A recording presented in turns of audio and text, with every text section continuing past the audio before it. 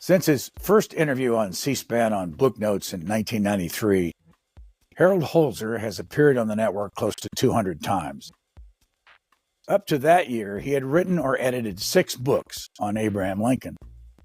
Since then, Harold Holzer has added another 50 books to his name. C-SPAN viewers and listeners have had the opportunity to hear Mr. Holzer talk about Lincoln's life from his birth in Kentucky in 1807 until his assassination in Washington, D.C. in 1865. The following conversation is meant to be extensive. The center of attention will be Mr. Lincoln, but in this case also the life of Harold Holzer, a New Yorker for the past 75 years. Harold Holzer, I've seen many people ask you about when it all started, meaning your relationship with Abraham Lincoln, and you always say the 5th grade. And that's about all we ever learn. I want you to go through some detail about that 5th grade experience. Where was it? Who was your teacher? What kind of a difference did that make? I was in a very small classroom setting in a kind of experimental elementary school, part of a junior high school in northeastern Queens, the easternmost suburb that's part of New York City. Brand new school. And we had a great teacher named Henrietta E. Janke, Janke. A lot of the kids didn't like her. She was tough, but she was inspiring, very creative. I loved her. So one day, she came in with literally a hat full of folded up pieces of paper. Each, she told us, contained the name of a historical figure. Our job was to line up and, without looking or fumbling through the hat, pick a name, see who we picked, then go up in our junior high school library and its open shelves, find a book in the biography section, 973.6, I think, still remember the Dewey Decimal Code, read the book and write a composition, she said. That's what they called little creative essays in those days. And I lined up and picked Abraham Lincoln. I promise I didn't peek. Somebody was guiding my hand, or something, or some being, or higher being. I picked Lincoln, and I went upstairs at the assigned time and found a book called The Lincoln Nobody Knows by Richard Nelson Current. I read it, and I was just hooked, transfixed, hypnotized, and I was off to the races. But it helped that it occurred when it did. I think that was part of it. When you then got the Current Award years later, what impact did that have on you? Or was that Current Award your creation in the first place? It was my creation in the first place, as you well know, because you won the second Current Award. I just won an honorary Current Award because it would be awkward, even for me, to give myself an award. So Frank Williams, my partner in founding the Lincoln Forum years and years ago, 30 years ago, which gives the award, decided that one day we would give it to each other as an honorary award, which we did over the years. He wasn't alive, sadly, when I got the honorary Current, but he lived to be 100. I think all Lincoln scholars should live to be 100. That's why I picked the name, I think. Back to the 5th grade, what was the next step after that continued your interest in Lincoln? As I mentioned, it was the time played a huge role in it. First of all, kids were had been or became, not sure of, or had been, I think, quite involved in the presidential election of 1960. Just seemed to get everybody excited. And my classmate Robert Adams and I were respectively the chief 11-year-old spokespeople for John F. Kennedy and Richard Nixon, respectively. Robert was a Nixon supporter, and he wore a big button that said Nixon for president. and I was the Kennedy person. And I wore the same button, but with Kennedy's face on it. And Adams had a little bit more pedigree than I did because he was a direct descendant of John Adams. His father, in fact, was named John Quincy Adams. And he was on I've Got a Secret, along with 34 other men who were direct descendants of American presidents. Oh, no, who had the same names as American presidents. Pretty exciting thing in Little Neck, Queens, when John Quincy Adams, our neighbor, was on TV. So that's one thing. The election stirred our feelings, and I think Mrs. Janke made use of it. Study presidents. What other elections have there been? Let's compare it to 1948, just 12 years ago, when Mr. Dewey thought he had defeated Mr. Truman. Let's talk about close elections like that, because we had the closest in the popular vote of, well, I guess it was, I think it was the closest of all time. A few 100,000 votes out of 70 million. But here's the big thing. 1961, the following spring, begins the Civil War centennial, the 100th anniversary, month by month, of all the battles and great events of the Civil War. And I was just hypnotized by that as well. Beginning in April, when we all read and discussed this in school as well, that President Kennedy had learned that the commissioners of the Civil War Centennial Commission were going to open the event in Charleston, South Carolina, where the war had begun 100 years earlier at Fort Sumter, but that the lone black member of the commission had been obliged to stay in a, quote, colored hotel separate from the other commissioners. Kennedy was outraged, intervened, and said, "You're all staying at the naval base. No separate accommodations." And I was pretty excited by that. And then I was excited by the historical recreations by Fort Sumter. And later I learned about all the undercurrents of the Centennial Commission. But it was a great time to watch battle recreations. I mean, for a young boy, did we ever mention slavery as the cause of the war? No. Did anybody ever mention that black troops had fought in the Civil War? No, not that I remember. We talked about the Emancipation Proclamation when it came around in 1963.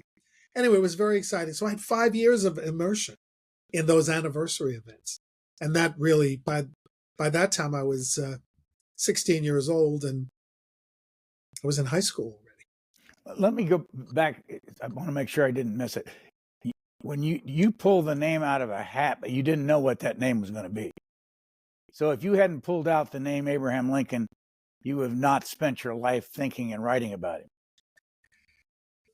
I don't know. Certainly would not have caught the bug so quickly, I think. I think the centennial things might have piqued my interest. I mean, I was one of those kids who memorized the presidents in order, backwards, starting with the middle, that kind of thing. I was very interested, but I think the Lincoln story just grabbed me. And from the beginning, I was attracted to the pictures of Lincoln because of their mystery, their scarcity, the story of a kid who at around my age, maybe a little bit older, had actually discovered an unknown Lincoln photograph of Lincoln in his coffin in New York City, my city. He had discovered it in Springfield, Illinois, while interning for someone in the state capitol. He found a print of Lincoln lying in his coffin at New York City Hall. And I said, I know I can do that too. If I look in enough places, I'll find an unknown photograph of Lincoln. I mean, 65 years later, it hasn't happened, but that was exciting to me to know that a kid could make a discovery like that. And right now, if anybody listening to this wants to see that picture, all they have to do is Google it, and it's there. And to think it is absolutely easily accessible online, Lincoln in his coffin. And it's so interesting to know that the Secretary of War suppressed the photograph when he learned that a famous photographer named Jeremiah Gurney had risked his life by hanging out on a catwalk inside the top of the interior dome of City Hall to take the picture. He learned about it. He confiscated it. He allegedly destroyed most of the prints, but he kept one. And that one was discovered in the files of John G. Nicolay, Abraham Lincoln's private secretary and later biographer. That's where a fellow named Ron Rietveld, a teenager who's now a retired history professor in California, found that picture. Darn him. No, but we were excited that he found it. When did you learn that you have a photographic memory? I don't think I have a photographic memory. If I do, the photo is a little bit overexposed at the moment. I don't think I do. I just, some things I remember if I'm asked a question that triggers. No, but I do have a good memory for 19th century things. I don't have a great memory for where my phone is or why I'm leaving the house at this moment. Where am I going? It changes, because there's such a vast difference in the environment that Abraham Lincoln grew up in and yours. Explain to us what it was like growing up in that household of yours in Queens, New York. Well, we had running water and electricity that separated us. I wouldn't say we had a household whose members were interested in history particularly. My parents were interested in current events, so they watched the news every night. If the news was on at 6:30 in those days or 7, the network news, we were finished with dinner and we were watching Walter Cronkite usually. They voted every election. It was only a block and a half, but it was always their ritual. Right after dinner, they would go down the block and vote at our school, the same school I went to. It was a very remote area. It's not what you think of as New York City. It was not multi-ethnic. I would say there were 3 ethnic groups in our community. It was almost exurban. There were houses. The infamous Long Island Expressway had not been built yet, so there were places to go where we could see animals and frogs and snakes nearby. It's now a department store and a housing development, but 1 or 2 restaurants. So it was pretty remote. But it was fun. It was fun. To leave Brooklyn, which was more urbanized, for this great adventure in the country was exciting. But I'm very lucky that this new school was built. I think it made all the difference because my kindergarten and first grade experiences were in schools with teachers who all looked like Hildegard Withers, the detective, the lady detective in the mystery series of the 1930s. Very austere, long dresses, white frilly blouses,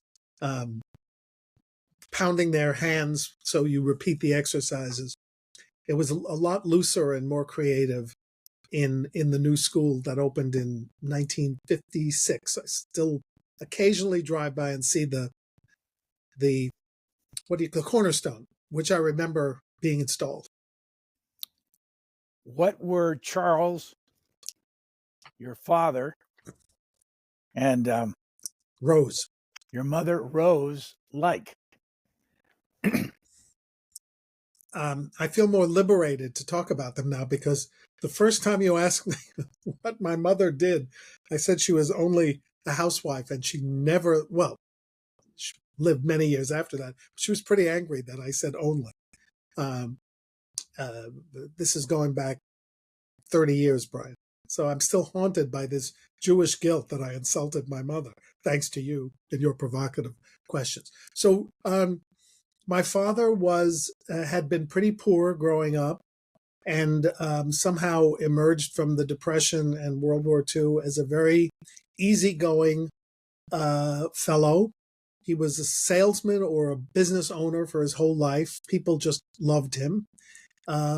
He was very funny. He told great stories, and he was a really good athlete, unlike his son. He had golfing trophies. He played semi-pro baseball, and he was in great shape, which stood him well until he got sick. But he wouldn't have survived all of the years of smoking, which he did from the time he was, I think, 12, had he not been basically in sound shape. So everybody loved my dad. And I was the envy of the neighborhood because he could hit fungo pop-ups, sky-high pop-ups that all the kids could fight to field. And he would play with us.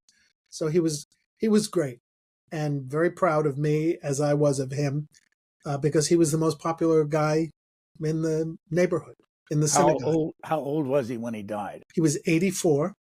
He died in Florida very suddenly after years of being on the precipice, but in the end, he just died. We had gone to visit them in their Florida winter home. My mom came from a wealthier family, but also a bigger family. She was one of 8, the youngest of 8, and her life was colored, I think, by the fact that all 7 of her brothers and sisters died before they were 50 years old. And she lost each and every one of them as the youngest. And her mother died when she was 11, and her father died 3 weeks before her wedding, she still had a brother and a sister left. So she had a kind of a sad life, and yet she was a very social, and she wanted to be a nurse, but her 2 physician brothers, who basically lived at home, they never married, did not think that she should taint her dainty hands with such a demanding profession. So she ended up running her family household, her widowed dad, her 2 brothers, and they babied her, and she was perfectly happy, and met my dad after World War II. So she was 31 when she got married. And my dad, who had been married before, was in his late 30s. So I was kind of late and very lucky to have them as long as I did because my mother lived almost to age 100. She was tough. She had a temper, but she was also, she was fun. They were both fun. And still miss them, which I think is normal, I think. So after your grade school experience with Lincoln, after your 1960 experience with representing John F. Kennedy in the campaign, you went on to high school. And did you take Lincoln with you to high school? I did. There was a whole new library, a whole bigger library. I was always welcome there until I did an April Fool's edition of the school newspaper in 1964 or 5.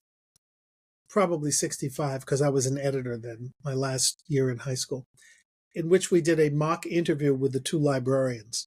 They were not amused. I think we had them stealing books or selling them on the side. It was, clearly it was a parody issue, but they were not amused. So, yeah, we had a vast library, lots of new Lincoln books. I also began at that point going to I always went into Manhattan starting when I was 12 years old. I would take from Northeast Queens, I would take a 45-minute bus ride and then a 45-minute subway with my friends to get to New York, whether it was to see a movie or go with my best friend to his father's restaurant on the Upper West Side. His father had a kosher delicatessen. And it only closed about 7 or 8 years ago. It was still on the Upper West Side under new ownership, needless to say. So I would always go to a place called Midtown Magazines, which sold back issues of Life, Time, Look.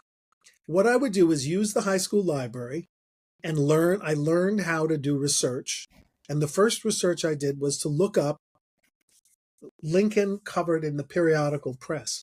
And I would find what that Life or Look would do a Lincoln cover and story every February 12th or the Sunday nearest. The Daily News would do a Colorado magazine cover.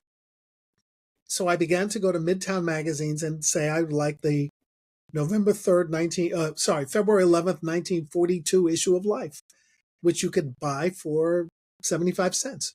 And I collected them. And that's how I learned about Lincoln art and photography, because each year these magazines would publish a painting that they thought, or a sculpture that they thought was worth sharing with the public. I mean, just think of that loss or the difference in the culture. Every February, mid-February, there would be every magazine would have a cover on Abraham Lincoln. And then 2 weeks later, or a week and a half later, they would have a cover on George Washington. Of course, they became universal American heroes. We didn't deal with the nuances back then. I thought it was kind of nice to have heroes who we thought were unblemished for a while, or we thought for a while were unblemished.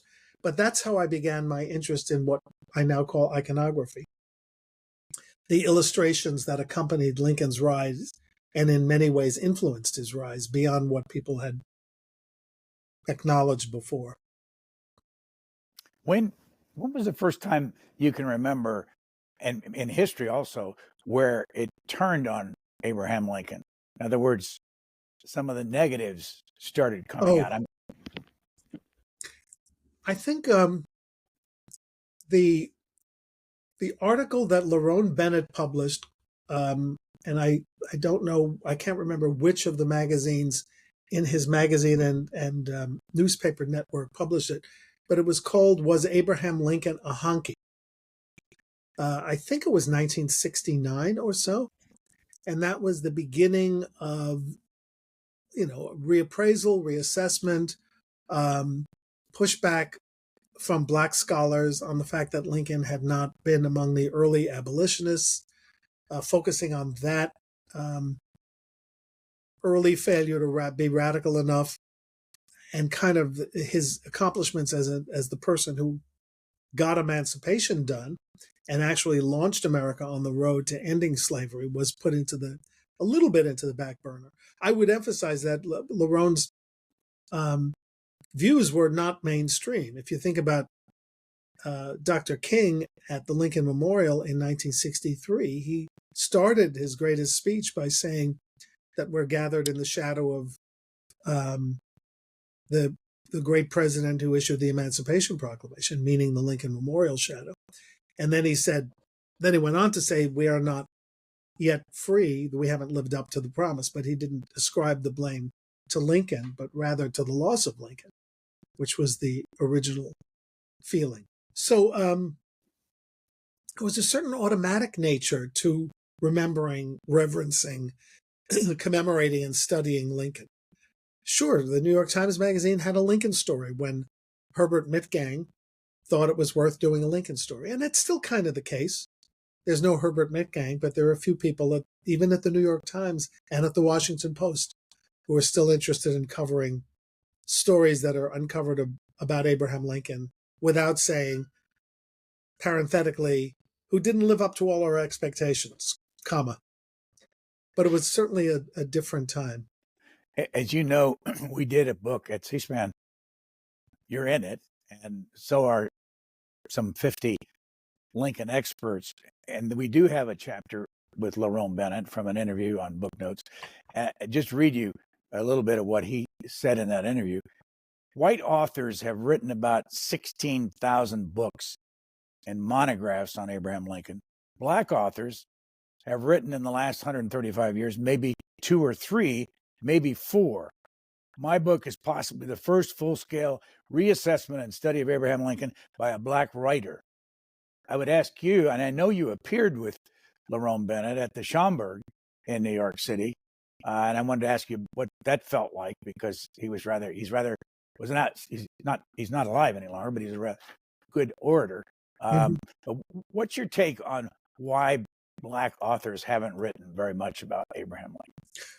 Well, first of all, I don't think he was quite accurate.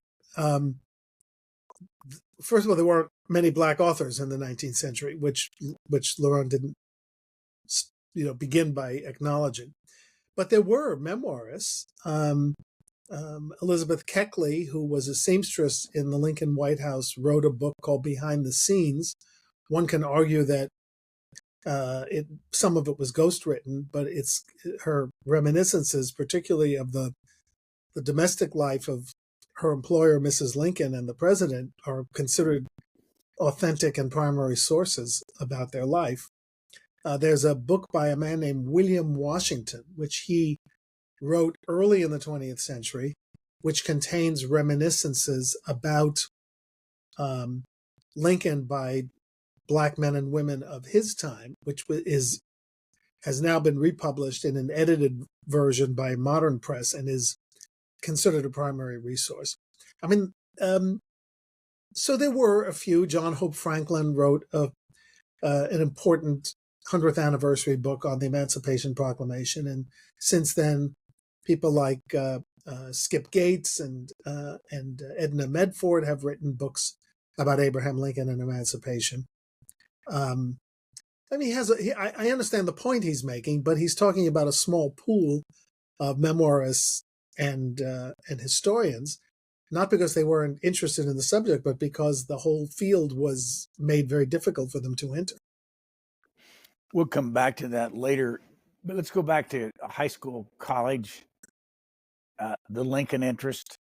What was the next obvious thing in the high school, college era that you could feel that you were really getting interested in doing a lot more than just reading? You know, I think now that I'm being compelled to ponder this, that I was never quite as encouraged in academic settings after middle school as I was earlier by the aforementioned Mrs. Janke. In other words, I took history courses in high school, of course, they were required. But I don't think anybody really said, you have such a passion for this, you should pursue it. I really didn't fare much better in college. I always try to write about Lincoln and the Civil War for any assignment. So whether it was an English assignment, a speech course where I could talk about Lincoln, I always did that. Not because I didn't have to do as much research. I always did more research, but because it was interesting to me. We actually had a Civil War expert at Queens College, who not only was not particularly encouraging, but was actively discouraging of me. I won't mention his name. I don't think he's alive anymore. But he wrote actually a good book about Reconstruction. And, you know, I didn't have that kind of institutional or academic support, and it almost made me defiant about finding my own path into this field. So while I was still in college, I began writing to these aging titans of the Lincoln field, people like Lewis Warren, the founder of the Lincoln National Life Foundation, who was already 90 at the time. His successor, R. Gerald McMurtry, head of imagine a guy who got to be head of a foundation that was devoted exclusively to Lincoln. And they were in Fort Wayne, Indiana, a little town in the northeast corner of that state. I will remind you. I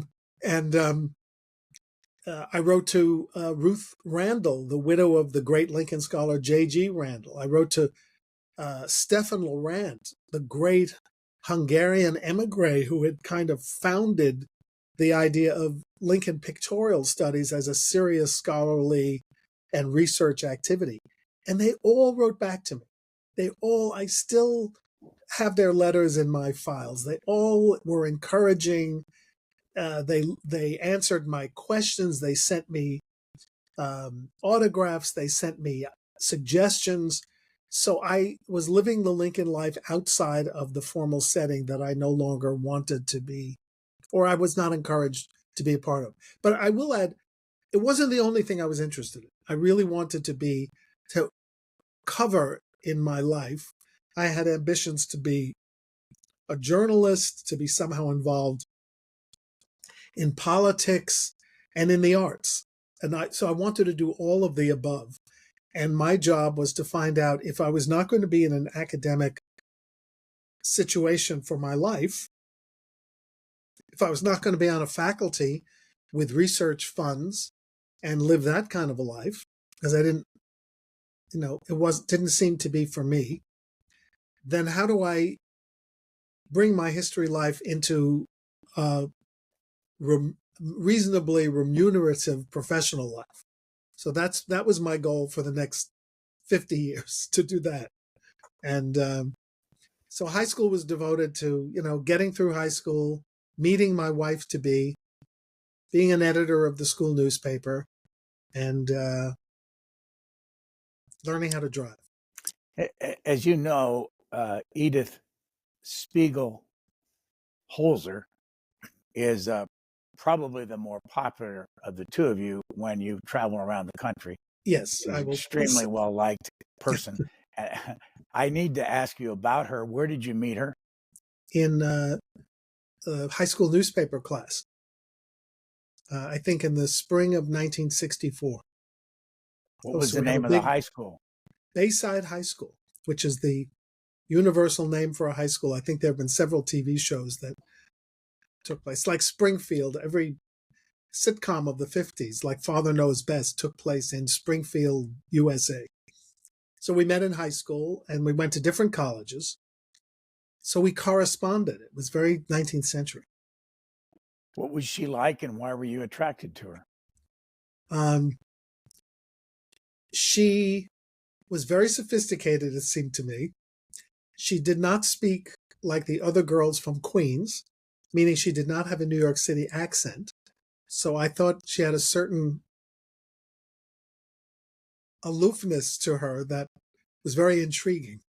I mean, I didn't know that she was born in Europe, so I didn't find out that out until later. I don't even think she knew it, actually. Her parents were not quite honest about her origin story until much later. Where was she born then? She was born in a displaced persons camp in post-war Germany. And her father had been an underground fighter, and her mother was an Auschwitz survivor, and who was put in this camp. And her father worked for the United Nations Relief Association after the war, and met this woman there.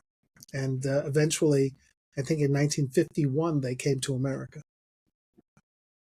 So high school, in a classroom.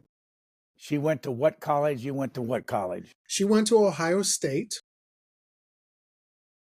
I went to Queens College, which is part of the City University of New York, for which I work now in my late career job. And, we met holidays and summers, and we kind of knew we'd spend our lives together. It's interesting. It was just perfect. She was very witty, and I am reasonably funny. So we had a lot of laughter. And we got married pretty young. We were 22. 22. How many children? We have 2 girls. I don't have to say their ages, do I? They're up there. And each of them has a son. My older daughter's son is 17, and he goes to high school. And my younger daughter has a son who's 5, and he's in kindergarten. So it's nice disparity. And the 2 of them play chess together, which is cute. A game I've never understood or much less mastered. So you mean the 17-year-old and the 5-year-old? Yes, chess. Yeah. They play chess. Well, we've talked a bit in the past about Charles. I would first ask, was he named after his grandfather? Yes. And he already has a career. Tell us about it. He does have a career. He's had it since he was 12. During the lockdown, he's always loved going to Broadway plays and shows. My daughter took him at the age of 2 or 3. And he just developed the kind of passion for the theater that I developed at an early age for Lincoln. It's all he cares about. I mean, he does great in school and he cares about everything, but that's his life. And he started a podcast before you started your podcast, I might add, Brian. And I think he's done 260 interviews with Broadway luminaries and rising stars they've included people like Carol Burnett and Ed Asner and Cheetah Rivera and Joel Gray, uh, older directors, and Lin-Manuel Miranda was a good get he had recently. They both go to the same high school, or Lin went to that high school. So it's every week, and he's got thousands of followers. And he also got mentored by some, wonderful Broadway publicists and historians. So he's already written a chapter in a book. He's written magazine articles, and he became last year a member of the drama desk, the youngest in its history, which means he not only gets a pair of tickets to every on and off Broadway production, but he votes at the end of the year on awards. So he's powerful and feared in a way I've never been. And he's lovely. He's the sweetest guy, and very proud of him. What impact have you had on him during his early years that might have led to some of what he's doing? It's an interesting question. My daughter sees a lot of me in him, although she obviously didn't know me when I was 17. She sees, it's not an obsessiveness, but it's this kind of passionate interest and drive, whether it's collecting things or material things related to the specialty or information. She thinks that he knows how to put himself forward and get invited to the right events. And so she sees that kind of drive in him that reminds her of me. It's very flattering but he's also very much like his dad, who's a well-known writer and newspaper editor and public speaker. So his name is Adam Kirsch, who is an editor of the arts section at the Wall Street Journal and writes books. And there's a critic as well, writes reviews. So he's got both of us in him, I think.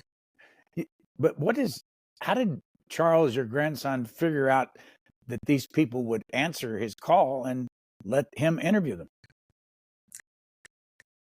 I don't know. He had a few that he could draw on from the beginning, and he understood that if you say, I've already interviewed X, Y, and Z, you could go back to letter A and B, I guess. He knows how to do it. He's had some turn downs, very few, interestingly. He worked at Carol Burnett or her people, for years. He has a way of getting emails out of people. So I think after years of, he never asked me to get in touch with Lin-Manuel Miranda, who I know his dad pretty well. I could have, but he didn't want me to. He wanted to do it on his own, and he did it. He finally reached him, and he said, of course. If somebody wants to listen to Charles's podcast, how do they find it? It's called Backstage Babble, Babble. And I think that's all you need to Google, and you can hook into it. And then you've got 250 90-minute shows to occupy your holiday season.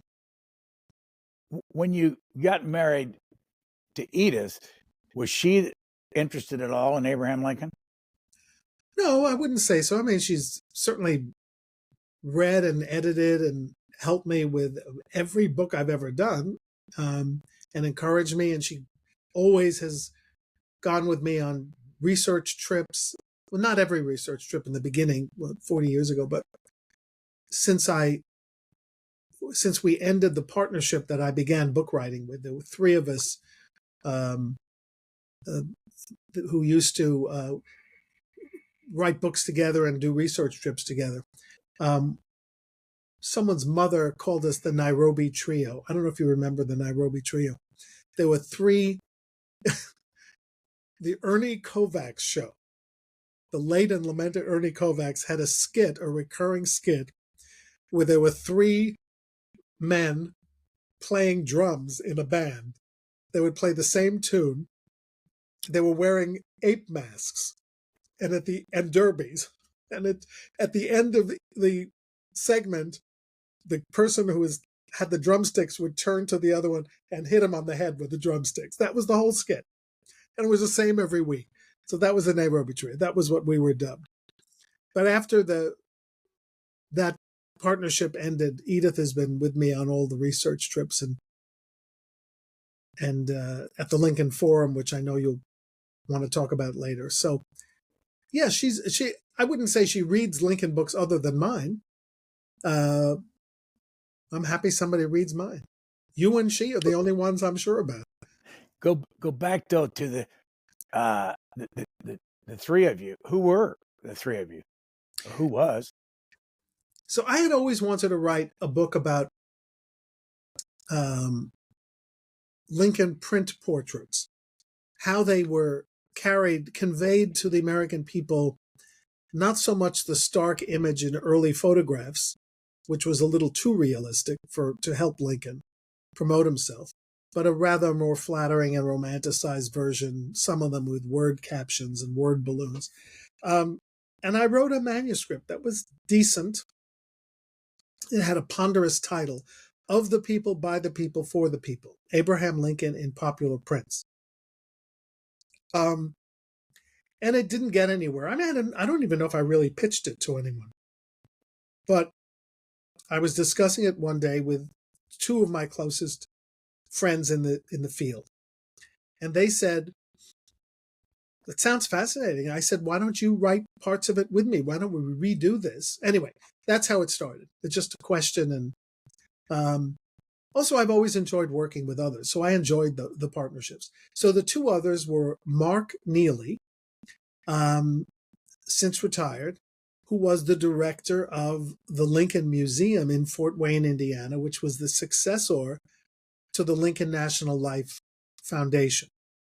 So he was the man with all the prints. I collected them, but he had a museum filled with every print of Abraham Lincoln that you'd ever want to see, and a museum with a gallery. And he had one other thing that none of us had. He had a word processor and a secretary. We didn't have computers. We didn't have ways to do anything but type on, and use correct type and liquid paper and all that other messy stuff. But he was also very, very, very smart. And he had written a book called The Abraham Lincoln Encyclopedia, which I thought was terrific, in 82 or so. So he came aboard and he said, "When we finish this book, we'll do an exhibition of these prints." And I said, "Why don't we travel them?" Where would we travel? Well, the next partner to come in was Gabor Boritt, Boritt, who was a professor of history who had just arrived at Gettysburg College from Memphis State University, a Hungarian-born refugee who had made himself into a Lincoln scholar because to him he represented American opportunity, and he was a hero to him. And that's how the Nairobi Trio was born. Gabor said, "Well, I bring my perspective, and we'll have the exhibition at Gettysburg College after it's finished in Fort Wayne." So that's how we built this proposal. And it was Gabor who got the book to the attention of Charles Scribner's sons. And that's who published it. So 40 years ago, right around now, The Lincoln Image, as it was brilliantly retitled by our editor, which we're lucky about because it spawned all these sequels with the word image in it. It came out in 1984, and we had the exhibition, and we were off to the races. And then together we did the Confederate, changing the Lincoln image, which was kind of what we learned since the book came out, the Confederate image and the Union image. So go back. We need to catch up. Go back at what year did you graduate from Queens College? 69. So the first book you put out was 1984. What was your life like between 69 and 84? Well, I got my first job. I did not go to graduate school. I had been ill in my junior and beginning of my senior year in college, and I just wanted to get out of there and do things because I was rather fatalistic about my staying power.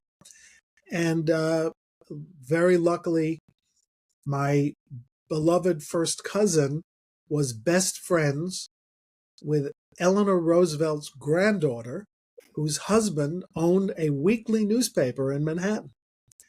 And with no particular qualifications, and with a wise-ass introduction letter, which I can't believe I wrote, I got the job, and I worked for these three incredibly hard-boiled editors right out of central casting.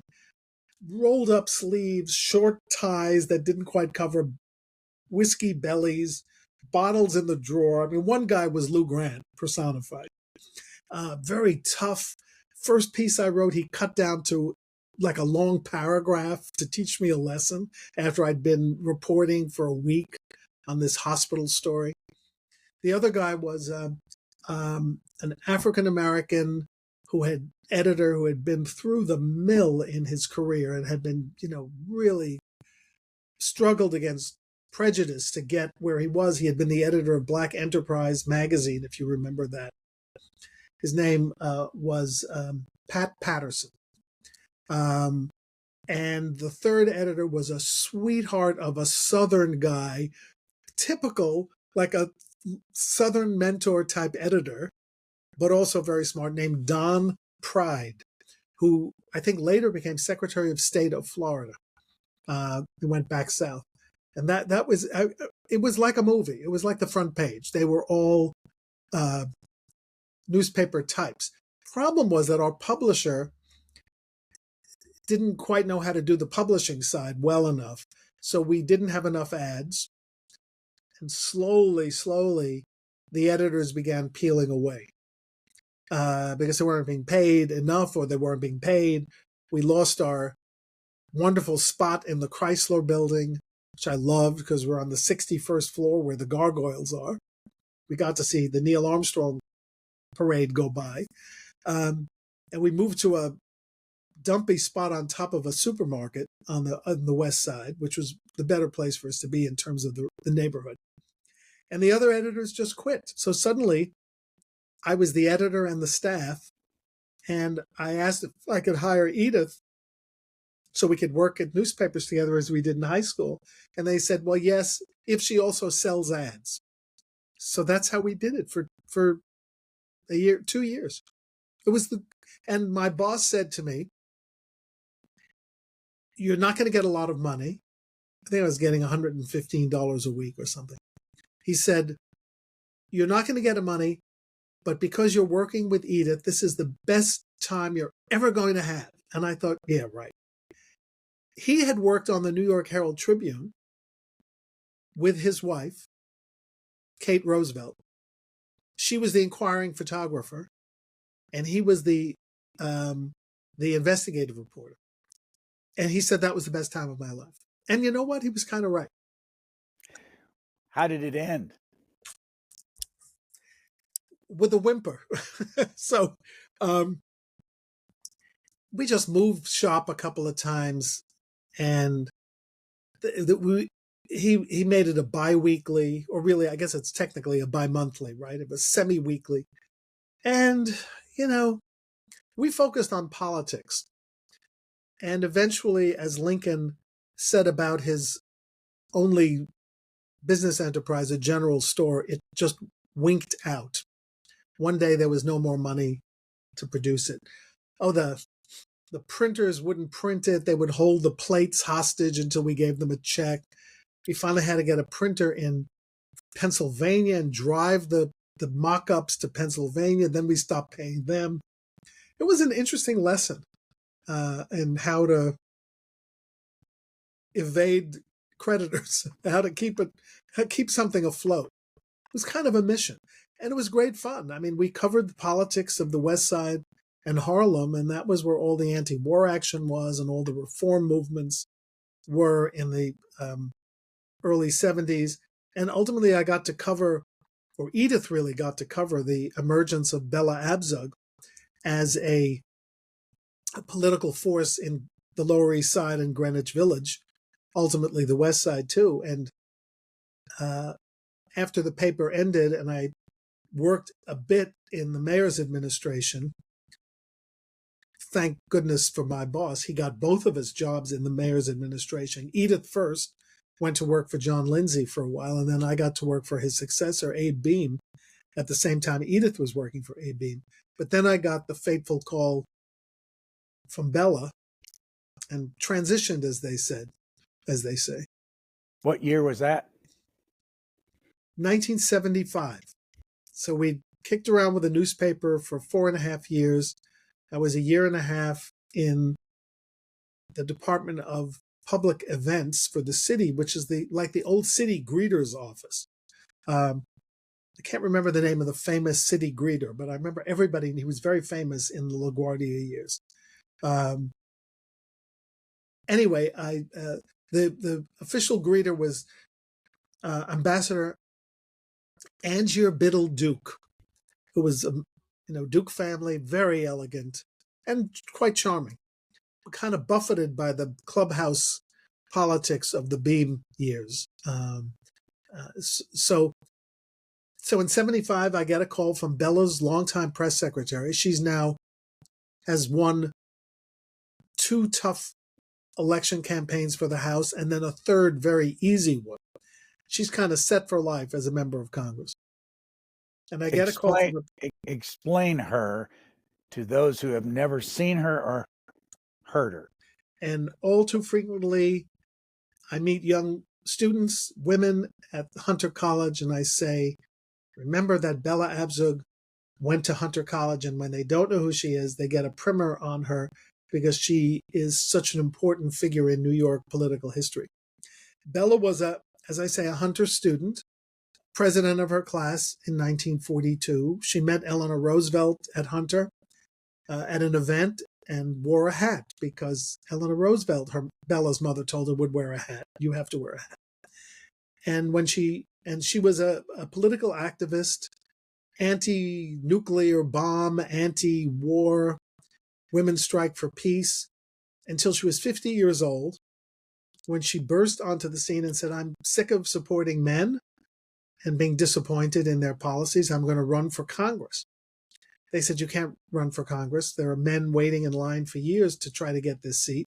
And she said, I'm busting through the line. And she won a primary against an entrenched congressman and then was redistricted out in 72, had to run against a sitting congressman, lost, then he died, then she got the nomination, then she had a contested general, and then she was on the cover of the aforementioned Life magazine. She was widely publicized as a national figure because she was brash, she was big, she always wore the big hats, which made her instantly recognizable. She had a booming voice, she was tough. She fought with her colleagues, but interestingly, along the way, won a grudging, perhaps, respect from people that you wouldn't have thought would deal with her. The chairman of her committee, the Public Works Committee, was a congressman from Texas named Jack Brooks. He took a liking to her. Tip O'Neill took a liking to her. Carl Albert had taken a liking to her. It made her a whip. I'll never forget the picture of Tip O'Neill and Bella posing on the steps of the Capitol, holding a coiled-up bullwhip, each of them gigantic. It looked like something out of a S&M magazine, a preliminary photograph, one of the greats. So she wanted to run for the Senate. Her dream was to run for the Senate. People begged her not to run for the Senate. You couldn't be more famous than you are, they said. Why do it? She said, because I'd go from a staff of 15 to a staff of 75. I could do so much more. And there are no women in the United States Senate, 0 senators. And, she'd had a great slogan for the House. This woman's place is in the House of Representatives. Not so great for the Senate. A stag Senate is a stagnation. Wasn't mine. And she wanted me to become the new press secretary. So against all caution, I thought, I like her. I'd like to become a press secretary. That was one of my dreams, is to be in politics. And so we did it. I did it for 2 years. I was also a Hill staffer for the first year. just doing the political stuff on weekends, and learned a lot about the operations of Congress. She had 2 subcommittees which had staffs, so a lot of investigative stuff on government operations, and that part was fascinating. Got to learn how to use fax machines, which took about 90 seconds for each page. Where was Lincoln during these times? So I started writing articles for journals and newspapers in 1973. So I wasn't with Bella yet. I was in the city, which afforded me, time. And I always wrote at home. I mean, I looking back at the way I spent my time, I probably should have spent more time with my kids, but they were always there hanging around. We didn't have a big apartment. The living room was the living room plus my desk and typewriter, the Selectric that banged away with my help. And so I continued writing articles in the 70s. Increasingly for more prestigious places. I wrote for Antiques Magazine. I wrote for American Heritage. I wrote for Smithsonian Magazine. And I started giving talks. I gave my first talk at the Lincoln Group of Boston, said about 49 years ago, and that's where I met Judge Frank Williams, who is the head of the Lincoln Group of Boston, which never met in Boston. Interestingly, it's more of a New England group. I met him. He was from Rhode Island. He was became the Chief Justice of Rhode Island, and we became fast friends. That's where I met Gabor Borit. Actually, he was a graduate student at Boston University taking a statistics course, and he came down after my talk. I can't believe I gave a talk on Lincoln sculpture without slides. I held up pictures for 90 people.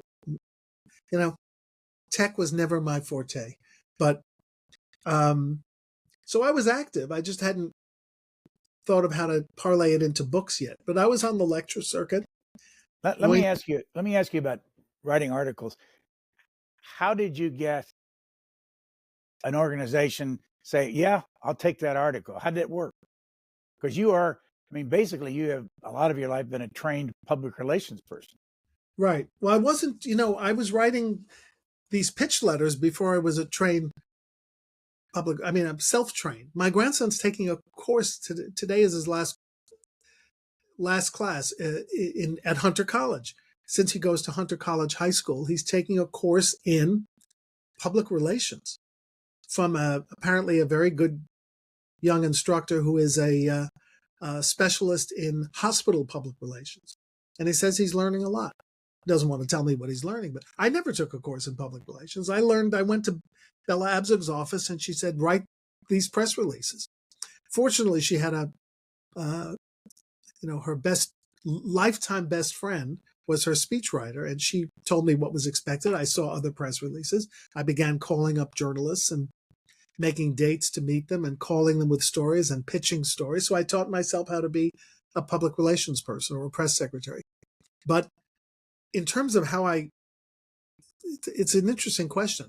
I wrote letters. I wrote to the editor of Antiques Magazine, a wonderful man named Wendell Garrett. And I said, I have an idea for a piece.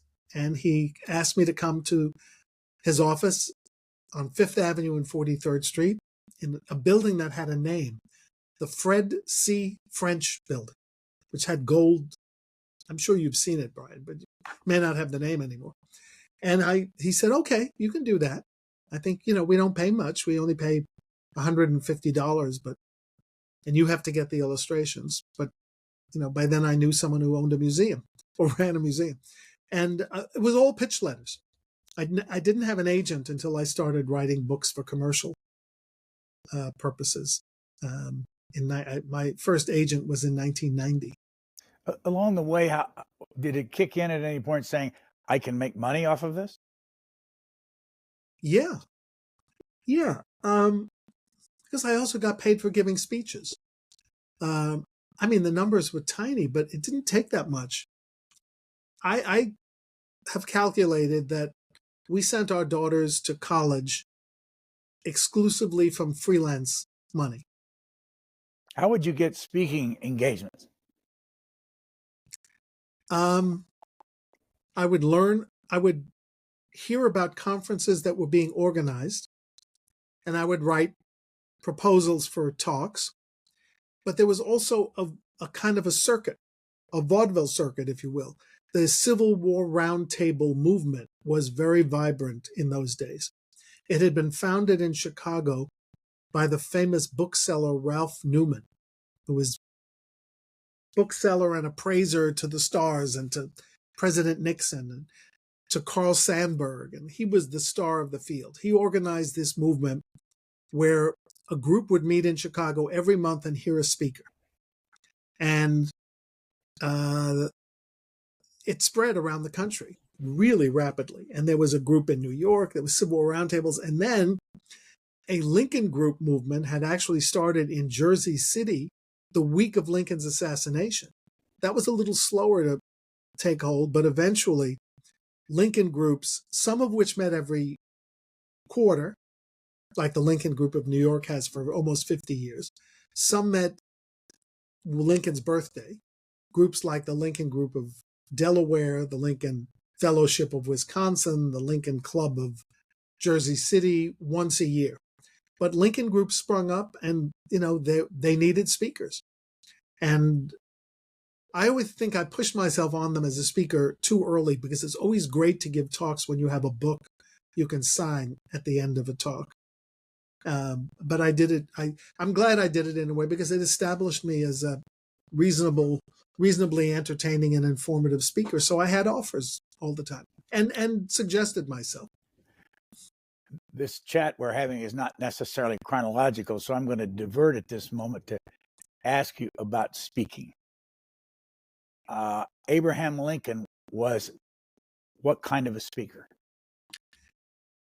He was a well-prepared speaker for his most effective presentations. The record of his extemporaneous speeches suggests that he was not always someone who could syntactically complete the sentence that he had started. That's a little bit hard to accept, along with the idea that he was an enthralling jury speaker, that he enthralled juries at trials, bent them to his will, had a technique. Above all, he was humorous. He was impassioned.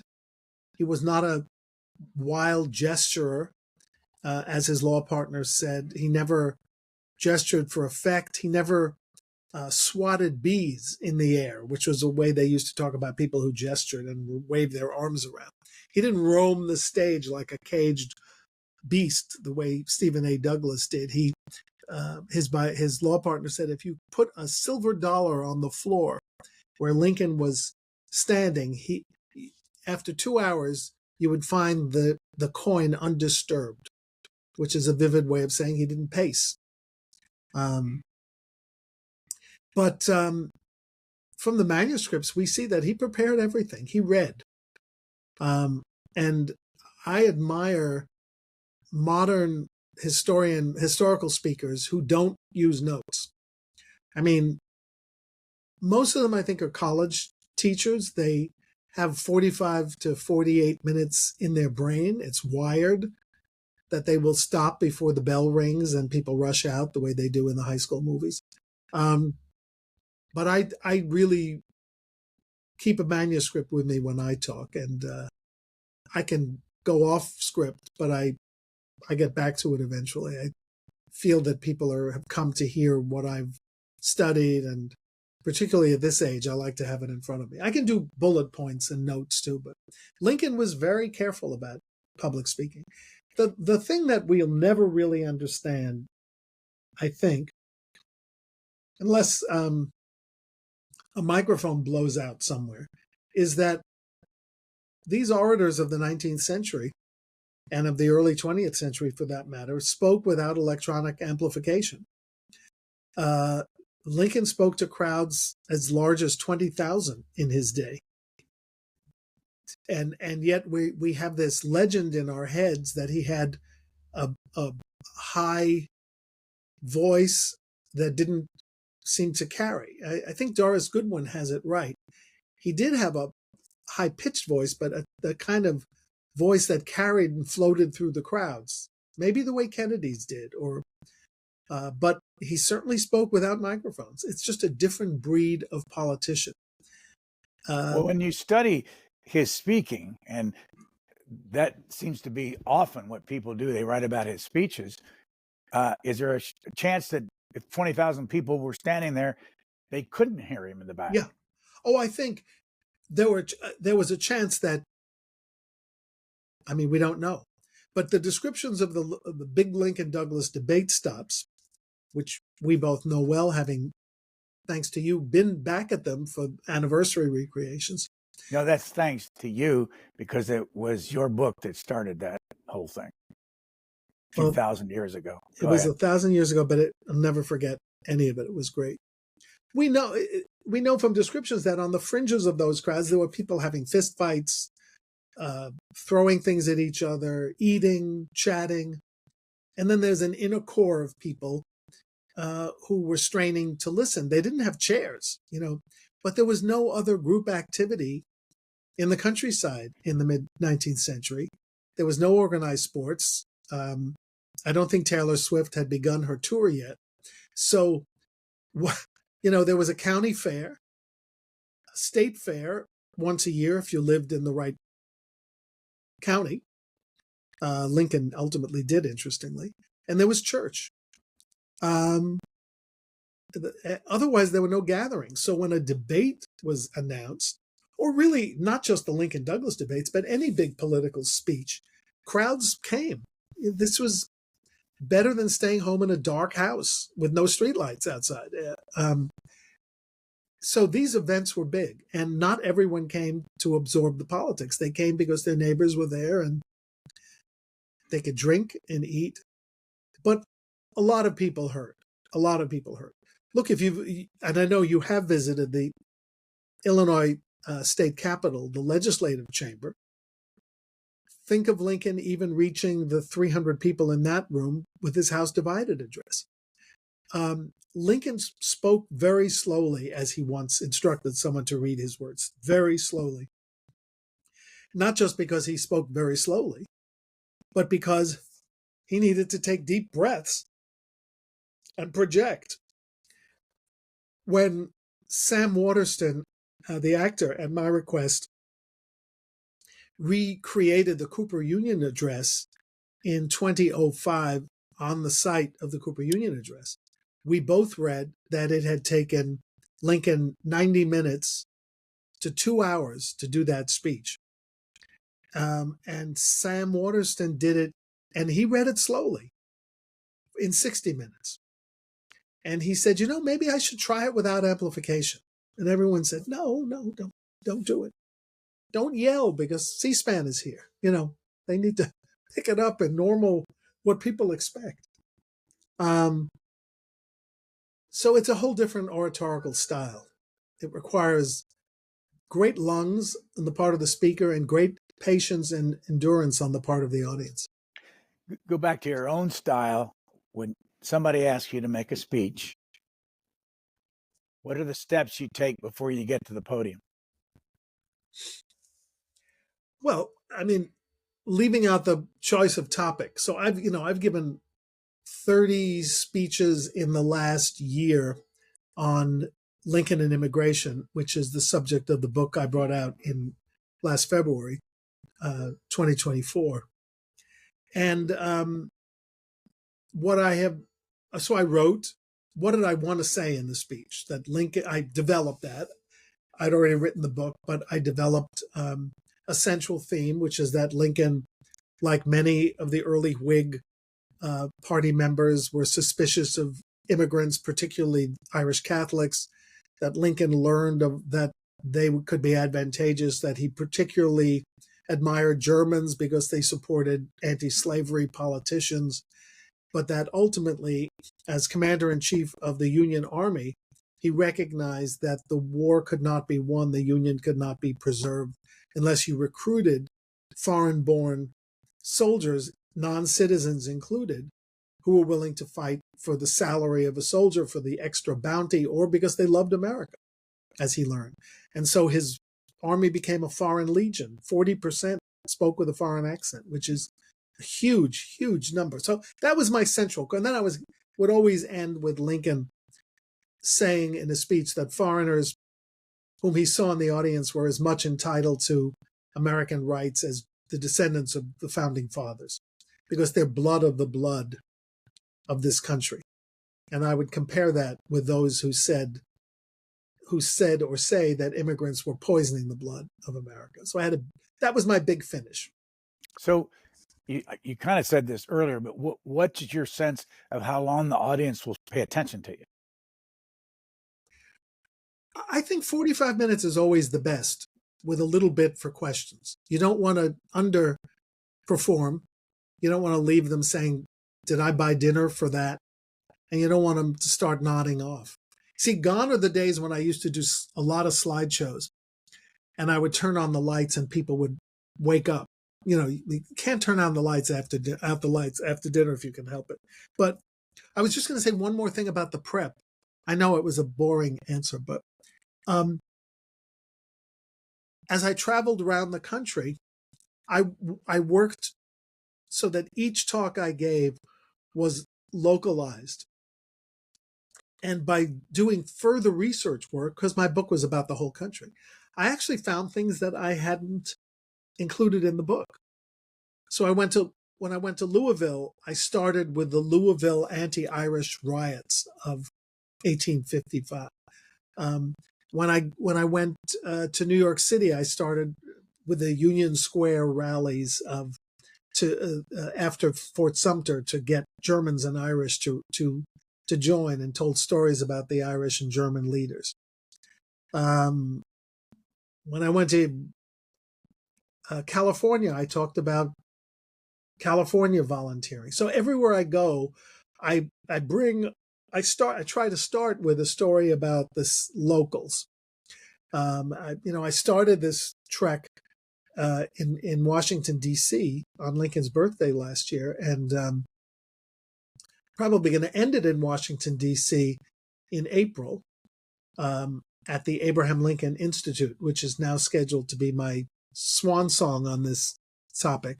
And where Lincoln said, when he had to do his speaking tour after Cooper Union in New England, his wife asked him how it was going, or even if she didn't ask him, he told her how it was going. He said, if I knew how hard this was, I wouldn't have started. That was just to get sympathy at home. He said, the problem is that I keep giving essentially the same speech to reading audiences who've already seen my Cooper Union speech in print. So I have to deal with that. They've read the book. A lot of the guys who go to and women who go to these events have heard my talks on C-SPAN or in person. So I've got to come up with something new in Washington, both for the reading audience and the hearing audience, and I guess the C-SPAN audience, because C-SPAN covers the Abraham Lincoln Institute. I don't want to botch it up. I was watching you give a speech, and I can't remember whether it was at the McClellan Theater, at the Archives, or where it was, but there was a fellow, when you got to the questions, stood up, I think his name was John, and at one point you said to him, yeah, John, you asked this last year at this same thing, and this was my answer last year, and it's my answer this year, and eventually you had to tell John, enough, we've had enough of this. How often in this Lincoln world do you find people that, I shouldn't say it this way, think they know more about it than you do and argue with you about a point you're making? I should have sung the song from 1776. Sit down, John. Sit down, John. You have to talk about a great memory. Well, there are three types of questioners on the road. One is someone who's irritated by something you say and wants to push back and sees some biases in what you say. And, The idea is really to ask questions, not to do, kind of a polemicized statement. The second type of questioner is someone who really has something that you hadn't thought of. And, if anyone ever hears me say that's a really good question, that's because there's a really good question. We had a session at Roosevelt House the night before we are speaking, Brian, and Rachel Maddow was the interlocutor for her producer, Steve Bennett. And Rachel Maddow is a really good interviewer, although she takes up a lot of the time with the questions. But she got a question that she'd never thought to ask about whether the ABC settling a $15 million libel lawsuit is going to chill criticism in the media in the next 4 years, as we sit here in December of 2024. And she looked up and said, "That's a really good question." And I thought, you really believe that? Okay, now I've dropped Rachel Maddow's name. I can go on. And then there are people who just want to flex, as they used to say when my daughter was in college. They want equal time and they want performance rights. And I have to say, Brian, as much as I feel indebted to C-SPAN, over the years, everywhere I go, I meet people who say, "I've seen you so many years on C-SPAN. It means so much to a historian's career and life on the road." I say, "Are you picking up the tab?" They say, "No, but I have seen you on C-SPAN." There is a difference in questions when C-SPAN is in the room. People introduce themselves. They give their hometown. They tell a little bit about themselves. It's just different. And part of their life on the speaking trail. But I love giving. I don't want to disparage the listeners or the speakers, because I'm kind of a ham. I mean, I know my own vocal limitations, but I love to give talks. And I've done it for 50 years. I hope I can still keep doing it. A couple of things for people listening. Your Wikipedia site, is it what you want, and can people rely on it? I do look at it every once in a while, and for 5 or so years after leaving the Metropolitan Museum, I know we haven't gotten to that chronologically, I had a lovely young woman who I'd left on my staff there, who would, if I requested, go in and adjust something that had crept in that was inaccurate. I haven't done it in years, maybe because they haven't changed it for years. I'm always amazed that they know when someone dies. Quickly.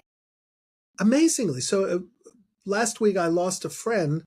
You may have seen the obit in the Washington Post, a designer named Lewis Nelson, who had designed the Korean War Memorial. And the new one?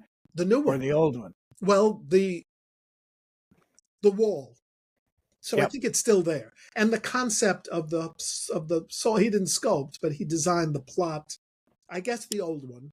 But he was very involved in the redesign and the refiguring of it recently. And he died very suddenly, 88 years old. And I went on Wikipedia the next morning, and he was dead. It's amazing. Where does it come from? Way before the obit.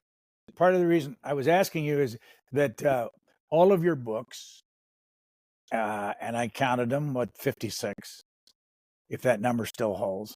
It hasn't gone up. And all of your awards are on there, and it just would be important for people to know at least that most of there's nothing inaccurate that I've ever seen on it. I'm going to get a few awards in a couple of months in New York for the new book, so you've reminded me to add. I guess it's wise. I don't know how a person changes it unless they have an acquaintance who knows how to do that. But well, they supposedly won't let you as an individual change it. Right. And the second thing they say, and I interviewed Jimmy Wales years ago, is that it has to be in print somewhere. Okay. That but I'm not sure it's still that way. But it used to have to be in print somewhere to justify the fact that it would go into the site. But Okay. getting back to performance, there's also a ton of stuff with you on YouTube, and there are 200 different events that we've covered on C-SPAN that's available to anybody that wants to watch it on our video archive. Do you ever go back and look at yourself? The only things I've looked at are the White House performance of Lincoln Seen and Heard, the Cooper Union Address, some of the Lincoln Douglas debate stuff where we're sitting in a bus. Sometimes I look at those because the people that I have done it with pass away, and I just want to see them again. I mean, it's not just an archive of yourself, it's an archive of colleagues. I more often look at, if I'm going to interview someone, I go to the C-SPAN archives to look at your interviews with them. So, I remember doing that a lot with Caro. You've done so many interviews with Robert Caro. I've gotten or stolen or adapted some good questions from those experiences. I don't go and look at myself unless I want to remember something that I did that I didn't have in print. You mentioned Robert Caro, and I know you're good friends with him. I thought about this a couple of days ago to ask you. You've done the 56 different books. He's done 5. The first one was 1,200 pages, The Power Broker, and of course the 4 books on Lyndon Johnson. I just wanted to ask you, number one, do you two, when you're together, talk about your different styles, your different approaches? Yeah, we do. We do. I mean, he doesn't, he gave me wonderful advice when I needed it about a book because someone was writing the same book at the same time. And Bob was sick at the time, and he took time to calm me down, which I'll never forget. So clearly we have totally different approaches to this subject. I haven't worked on one multi-volume life of Lincoln, and he's obviously been working on one for 30 years on LBJ. And but I think he respects, he has a lot of friends who do assorted books. I may be the one colleague friend he has who does one subject, more or less, but just different iterations of the same person. So that gives us a bond. Listen, his way is probably demonstrably better in terms of recognition and awards and fame, but he's sui generis. I mean, there's no one like Bob Caro, and he's still going strong. And as we speak, he has the tension and the uncertainty in New York City is over because Robert and Ina Caro are indeed hosting their famous annual New Year's party, which they have done every year except 2021, forever and ever, and at which one can meet every author, agent, editor, in New York, until they too shuffle off this mortal coil. I sat with a man there once, and I said, "Are you a friend of Bob?" I mean, it's a stupid question. I don't know what my question was. And he said yes, and I said, he said, "May I introduce myself? I'm Jules Pfeiffer." And I said, "Oh my God!" So go back to, there's so many things we'll touch on later, but we'll go back to the agent thing. Agents. When did you have what year did you have your first agent, and how did you find her or him? So I had done the Lincoln Image without an agent because my partner Gabor simply sent it to his contact at Scribner's. And then we did the sequels for the University of North Carolina Press, for which one doesn't, if you make a good proposal to a good university press, and UNC is one of the best, you don't really need agent representation. In 1989, Mario Cuomo came up with the idea of collecting a book on Lincoln's greatest writings at the suggestion of Lech Walesa and the Solidarity movement of Poland as they were emerging from Russian dominance. They had nothing, they said, in their libraries. What would you put in, said Walesa on a visit to Albany. Cuomo said, I'd put in Lincoln. And Walesa said, well, you have to tell me how to get it because we don't have it. So he came to me and he said, you should run this project. Get your friends to help you. I'll help you raise money for it. I'm not giving you any money from the state. So we raised money from various foundations and put together a great team of scholars, including my former partners, Neely and Borit and Frank Williams and Charles Strozier and Hans Trefus. And it was wonderful. The late Bill Gannap from Harvard. And we put together this team. And it occurred to us, well, we're doing this, and we got a bunch of really distinguished Polish translators, including Czesław Miłosz, the Nobel Prize-winning poet, who translated the Gettysburg Address, we should have put his name on the cover. So someone came to me and said, are you working on an English language version of this? And I said, oh, that's a good idea. So Governor had an agent that he had used for a little project of his, collected his speeches. The agent called me, and I had an agent for this project. And she stayed with me for 25 years. What was her name? Her name is Jerry Thoma, Thoma. She worked at first for an agency called Elaine Markson. And then when that agency, when Elaine died, she joined a group called Writers House. So her successors still manage my up to my last book. So that's how we got an agent. And she handled what became Lincoln on Democracy, the book I edited with Mario Cuomo, and then helped develop me into more commercial enterprises with Simon & Schuster and more recently Dutton. But by the way, I don't know that you want to answer this one, but what is the normal way that agents make their money? Is it a percentage of what you make, and how much is it usually? What level is it usually at? In the day, when 35 years ago, it was 10%, with all billing going through the agency, so that authors were paid not by publishers, but by agencies who would deduct fees and their percentage.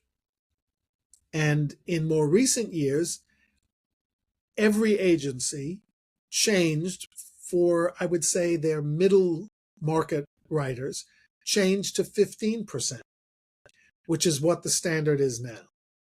I will wager that authors who sell in the millions have a different kind of a deal, probably 15% of the first $200,000 royalty and then go rolling back to 10%. I can't believe that people like Ron Chernow or Bob Caro pay 15% on everything. But I don't know. Of all your books, which one sold the most? I would say Lincoln on Democracy sold the most because it was published in English, it was published in Polish, it was published in Japanese, Hebrew, and Indonesian. And it has been republished in the United States. It's still ordered as a textbook. And it is reflective of how little faith I had in the project. I have to tell you, we haven't gotten to my going to work for Cuomo yet after Bella, but he was a man of very unimpeachable integrity. And when we were ready to do this project, he said, how long will you think it'll take you? I said, well, look, Lincoln's writings we have. We need to write a major introduction. We need to edit down some of the longer speeches. I need to write a box about each speech. And if we're using 200, that's 200 boxes, each speech and letter. I said, I'm thinking 3-4 months. And he said, well, here's your choice. You can do it on your free time, and then you can get a royalty. I'm going to put my royalty into the New York State International Partnership Program. And I said, what's the alternative? He said, well, you can take a leave, not ibuprofen, a leave of absence. And then, if the state is paying you, that's what you're getting. No royalty. So I thought, I'm not going to do this on weekend because I'm actually working on another book on weekends. So I took a 3 or 4 month leave of absence. I worked at home in Rye, New York. And I really enjoyed working at home. I've never done it since without the encumbrances, but that book has sold, a couple of 100,000. And I made the wrong financial deal on that one for sure. Every book I've done on commission has done well, like The Civil War and 50 Objects, meaning you get a fee for the book. You just want to do the project. Aside from that, Lincoln at Cooper Union, I think, sold the most of the books that I just, have done. And that's the one I still get people saying, they're asking me to sign my new book. They say, oh, I really loved Lincoln at Cooper Union. So I have to learn to write shorter books again.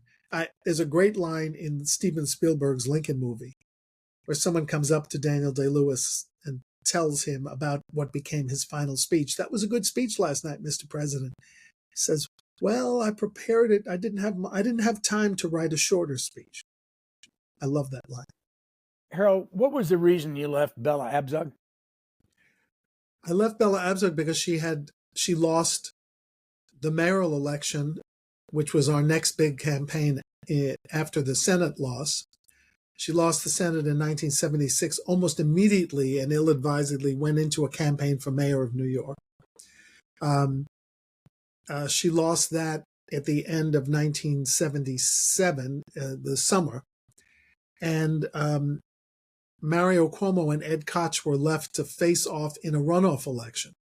And ostensibly a general election because Cuomo had also secured the nomination of the Liberal Party. So he was at the very least going to run against Koch in the fall as well. When did you meet Mario Cuomo? I met him at Cooper Union in a debate that he had with Bella Abzug and the other candidates for mayor that year, Percy Sutton, Herman Badillo, Mayor Beam. It was an unbelievable group.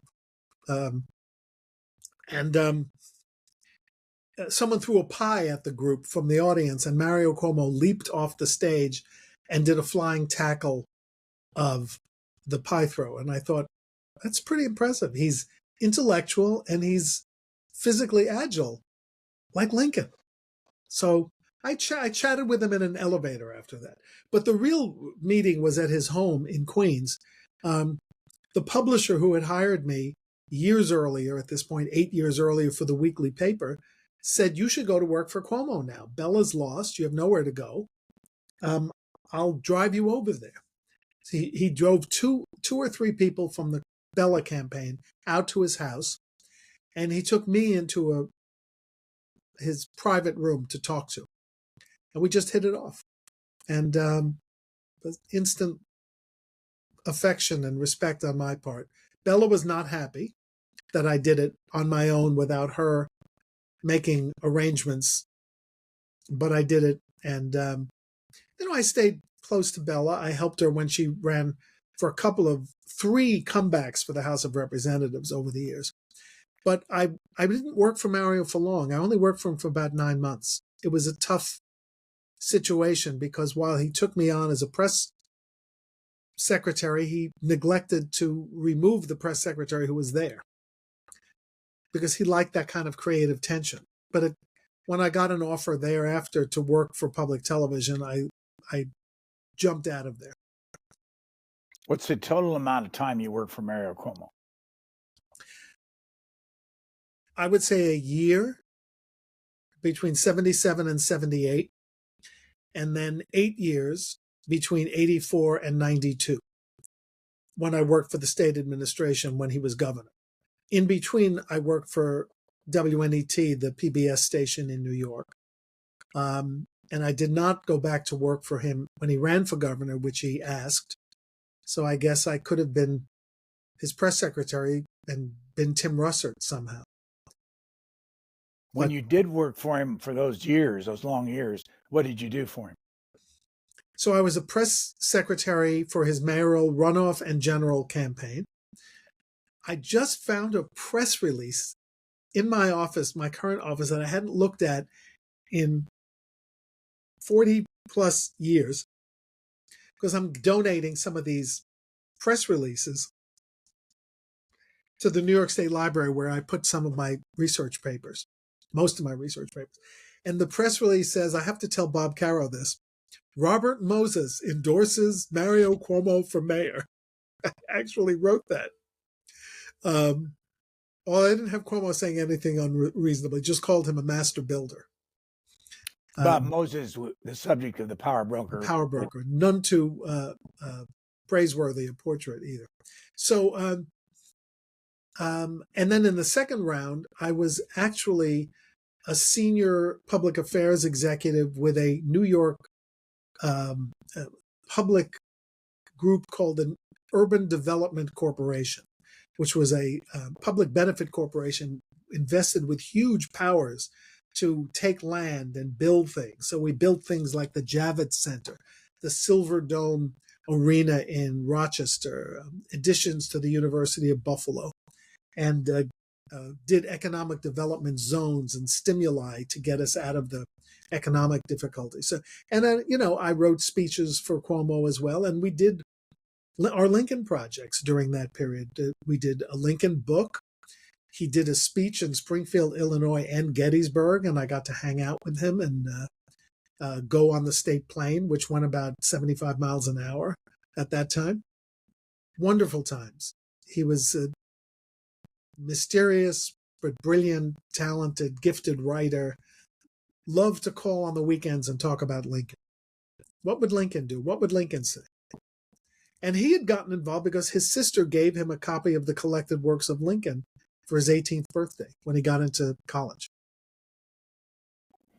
So what were you doing with Lincoln during those years on your own? So I had begun writing books when I worked for PBS. That's when I did the Lincoln Image, 1984. And then I left to go to Cuomo. And when I went to him, I'd said to him and with my immediate boss, with whom I'm still close also, that I was going to continue with my Lincoln things. And Cuomo was always encouraging. He never said, you should be thinking about me 24/7. Well, he did, but he said you should find 4 more hours to think about Lincoln. But he was kind of proud of it, I think, in a way. He was like that he had someone on his staff who was also independent scholar and was recognized for his work. And we never clashed about that at all. He came to my book parties in later years and said lovely things always. And we ultimately did another book together when he was an ex-governor. One that I couldn't get my name on, but that's another story. Well, no, don't just slide by that one. Why couldn't you get your name on it? I was about to publish 2 books in the same year, one for a university press and one, I think, called Lincoln President-Elect. So it's 09. And I told my editor, the famous Alice Mayhew, now dead, that I was doing something else with Cuomo that was going to be brought out by another publisher. And she kind of went crazy. Said, you can't do that. You can't do that. I'll look into the contract. You can't do it. University press book is one thing that you're editing, but this is not acceptable. So it was I had, with an introduction co-authored by, and it wasn't on the cover, it was inside.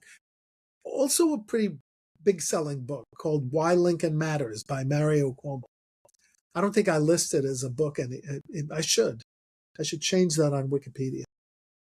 But it is what it is. So that was my one Cuomo disappointment.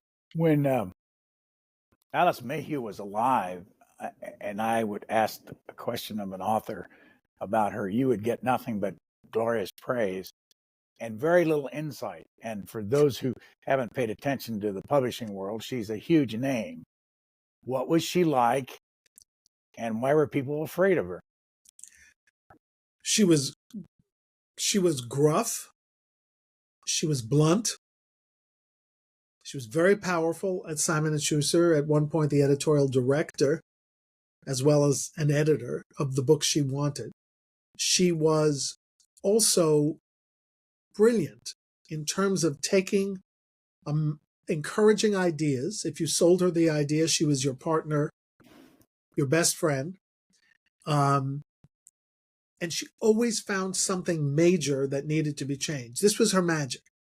Chapter 1 and 2 should be one chapter. Or that ending is the wrong ending, or something. She always had a brilliant idea to make her manuscript better, usually to cut it, which is painful for some people, including me. And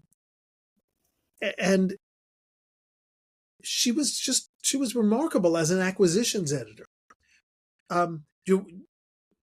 May I share with you the story about how our first project was born? Sure. So Alice was the editor of both David Herbert Donald, who I know you've interviewed, and Doris Goodwin, who you've interviewed. And we were giving David Herbert Donald the aforementioned, if people can still remember, Richard Current Award at the Lincoln Forum in Gettysburg. And Doris was the main speaker. She had a new book. So it's got to be I know when it was. It was 2000, because it was the year of the Bush-Gore, November 2000.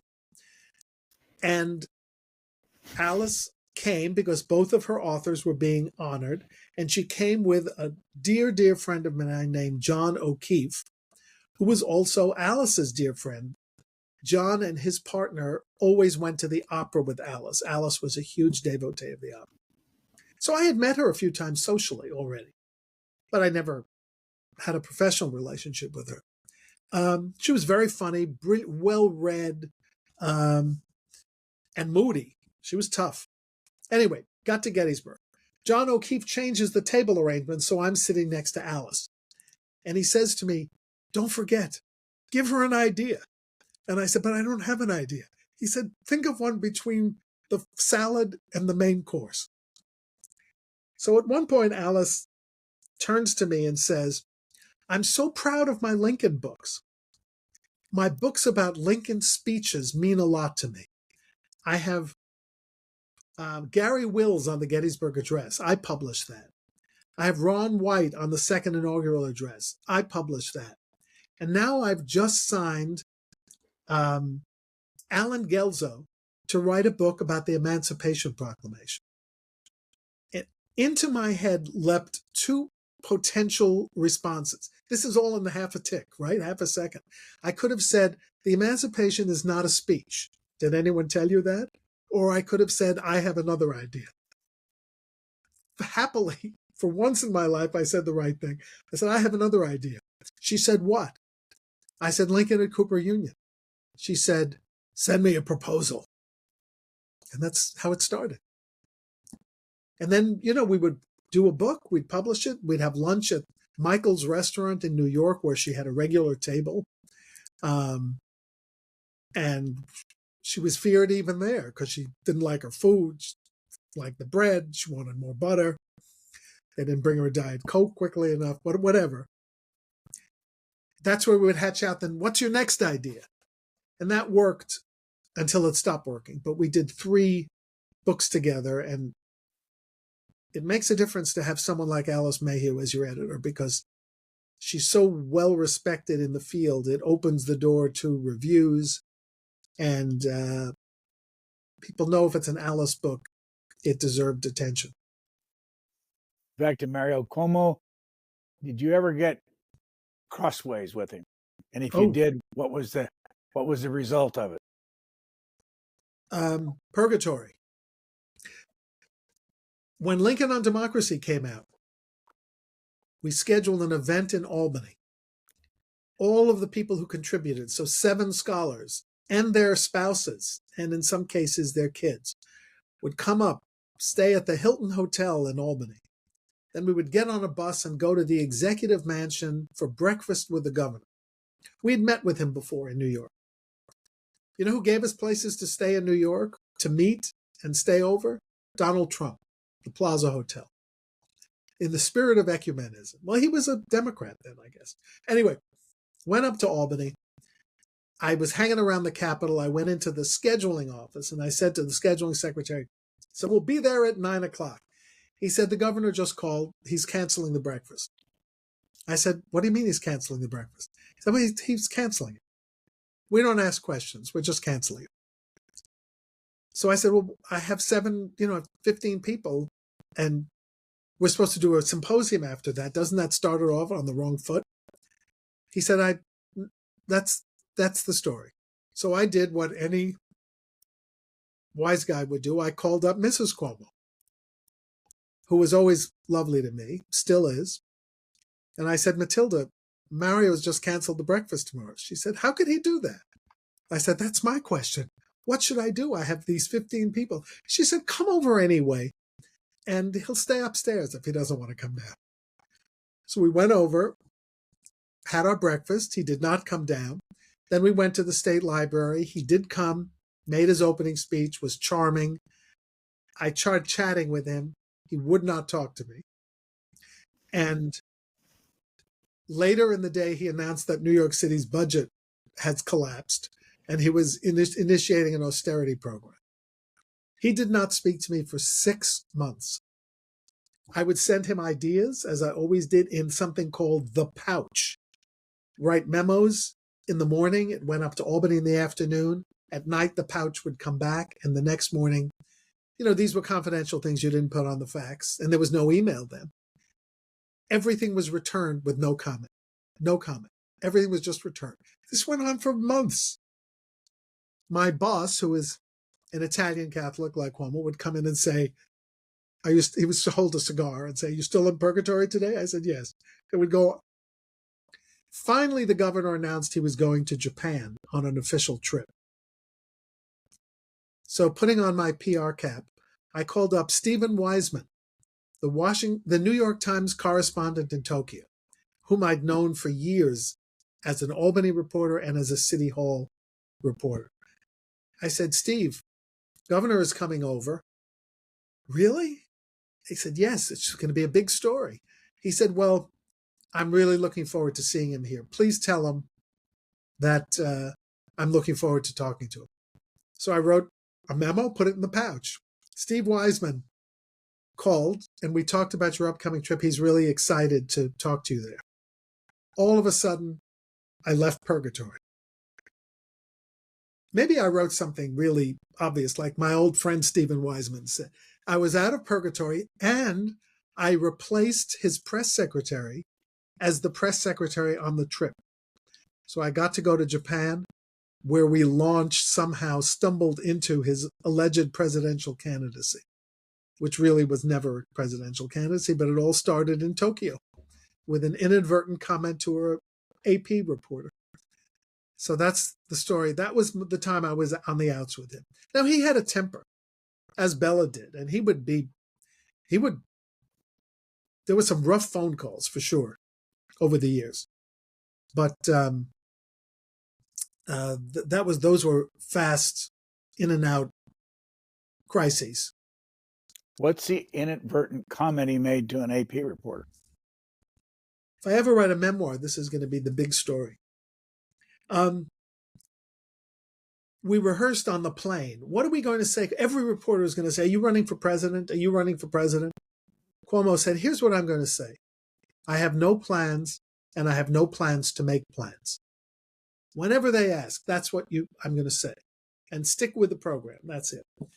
Everywhere we went, are you running for president? I have no plans. I have no plans to make plans. No matter what the crew, the last day, this young woman, half American, half Japanese, AP stringer, comes up to us at the farewell reception and says, Governor, are you going to run for president? And he said, if you had told me that there would be an earthquake and a typhoon in the 2 days that I've been here, I would have said it's impossible. And he walked away. And the reporter looks at me and says, what did that mean? And I said, I guess it means anything is possible. The next day, newspapers throughout the country, including the New York Times, Cuomo press aide on presidency, anything is possible. I thought his press secretary called me in the morning and said, are you out of your mind? What the hell did you do? What are you talking about? We had an arrangement. He said, you better show that story to the governor right away. Well, he knocked on the door in his bathrobe. I had a fax machine in my office, in my room. He said, is there a story? I said, yes, Gov. I handed it to him knowing that I might not live to leave that room. He looked at it. He looked at me. He walked to the door, opened it to leave, turned to me and said, not bad. Unplanned, but it created hysteria. We got back, and from October to February, he was the talk of the country. I would not have hired a plane to sit on the tarmac to go to New Hampshire because we had no political infrastructure. We had no plan. But I guess I started it all. Were you working for him when the plane was on the tarmac? I was. For somebody who does not remember that story, please tell it. His scheduling officer hired a plane to take Cuomo and the reporters to New Hampshire to register and file his candidacy for president at the last possible moment that New Hampshire allowed such filing to be made. What year? 1991. Maybe it was late. I think it was late 91 as opposed to 92 when the primary was. Plane is there. It's cold. The smoke is pouring out of the plane. I was in New York City. I didn't even go up. I get a call at about 6 a.m. It's the governor. I'd like to read you my announcement for the presidency. I said, oh my God, this is the most exciting morning of my life. He read me a brilliant, brilliant speech about why he's running. I said, Gov, that is just fabulous. It could not be better. Thank you for sharing it with me. He said, well, now I'm going to read you the speech I'm more likely to make. And he read an equally brilliant speech on why he wasn't running for president. And then he said, what do you think? I said, well, it's great, but I'm hoping you'll give the first one. He said, goodbye. And he gave the second one. Some of the others to whom he read the first were so excited that they hung up and then leaked to their press friends, he's in. When I knew he was out, I just didn't tell anybody. A Lincoln story that you reminded me of telling that the Cuomo story about him staying upstairs wherever when you came to his house for breakfast. And it's one that you've told many times, but I want to put it in context. How in the world could General McClellan not acknowledge Abraham Lincoln in his own home back during the Civil War when he was head of the U.S. Union military? So the story is that Lincoln and his private secretary went to see McClellan. It's just kind of a breach of protocol, although it's a friendly gesture for sure. If you want to see your general, you summon him or something, but to go to his house and knock on the door is odd. I don't want to sound like a McClellan person here, but the valet said, oh, he's out. At a social event, Lincoln said, instead of saying, tell him I called, please come see me, he said, I'll wait. And they sat in the parlor, and McClellan comes back from his appointment in his full dress uniform. The valet whispers in his ear, President is here. So anyway, yes, most people would go in and say, what an honor. I hope I haven't kept you waiting, sir. McClellan stomps upstairs to his bedroom to change, presumably out of his coat and his sword. And then the valet goes to see where he is, and he says, tell the president I've gone to sleep. I've retired for the night. Insubordinate, rude, beyond belief. But McClellan was convinced that the president and the secretary of the war were conspiring to make him the scapegoat of, inaction that was McClellan's own fault. how he got away with it is that Lincoln was not an egotist. It wasn't all about kissing the ring, as it has sometimes been with presidents since. When they left awkwardly and Nicolay was incensed, he turned to the boss and said, "Mr. President, I don't know how you can tolerate this." And Lincoln supposedly said, "I would hold McClellan's horse if he would bring us victories." It's a total absence of ego.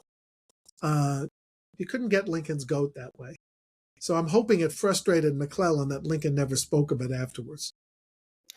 I'm looking at your book that you edited called Lincoln as I Knew Him. And in there is a chapter with the words of George McClellan. And the first one on the page, it was August 16th of 1861. The president is an idiot. Who would he say that kind of stuff to? Well, it's a little unfair to McClellan, I suppose, that all of his complaints are excerpted from letters he wrote to his wife. His wife and soulmate, Ellen, is the person to whom he vented. Lincoln's an idiot. Lincoln's a gorilla, the original gorilla. He's an ape. He's a baboon. All of these horrendous things. But the truly dangerous things he said that had public consequence were about Lincoln the emancipator, because McClellan insisted that he had not signed up for a war to end slavery, but merely for one to restore the Union, even though executive policy is not left with the military. That's when he became beyond insubordinate. That's when he became a little bit dangerous. And that's when Lincoln got rid of him finally, for the second and final time.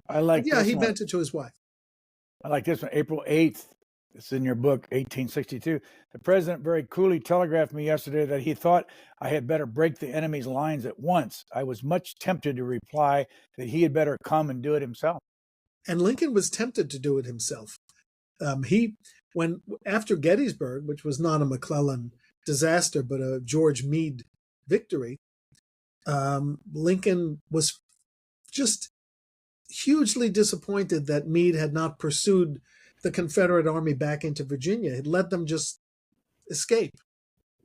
And Lincoln vented more than once in that July that he wished he could have gone up and done it himself. He would have done it himself. I mean, he had no military experience for sure, very little. And he taunted McClellan pretty well too. He sent him a telegram. McClellan wrote, "I can't move my army because the horses are fatigued." And Lincoln wrote this in a telegram. "Can you please tell me what your horses have done since the Battle of Antietam that would fatigue anything?" That's pretty rough stuff. Others would have resigned just from that. When did Abraham Lincoln fire him, and why? He fired him after the midterm elections of 1862. He did not want him to be a dissident in the ranks. McClellan was already whispering to people, I could march on Washington. I could take over the government if I wanted to. Lincoln issued, after Antietam, which McClellan kind of won, could have done better, Lincoln issues the Emancipation Proclamation, the preliminary one, which gives 100 days' notice that he will issue a final proclamation unless the rebellious states come back into the Union. If they don't, he's going to confiscate their slaves, even if it takes him years to get to every enslaved person. McClellan doesn't like it, and he makes it clear that he doesn't like it. Lincoln goes up in October to see McClellan. McClellan is, again, we don't know the details of their meeting. It was unrecorded, but it didn't please Lincoln. However, he's got a midterm election coming up in 3 weeks, and he's really worried that the proclamation is going to drive Democrats to break the Republican majorities. And in fact, on election day, Republicans do pretty badly. They lose state houses. They lose the governorship of New York. They lose the legislature in Illinois. It's a pretty big shellacking. And if there had been Southerners in the Senate and House, the Democrats would have taken over there too. As it was, the Republican majority in the House was reduced. And it was a bruising. Okay, Lincoln figures, I've lost, but I kept the Congress. Now I'm getting rid of McClellan because the voters can't punish me for it for another 2 years. And that's when he acted. Are there McClellan fans in the history world? No, but George Rabel, who is a historian I respect very much, recently wrote a book, kind of a twin biography and critical assessment of them, in which he gives McClellan a kind of a fairer break than most historians have given him, saying, look, Lincoln was kind of feeling his way as commander-in-chief. And McClellan doesn't get enough credit these days for his brilliant work in reorganizing and re-energizing the army after the defeated Bull Run. And he was a popular commander, and the troops enjoyed drilling and getting in order under his leadership. There's a new biography of Lincoln and Jefferson Davis by Nigel Hamilton, in which Hamilton says Lincoln should actually be held to account more because he took McClellan's guff for as long as he did. So I don't think there's anyone who says McClellan was really an underappreciated field commander.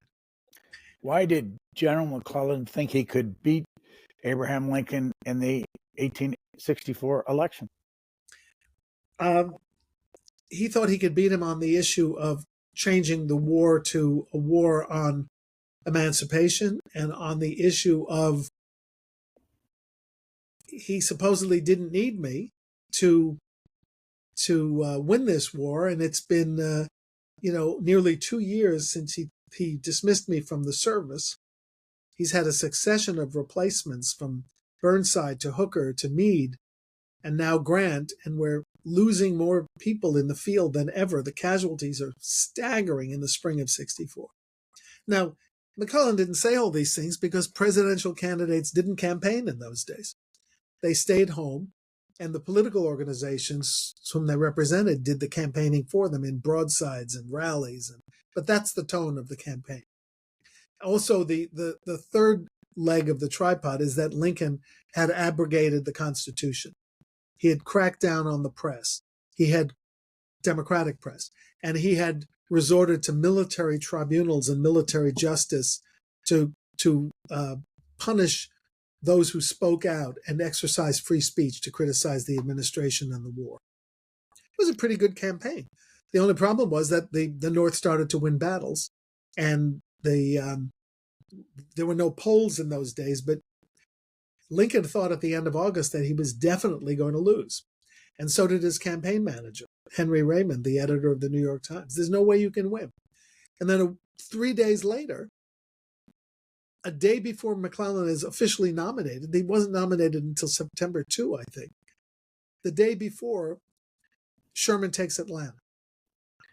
And the next few weeks, the Union wins and Sheridan does well. The Alabama is sunk by the Kearsarge off the coast of France. So it's just a bunch of better news, and Lincoln rides on the crest of that. So we didn't talk much about your time at WNET in New York. How many years were you there? 6 years. And your job was? I was director of public information, which means I was supposed to get feature writers to write about our big productions and our stars and our producers, and critics to come to the screening room because they didn't have, what are they called? Now I've forgotten them. So VCRs. They didn't have their own VCRs. Oh. We had everything was on 1-inch tape or 3/4-inch tape. So you had to come to our screening room to see the shows that they were going to write about. So the New York Times and all the other papers' critics came in. And I was actually hired as the number 2 person. The number 1 person, another person with whom I'm still friendly, got into some kerfuffle there and said, I'm leaving in a year. So she left in a year and I got the top job. I had fun at that job. I love going to Hollywood twice a year to trot out our shows and stars. I loved going on set. It was not just drama productions and Live from Lincoln Center, which is where I met my friend John O'Keefe. He was the public relations director for Lincoln Center. But it was also the news operation. It's where I got to know Bill Moyers and Robert McNeil and Jim Lehrer and amazing people who were on every night. McNeil and Lehrer, it was an amazing operation. Who did you work for directly, and what did that person expect of you in that job for 6 years? I worked for a man named John J. Islin, who was a Newsweek editor, political person, a descendant of John Jay. Anyone you ever hear whose name is John J. something, that's John J. Osborne. All those folks are descended from Justice Jay. He was a small, very intense man, and what he expected is that Channel 13 would be spoken of in reverential tones in the press, nothing less than reverential, but also that we would fight the behemoth called PBS. Brian, you know this, but it was not. We were not an affiliate of a network, as I was reminded. Each station was the producer of its own programs. The Boston station had Ken Burns. We had McNeil and Moyers and Lincoln Center and Live from the Met. WEDA had half of McNeil Lehrer. They had, that's the Washington station. They had Lehrer. San Francisco had what it had. So all the big stations produced. As he kept saying, PBS is just a satellite. They're just a satellite. If they schedule a show at 9 o'clock, we're purposely running it at 8 o'clock. We're not doing the core network. It was like that. So we had a bigger mission, which was to destroy the parent company. So, who was the parent company at that point? PBS, in a way. And we were all members of PBS. We were not affiliates. We had to remind ourselves. We were member stations. We were producing stations. PBS produced nothing. They just put a schedule together. So how did you, I know you've done this throughout your life, but how did you get the kind of publicity for WNET that was expected? I hate to say it because it sounds wrong in principle, but a lot of it is getting to know the editors and the critics, wining and dining them. Does that sound bad today? Hanging out with them. When we filmed some of our shows, particularly the big band shows of the early 80s, filmed at the Roseland Ballroom and places like that, I would get a table to invite the press to come. Feature writers, editors, critics. I always filled the table with the writers for the Daily News and the New York Post and the Newark Star Ledger and the Gannett papers. And that's the way I've always done it, is to be cordial and a good host and to deliver the goods when they needed it, the day before they needed it. And also, if there was an institutional problem, if there was a crisis, and there have always been crises in things, we even had them at Channel 13. We hired a publisher for our broadcast magazine that published pornographic magazines in Germany. So that was a front page New York Times story. So there's a bit of crisis management involved. And my guiding principle as a spokesman for various people and institutions was never lie. Never lie. If you couldn't talk about something, or you'd say, I can't talk about it. If you heard a question that was going to require either a dodge or an outright fabrication, the best answer is, let me consider that and call you back. So I lived by that in that career. And I think the journalists with whom I dealt appreciated it and relied on me. And I didn't betray their trust or betray the requirements of whoever I was working for. Besides the pornographic story, what other kind of a crisis would you have had back then? Well, one of at Channel 13, you mean? Yes. There was a crisis about the provenance of a Frank Lloyd Wright house that someone donated to us in pieces to be auctioned off by the Channel 13 annual auction. It was a Usonian house, and it was found in a barn in New England. And I got it on the front page of the Times as this amazing donation that was going to sell for hundreds of thousands of dollars for the benefit of the station. And then some member of the Wright family said, that stack of wood is not yours, it's mine. That was a crisis. And then just the crisis of, there's always a crisis when there is a change in leadership or a pressure on a leader to make way for another leader. And that's happened, a few times in my time, both at 13 and the Metropolitan. So you have to deal with that as well. So and there's sort of an ongoing crisis. Cable television was a crisis, a looming crisis. How a show is going to be delivered? How is cable going to change? Should public television be in this so-called thing called cable? Should we find a new way to deliver? Is the schedule necessary? Is a core schedule going to be necessary in 10 years or 20 years? So those are ongoing institutional issues that we had to deal with too. What did you write about Abraham Lincoln during those 6 years? I wrote, the Confederate image, the Union image, mine eyes have seen the glory, Dear Mr. Lincoln, I think, letters to the president. And I think technically the Lincoln image came out when I was just as I had gotten to Channel 13 in 1984. Wait, at the end of Channel 13. Now I've got to do the years again. Sorry. Just the Lincoln image. Just the Lincoln image. It was 78 to 84. I told you, Brian, I'm better at the 19th century. And I'm just thinking of how long this my professional life has been. So, sorry, just the Lincoln image. And they gave me a book party, which was very nice, right at Channel 13. And right after that, they gave me a goodbye party and a watch.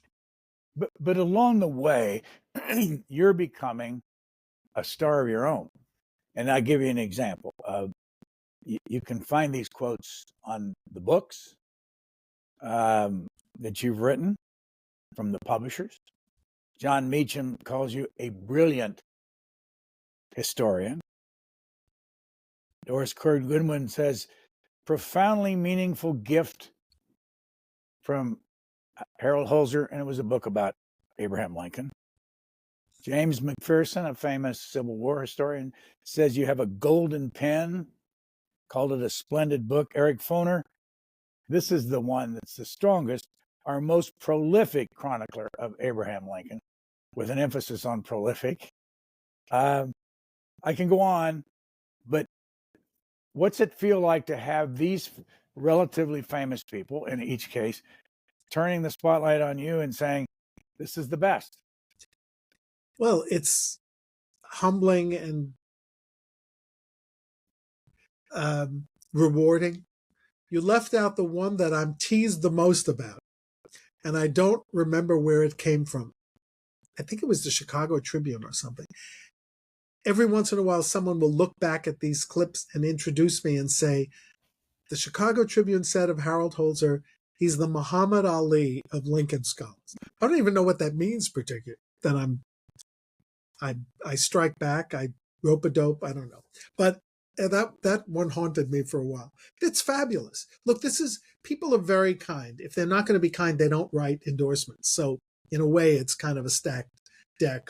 But having friends and colleagues like this is really meaningful, because people like Meacham and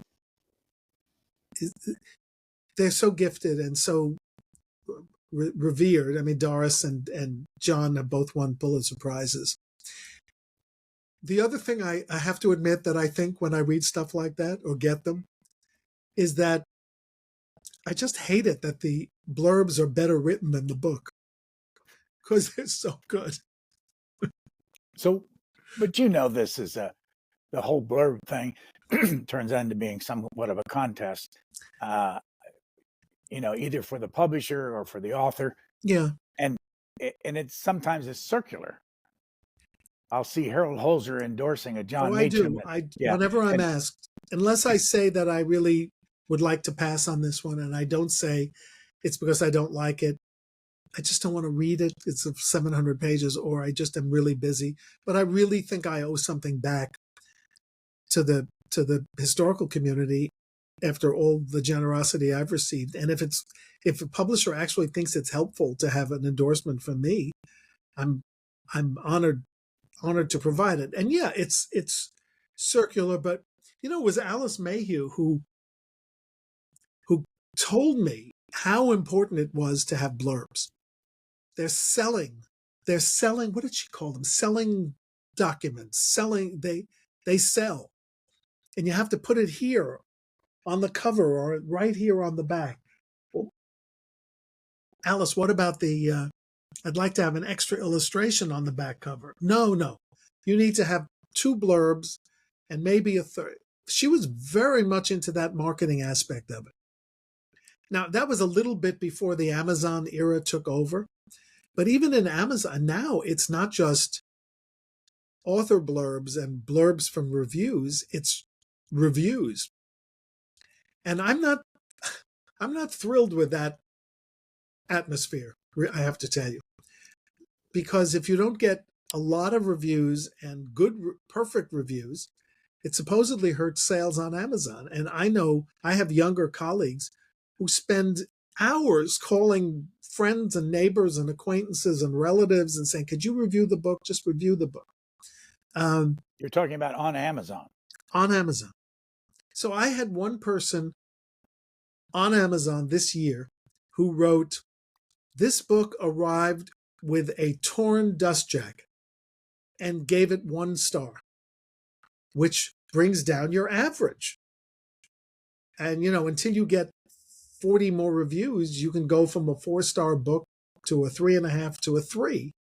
Heaven forbid. I know all this sounds silly, but it's the publishers who are telling you how important it is. So I called my publisher and I said, or the publicist, and I said, look, I got a 1-star review because the cover was ripped in the mail. Can't someone send this woman a free book? Or why don't you tell Amazon that it's not a review of the book? It should be taken down. Oh, no. People want to say there's an omelet stain on page 8 that they can review whatever they want. It's a completely unsupervised and uncensored situation. So I'm not crazy about that. I want to get you in trouble on this one. I'm going to ask you, and you can name as many as you want, although once you start, you may not want to stop. Who would you tell others are your favorite Lincoln authors? And so there are two kinds of Lincoln authors. There are authors who write one great book about Lincoln, and there are authors who spend their lifetimes writing about Lincoln. Right? So could I do 2 different categories? Sure. Who's done the one volume? I mean, I think Doris's book is as good as any 1 volume. John Meacham's is fabulous, and David Herbert Donald's is wonderful. Although I don't agree, and I said this in a review all those years ago, I don't agree with what the book is predicated on, and that Lincoln truly believed his own statement that he didn't control events controlled him. In fact, that's what this is a good Alice story. The original title of his book was something like Events Have Controlled Me. And Alice called me up and said, can you help me think of a new title for this book? I said, I don't know. And then she calls back and said, I have a good title, Master of Men. And I said, I don't think that's a great title because it sounds like he's an enslaver. And she hung up. And then she came up with Team of Rivals, I think. I don't know if that's in the public domain, but I think it was Alice Mayhew who thought of that brilliant title, which is in the vocabulary now. It's in the vernacular as a thing that presidents either do or don't do in assembling their teams. They're either bold and self-confident enough to hire rivals, or they hire sycophants and ring kissers. So those are the one volumes. Benjamin Thomas wrote a great one-volume book that just moves beautifully. Yeah. Now you told me that I think the first interview I ever did with you 30 years ago, if you had to have one volume at that time, it was Benjamin Thomas. So the reason I would walk that back is one of the reasons I read books about Lincoln. I mean, I don't really need to read another biography at this point, but I read them first to get the pleasure of the approach that a new author has taken, like Meacham. The second is to look at the footnotes. I love to see where the research is. And if I like the sound of a quote, I will find the article in the New York Tribune I just did this, June 15th, 1864. So easy to do now online, newspapers.com. And I'll find other things that haven't been used. I will vein the mine or something, or tap the vein. So I love that. The problem with Thomas is that he didn't use footnotes. And this is what, in a way, stood at the root of the huge controversies and personal and professional disagreements that roiled what used to be called the Lincoln fraternity 30 years ago. It was because the late Stephen Oates, who was wrote another good one-volume biography of Lincoln, had used some material in much the same phraseology that Benjamin Thomas had, and didn't source it because Benjamin Thomas didn't source it. So in a way, Thomas was at the root of this issue that you still feel the after effects of it in the kind of lingering animosities between some camps of Lincoln writers and others. Although it's mostly a thing of the past, it still is kind of painful. But that all started. So to anybody who wants to write about Lincoln, find a way to do sourcing and make it very, very accurate. I still find footnotes and quote references that are wrong, because I do go back and look. You said the two categories. One was the single volume, and the other is the multiple volume. Has anybody put their name on more Lincoln books, different Lincoln books, than you? I don't think so, but there are people who will. I mean, my much younger friend and vice chairman of the Lincoln Forum, Jonathan White, I think he's 40, so he's 35 years younger than I, has just published his 15th book. He's got two little girls, as I did. He does from everything I've seen of those wonderful girls and his wife, he balances his family life, his teaching life, and his writing life brilliantly. I mean, from what I can tell, judging by his emails, he stays up all night and gets up at the crack of dawn and does it all. He'll write and edit tons of books. So maybe not. There's a guy named William C. Davis, Jack Davis, we call him, he's only written one Lincoln book, but he's written something like 60 books on the Civil War. So he's written more than I. Did you set out to be the person that's written 56 books?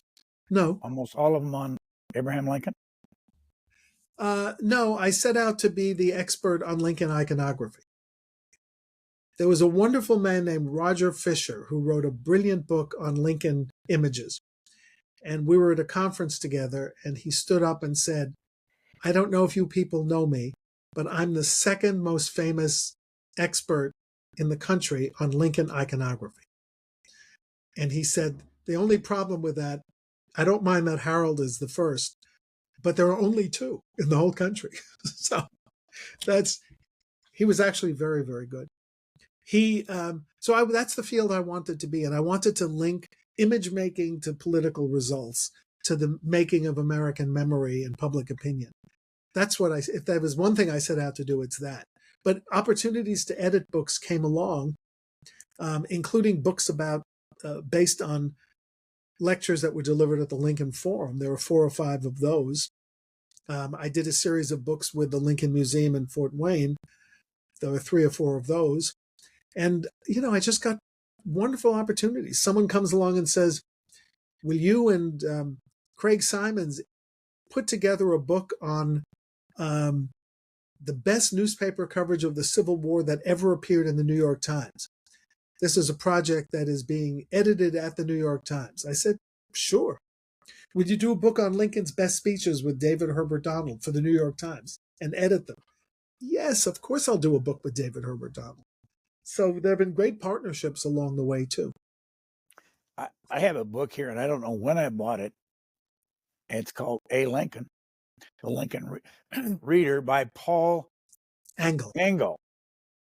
And it looks somewhat like some of your books in the sense that he brought together things that had been written or spoken of others. Did you ever, he lived to be 1975. Did you know him? I think there may have been one letter, but that's one of the early books I read.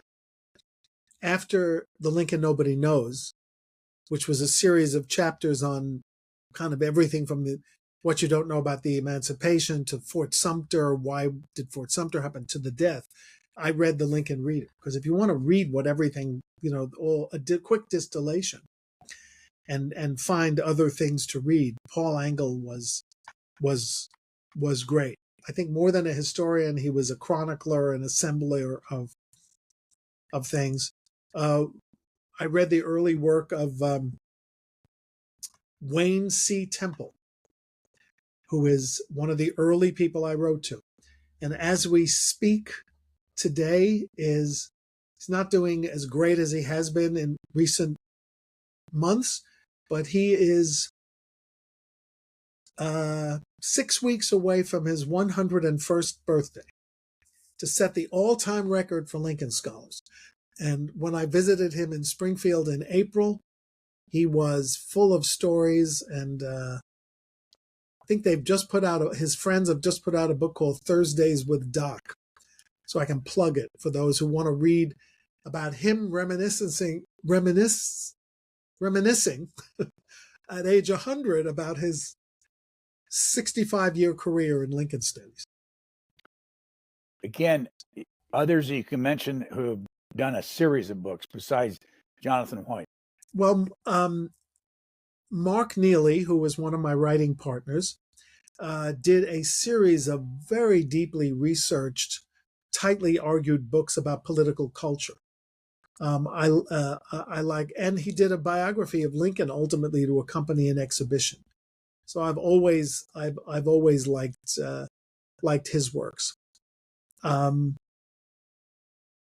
Those are the ones that occur to me as the people who go back and find new Lincoln books to write about. Most people do 3 or 4, and we have them at the Lincoln Forum whenever they produce a new one.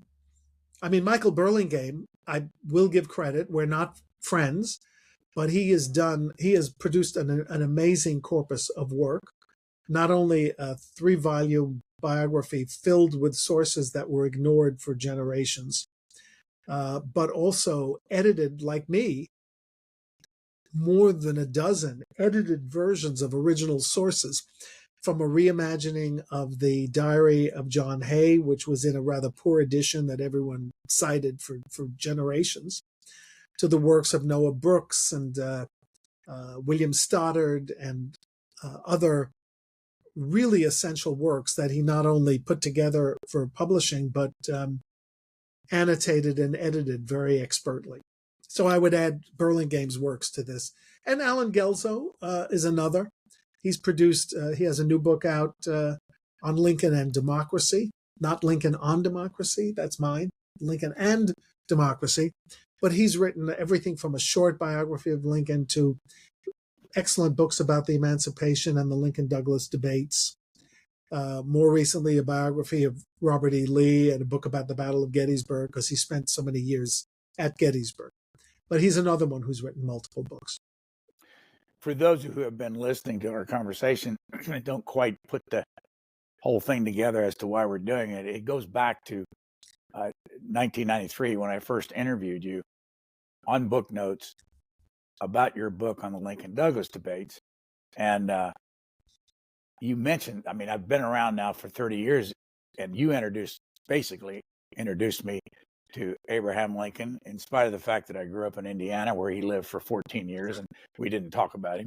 But you mentioned the Lincoln fraternity, and I don't know the specifics on it, but I know there was a falling out years ago between the Abraham Lincoln Association, based in Springfield, and you were involved, and then you formed the Lincoln Forum. What's the story on that? Well, I alluded to it. It was based on the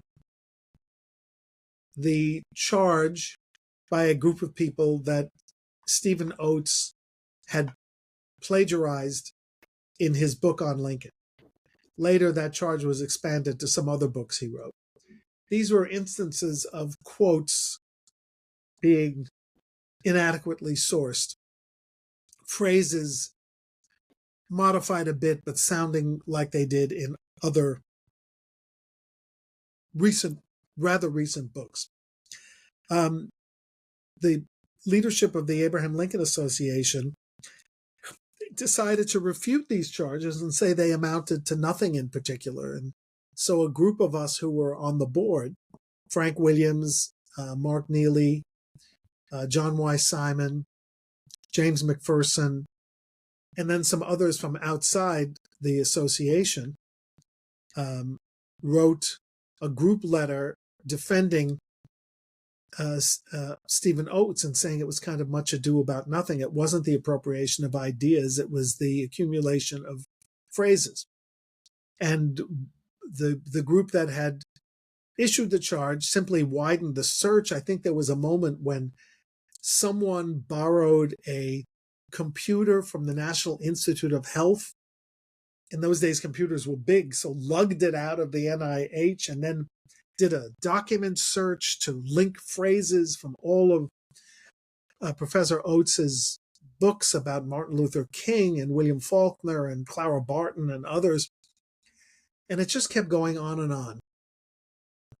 Eventually, there was a vote of confidence at the Abraham Lincoln Association. Frank Williams was not reelected, and about 8 members of the board resigned on that bloody Monday or something. And a few months later,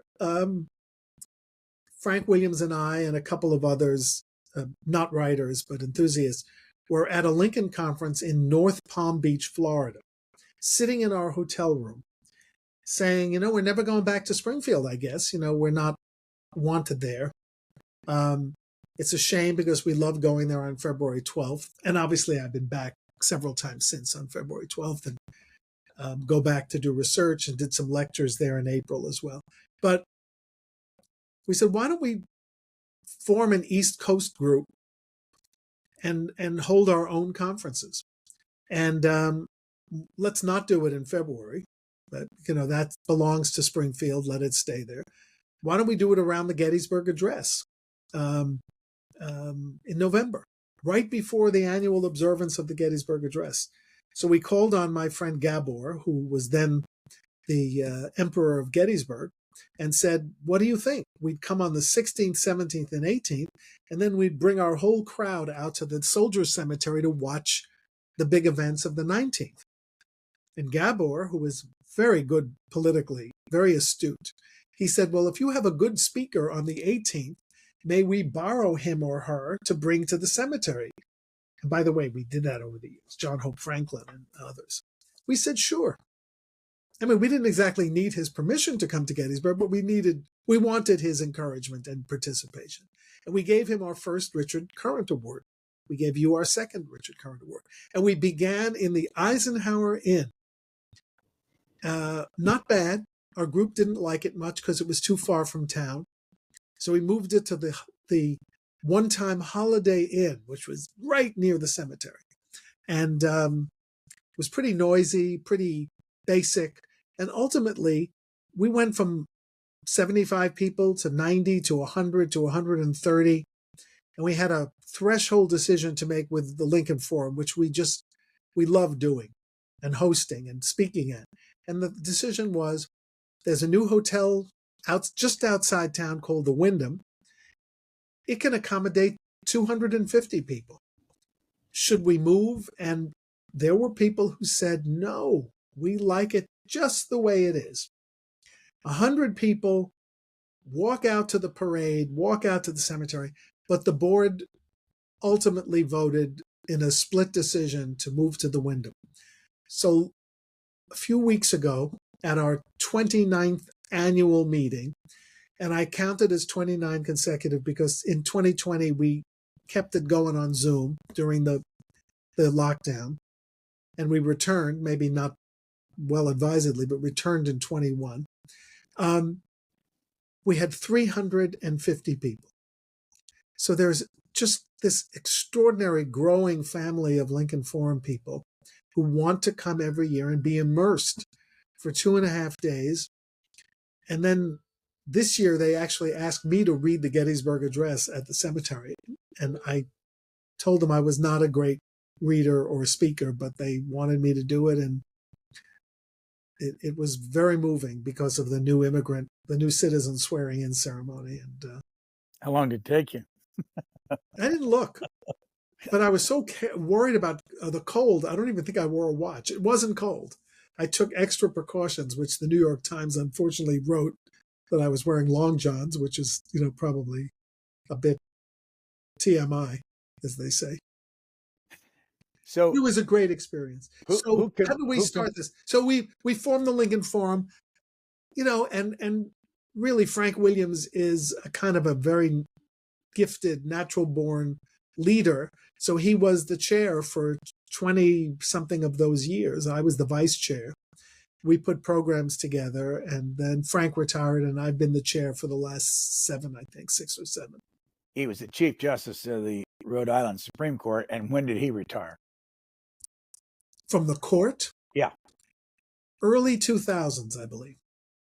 Still, and, he more recently and more dramatically in a newsworthy way, he donated his enormous collection of Lincolniana to Mississippi State University, basically to what it became with Frank's and my work on it, the home of all places of the Ulysses S. Grant Association. At least Grant's Army conquered Mississippi, so there's some rationale. And now they're building a new library which will house both the Grant papers and collections and the Williams collection of Lincolniana, which is wonderful. And somewhere in our C-SPAN archives is a visit we made to Frank's house where he had his, what was it, something like 12,000 items? Yeah, well, he had 12,000 in the collection. He didn't keep many of them in the house because, especially after you visited, I think they encased it in bars and locks. He kept a lot of it in storage. But he had, for years, Frank had, collections of printed materials, very rare pamphlets. And if you were lucky enough to get an invitation to his house, and for which he loved to cook, he's quite an Italian chef, you also got to sit in the den and do research. Who can belong to the Lincoln Forum? Anybody. It's www.thelincolnforum.org. Membership is something like $25. And if you're a member, you get invited to the annual forum. And this year, we've decided the demand is so hot that we are also going to do our first mid-year forum, practically at the 6-month mark. We're having a Lincoln family symposium at Robert Todd Lincoln's Hildene. I think you visited there, Brian, no? A couple of times, yeah. It's in Vermont. It's in Manchester, Vermont. The Lincolns didn't want to be remembered, the subsequent generations, for log cabins. They wanted to be remembered for mansions and country homes. And this is a glorious place. It's got a great Lincoln collection and perfect. They've just opened a new visitor center called Lincoln Hall. So the meeting and the speeches are going to be there. We've already secured some good speakers. Jason Emerson, the leading authority on Robert Lincoln, is going to speak. The author of a new biography on Mary is going to speak. Michelle Crowell, who you know, is going to talk about the Robert Lincoln papers at the Library of Congress. I'm going to talk about the Lincoln Family Album, one of the treasures that was discovered at Hildene years ago. So it's going to be fun. And we're going to be at the Equinox Hotel, which is where Mary stayed in 1862 and 3. And if Mary had no complaints, it's going to be just fine. You probably know what people outside of the Lincoln world think about people who spend all this time with Abraham Lincoln. Excuse me. I do. So tell us, why do you spend all this time? I mean, forget, you've done this, it's gotten more and more significant, the kind of things you've covered, but why did 350 people show up to sit for 2.5 days and talk about Abraham Lincoln? Because, as I try to say every year, if we can explore our past in depth, to coin a phrase that you invented for public use, we can inform our present and rationally and sanely build our future. We're not teaching our kids enough about American history. I don't think they're informed citizens or voters anymore. They don't understand the Constitution. And hopefully 2026 is going to make a difference in reminding people about the founding on the 250th anniversary. But they've just lost interest. And what happens is when people do go into retirement or senior status at their jobs, they feel a need to learn more. And happily, they go to history cruises, they go to destinations, they go to historical societies, they go to historic homes, and they go to conferences. And, in the old days, no one asked us, why would so many people be interested in talking about Lincoln for 2.5 days? And you're right, though, there are people who are cynical about it, but there are also, I don't come across people who say, how do you maintain that focus? I run into people who say, I've always wanted to do that. How do I do it? How can I do it? I love history. I neglected history for too long. I want to be part of the scene. And, we're not the only scene in town. There are people can do this 5 times a year if they find the right conferences. What would be the difference in belonging to the Abraham Lincoln Association in Springfield and belonging to the Lincoln Forum? Well, it's definitely not an either or thing. I've always belonged to the Abraham Lincoln Association. So if you belong to the ALA, as we call it, you get the Journal of the Abraham Lincoln Association, which is the best scholarly journal on the topic of Abraham Lincoln. I think it's published twice a year, and it's an important journal for reviews and for cutting edge scholarship on Lincoln. And you get the opportunity, if you're a member, I think even if you're not a member, part of it is membership only, you get to go to Springfield on Lincoln's birthday, see a one-morning symposium at the State House where there are speakers, and then you go to a banquet at night and hear a celebrity speaker or a distinguished scholar. So it's kind of a one-day, once-a-year event, but you get the benefit of the scholarly publication. So the forum is, our own kind of retreat. It's 2.5 days. We actually publish a twice-a-year bulletin that's becoming increasingly scholarly, even though it's also got membership news and photographs as well. So it's a different animal. Look, there are people who go to Springfield and then in November they come to the forum. And in between, if they're in the DC area or thereabouts, they go to the Abraham Lincoln Institute, which is a one-day symposium focused on the latest scholarship, which takes place at Ford's Theater.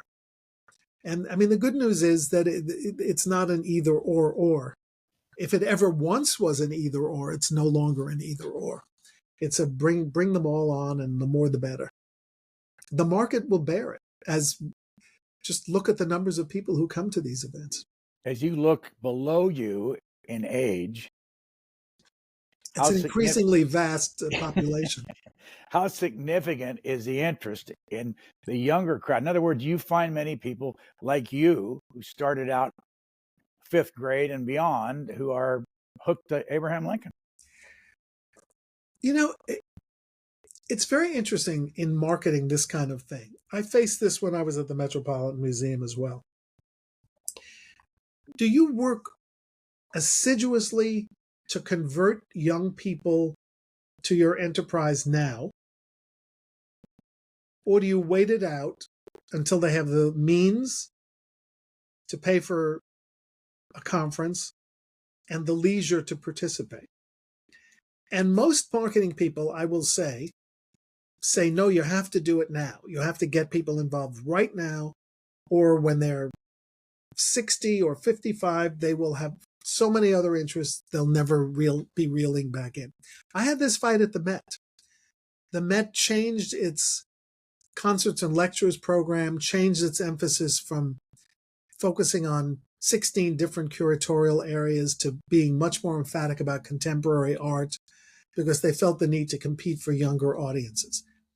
Who gives them the most money? Older audiences. Who becomes members? Older audiences. But turning this theory to Lincoln, I revel in the fact that so many people who feel they lack the opportunity and now can enjoy the opportunity come to the forum and do other things and read books and go to roundtables and Lincoln groups and conferences and cruises.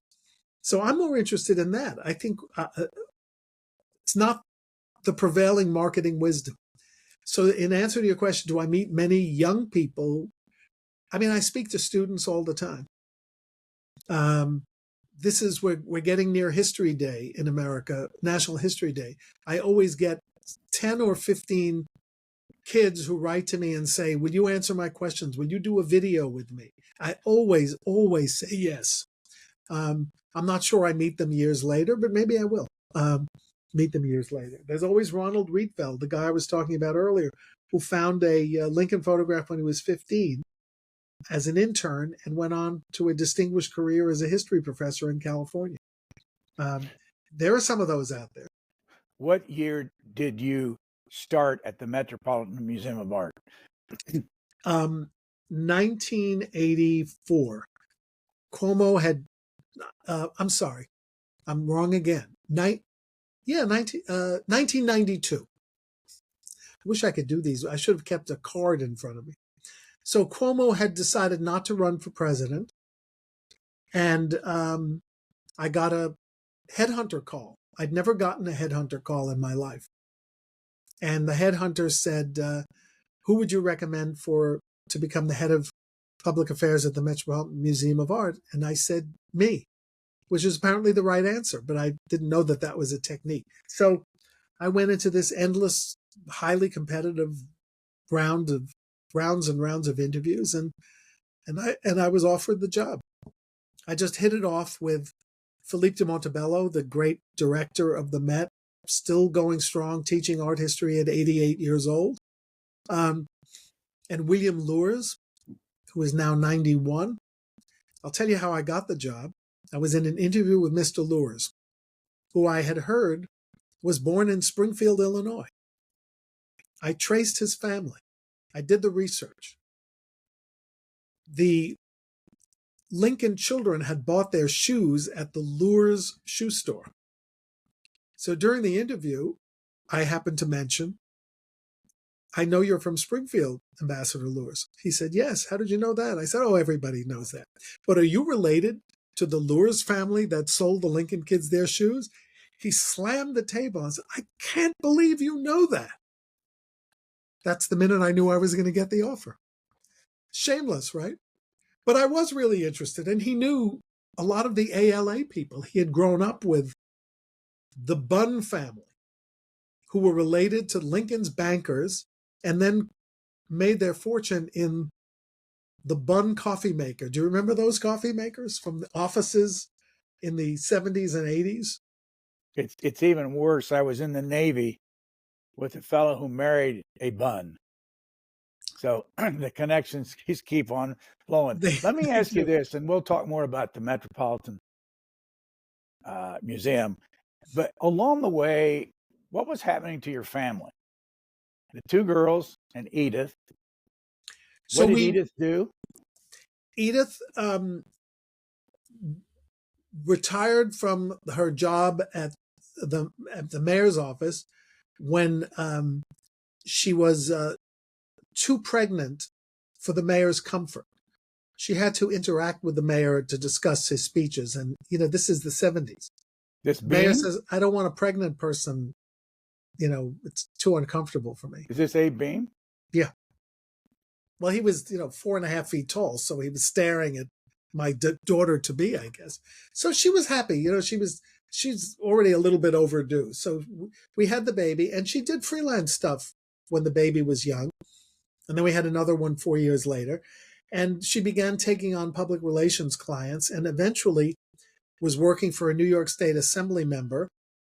And it was very compatible because he was, it's a terrible thing to say, but he was disabled from polio.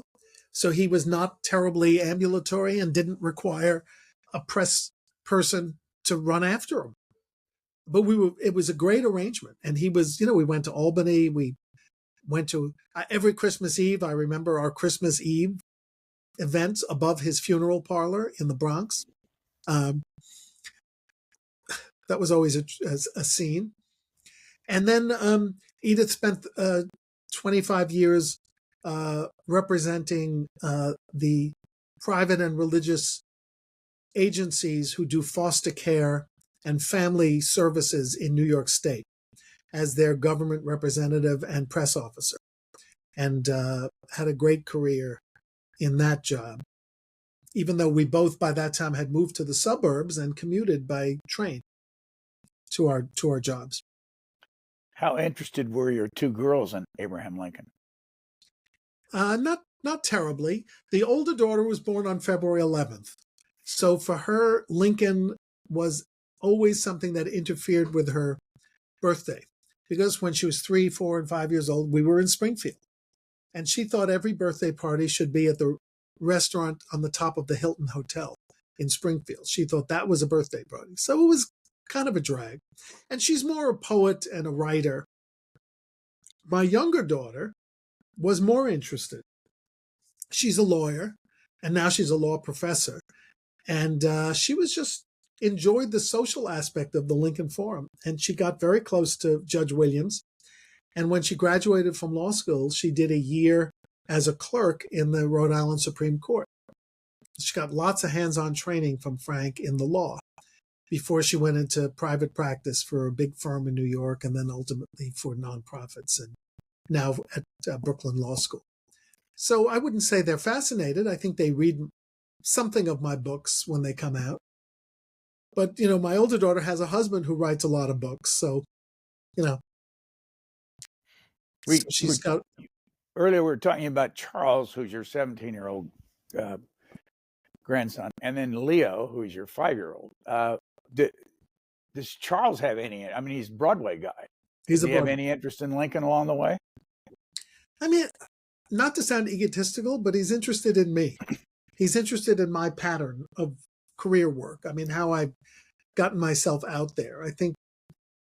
I don't think he likes American history. He knows American history, but he's very smart. He's a great learner, and he does, really well at school. But I would say the history he knows about is everything that's happened in the theatrical world in New York City from about 1890 to last Tuesday. So that's the history. And I think it's history. It's certainly history. So maybe we'll intersect when he gets to the Booth Brothers and focuses on the Booth Brothers, the play that went wrong, Our American Cousin. Why haven't you written a memoir? Because I'm not sure there'd be a market for it. I've thought about it more in recent times, only because it frankly would be easier to undertake than to do a research project where I had to travel a lot, which if I do one more or two more books, they'll be research oriented on Lincoln. I want to go back to Lincoln image writing. That's was always my interest. I kind of would like to close on that subject because presidential image making is still fascinating and still just, it's amazing how candidates and leaders present their images to the public and, insist that this is their image and this is how they should be judged. And what's the difference between image and reality continues to interest me. So I don't know.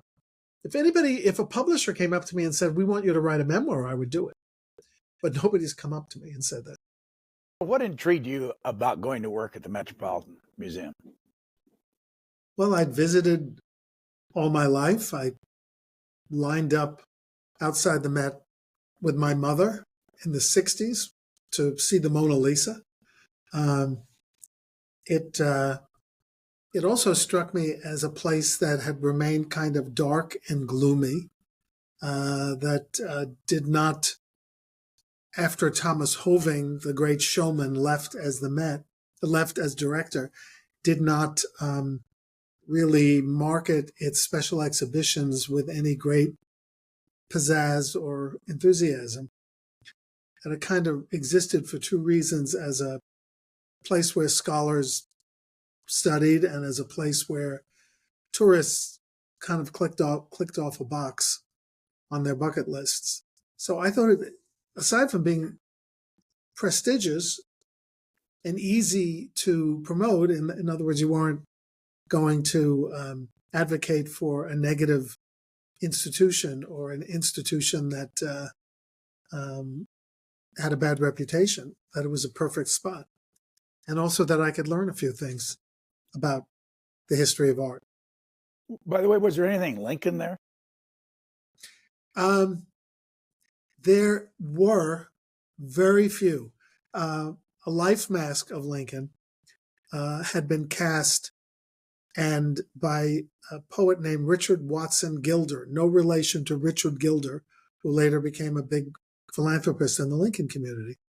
And the life mask was cast along with Lincoln's hands in 1860. One hand was in the Metropolitan Museum of Art, and one hand was in the New York Historical Society on the other side of Central Park. So they never really could be exhibited unless one borrowed the other hand. I have no idea how that happened. Other than that, there weren't. But during the last years I was there, they actually bought a reduction, as they called it, of the great Augustus St. Gaudens standing Lincoln statue, the one that is in Chicago, in Lincoln Park. And some family had owned one for years. And the Met, actually it was the only time I ever gave a presentation at the Acquisitions Committee of the Board, which is the most august body of the Metropolitan Museum. Astors and, others sitting in judgment of each work of art. So now they have that, which is nice. Every time you mention a name, it reminds me, I've got to ask you about it. When you mentioned Gilder Lehrman, what impact did it have on you that you won their Lincoln Prize? It was big. And it was a weird time for me because my mother had just died, and I had gone through three, I don't want to say bad, but not positive shoulder replacement surgeries, all of which had become infected. And I was due the day after the prize to have a fourth and hopefully final shoulder surgery to get it replaced. So it was a weird time for me. But in terms of professional impact, it was huge, because it's like, in the Lincoln world, it's like saying you're a Nobel Prize winner. Harold Holzer, winner of the Lincoln Prize. So it's a career-changing, making event. And the Lincoln Prize has become a huge deal in the Lincoln world over these last 25 years. I think it's not only been great for the people who win, but it's been a big game changer for the Lincoln world. I think more historians are looking at an opportunity to write about Lincoln, not because they want a $50,000 prize, but because of the competition and the publicity around the competition. It just makes it a very big deal. So you're how many, 22, 23 years at the Met? 23 years. But then I was lucky enough to, the various city officials in New York, citywide public officials, the mayor, the comptroller, and the speaker of the council, each is a member of the board. And each gets to designate a representative to serve on the board of trustees. And the comptroller had a vacancy right as I was retiring. And as I've known the comptroller from the time he was a boy, 11 years old, he asked me to be the representative, about which the Met administration was not too happy, I must say. It was not very pleasant to make the transition. Why not? The then director thought it was unseemly, quote unquote. I will never forget that quote. Unseemly for me to transition. I pointed out, that 2 other staff members had joined the board during my time there, and 2, that it really wasn't his decision. It was really the decision of the controller. So I spent 7 years on the board, which I loved, because I didn't, and joined some relevant committees to help them out with the 150th anniversary and community and government relations and things like that. What exactly was your responsibility while you were there? In the board or at the Met itself? So at the Met, I started with responsibility for old-fashioned press relations and government relations. I was hired because I was coming from the governor's office. I knew public officials on the city and state level. And the Met, although its building is owned by the city of New York, had never really made a case for the fact that the city should be responsible for much of its upkeep, particularly since private donors don't mind giving rooms, galleries, hallways, works of art where their names are prominently displayed, deservedly, but they're less inclined to give money for HVAC, pipes, roofs, parapet walls. And we worked for years to get the city to bear that burden, because they do own the land and the building. And it worked. For somebody who's never been there, never really thought about it, what is it? What is the Met? The Met is the largest art museum in the Western Hemisphere, the third largest in the world, behind the Louvre and the Hermitage in St. Petersburg, Russia. It is an encyclopedic museum, which is to say it covers 2 millennia of creativity at the highest levels from every culture that has ever existed on the globe, from native to, conquest cultures, men, women, black, white, some of the greatest works of art and some that have just been discovered or just been painted, with especially great collections of Greek and Roman art, Egyptian art, Impressionists, a great American wing, a great American collection, and on and on and on. Also, a wonderful sculpture collection, more recently a Native American collection. So it's an A to Z, over 1 million works of art, over 1 million square feet. And it's a place where you can see the best creativity ever produced on the globe from all time of recorded history. It sounds like a lot. It is a lot. And yet it's divided up so that you can do one gallery or 100 galleries, or lunch on the rooftop where you see modern sculpture, or hear a concert, or visit one picture that you love. How many people go there a year? Wow, in my day it was up to 5 million, and then it went down to about 3.5 during the lockdown years, but I hear it's well over 6 now. I don't know where they put all the people, but it's a turnstile operation, so they need to fund the staff, the collection, the upkeep, the maintainers, and all the people who make that place hum. A couple of thousand full and part-time staff.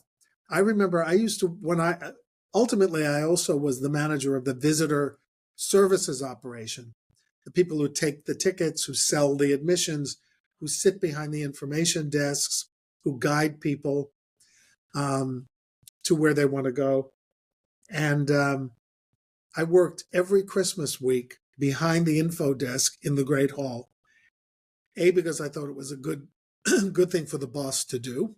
Second of all, you got to see it to believe it. Sometimes we would have, 55,000 people in a single day.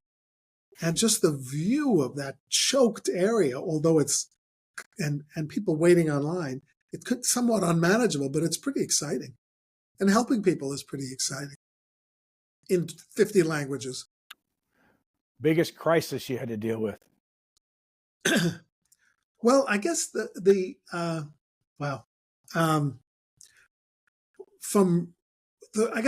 ongoing one is the crisis of provenance for works of art.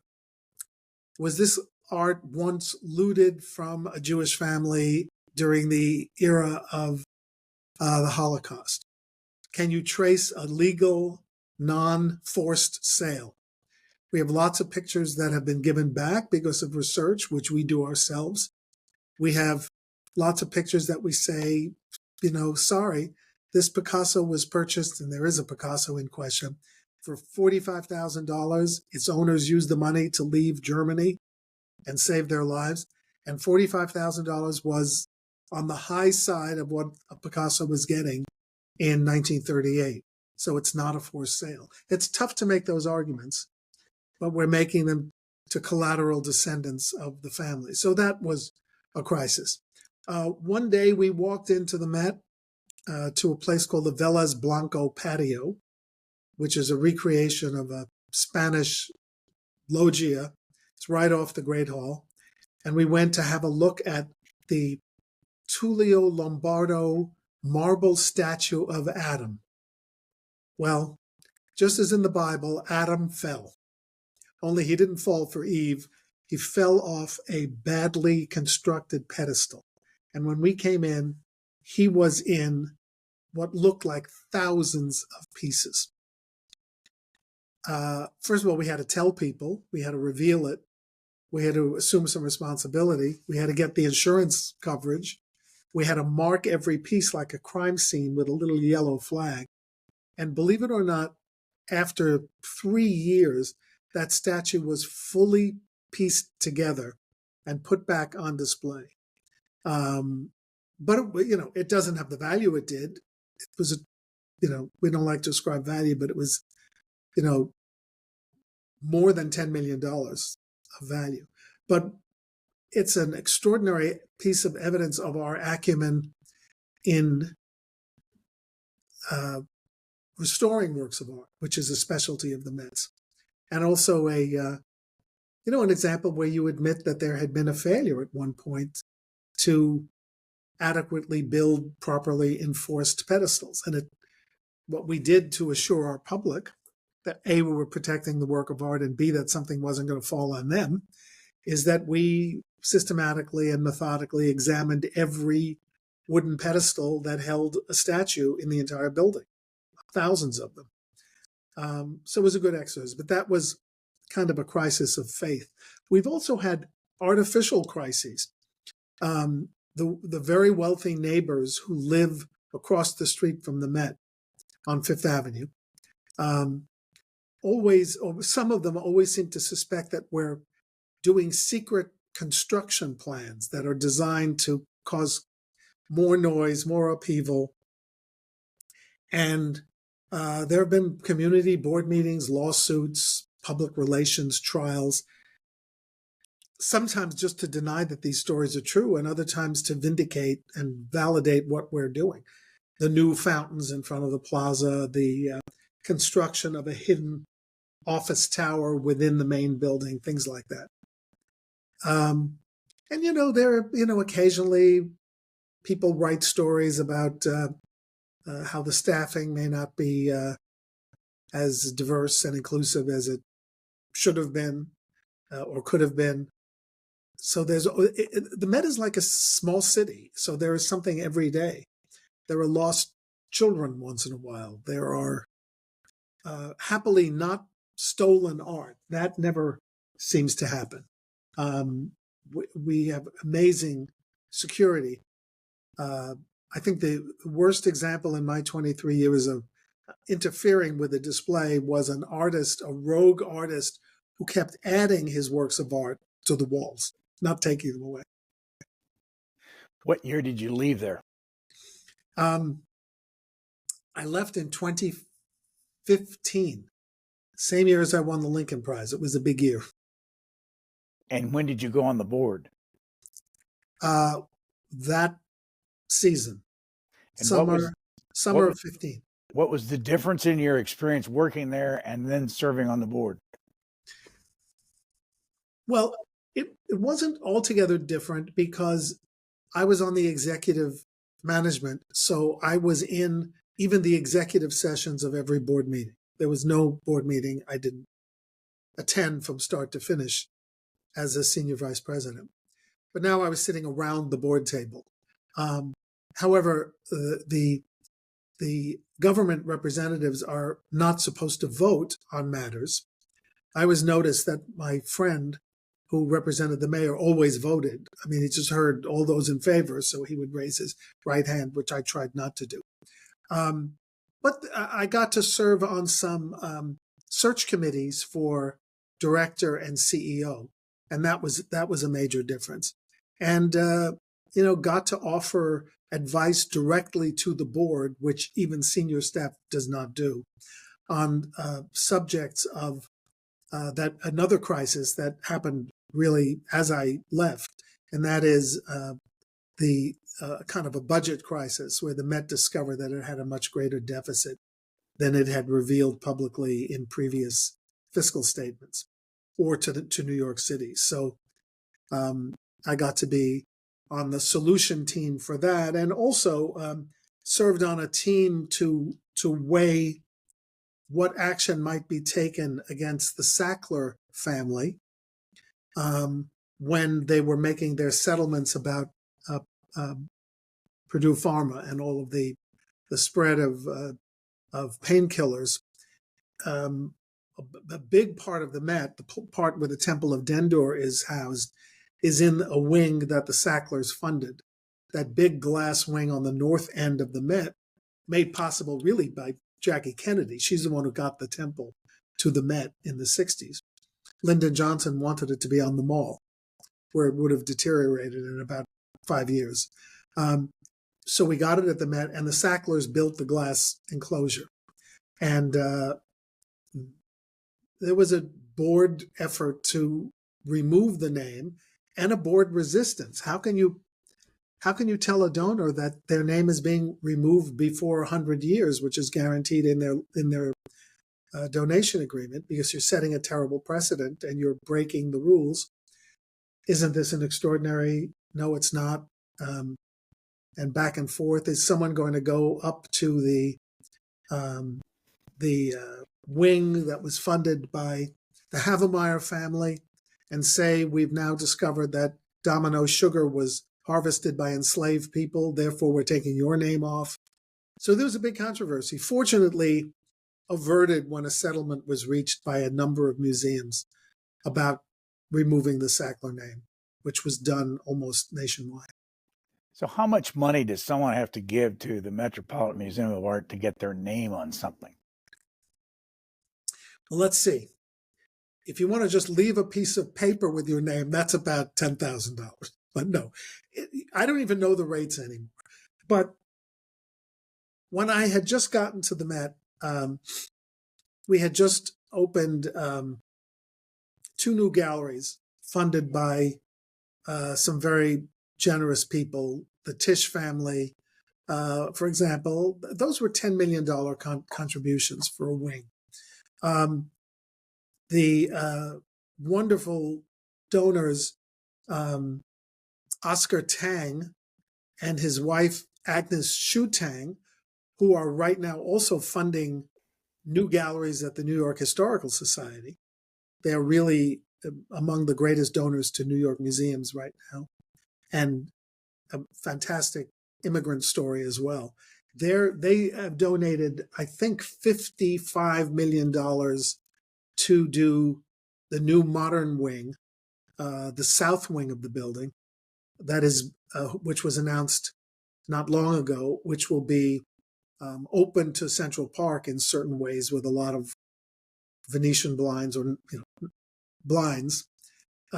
So inflation, competition, generosity. I guess it's 50 million for a gallery now. You keep saying things that I need to follow up with you on. For instance, immigrants. And the reason I want to ask you about immigrants is not your book, but about your grandparents. We have not talked about where they came from and when. Yeah, and I dedicated my book to my 4 grandparents, only one of whom I knew, my father's mother, who came from Romania. I later found out Transylvania, which was part of Romania, but I thought that was a bridge too far, so I left it at Romania. I knew. I was the youngest child. I'm sorry. My parents were each the youngest child of their families. So I tended not to know the grandparents. My mother's father died just before they got married. My parents got married, so I never met him. I'm named for him. And my mother's mother died when she was a 11-year-old, so she died in the 1920s. Never saw her. And I did meet my father's father, but he was a paralyzed stroke victim from about 1950 and died in 51 or so. So I really I have no memory of him. All of the other 3 came from, I guess, movable feast, or the opposite of feast, of Poland, Russia, Ukraine. They said Poland, apparently, when they were, whenever they discussed it. And, but with my daughter Meg, we did a lot of research on the towns that we know about, and they were all in Ukraine now. So, but who knows whether they'll be in Ukraine or Russia after January 20th, 2025. Have you traveled to any of these spots? No, we've never been to Germany, passing through, or Poland, or Romania. I'm not sure I'd like to, but I know my wife definitely does not. With all of the great art to see in Germany, she's always resisted going there. I'd be curious to see if there are still Jewish graveyards, for example, or whether they're used as cobblestones, as happened in so many small villages. They look like they're very small towns now. Senator Chuck Schumer has descendants who lived in the same village, Chortkov, it's called, Chortkof or FF. And I once asked him if he had ever been there, and he said yes. So What about your wife Edith's family? Did any of them come from Europe? So Edith's mother was Polish, but again, as I mentioned at the very beginning, she was an Auschwitz survivor, so no links, and had a big family. Only she and a sister made it alive and made it to America, and both died young. No doubt influenced by their time there on whatever diet they were allowed to have, whatever meager diet. They, one died in her 30s and the other died in her 60s. Edith's father, had been all over Europe as a young man. He kind of passed as an Aryan. He had blonde hair and blue eyes. He looked like Charles Boyer. He talked like Charles Boyer. He had a very deep voice. And, lived in Germany, France, Poland, Western Russia. Eventually came back after the war and worked for the UN, but also did not have much of a desire to return. I think they saw too much there, and too much loss and too much brutality and too much anxiety and fear. So it's, the one grandmother I had never talked about what she had left behind or whether she had lost anybody. I mean, I was only 16 when she died, but I know my grandson I've been talking to on a serious level since he was 10. So, but I didn't see my grandmother as often as Charles sees me. And she never talked about it. She only talked about Brooklyn. She wanted to be where she was. She wanted to see her foreign-born friends. She wanted to be active in her synagogue. She wanted to take care of her sick husband. She wanted to bake for her grandchildren. And that's never was interested in anything except the Queen of Romania, apparently, interested her. So she would look for stories about the Queen of Romania. I don't think she read English, by the way. I don't think she ever learned to read English. I think the family legend is that this woman who came here when she was 11 in the 1880s, probably 1890, early 90s, she would come from her part of Brooklyn to our part of Brooklyn by counting the subway stops on her fingers. She knew when she got to the full 5 that she was in the right spot. We didn't talk earlier about your siblings. How many do you have? So I have 2 sisters who are twins to each other, both younger than I. And where do they live? They live on Long Island, and both are retired, one from the advertising and marketing business and one from healthcare and childcare. Families. Abraham Lincoln. The story of his family. You've written about it. You've talked about it. What's the most interesting part about it?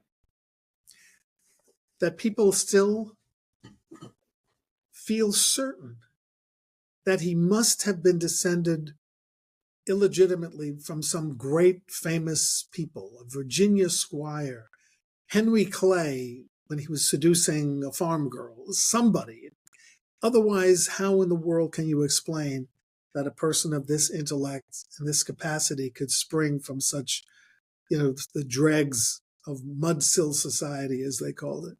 But in truth, his father's side of the family had been in America since the 1600s. They came from a town in England. Ancestor was a weaver's apprentice who may have traveled with the person to whom he was indentured. Their name might have been Linkhorn, Linkhorn, in the beginning. They named a Massachusetts town after their English town, and then slowly, after a generation or two, began a slow but sure migration south and west, Virginia, and ultimately Kentucky. And the Lincoln's mother, Nancy Hanks, is much harder to trace. She had a bigger family, that is her generation, a larger family, but no one is quite certain who her father was. Family names are Hanks and Sparrow, but she may have been illegitimate. And I don't know. She met Thomas, and the rest is history. The previous is not really history because we'll never know.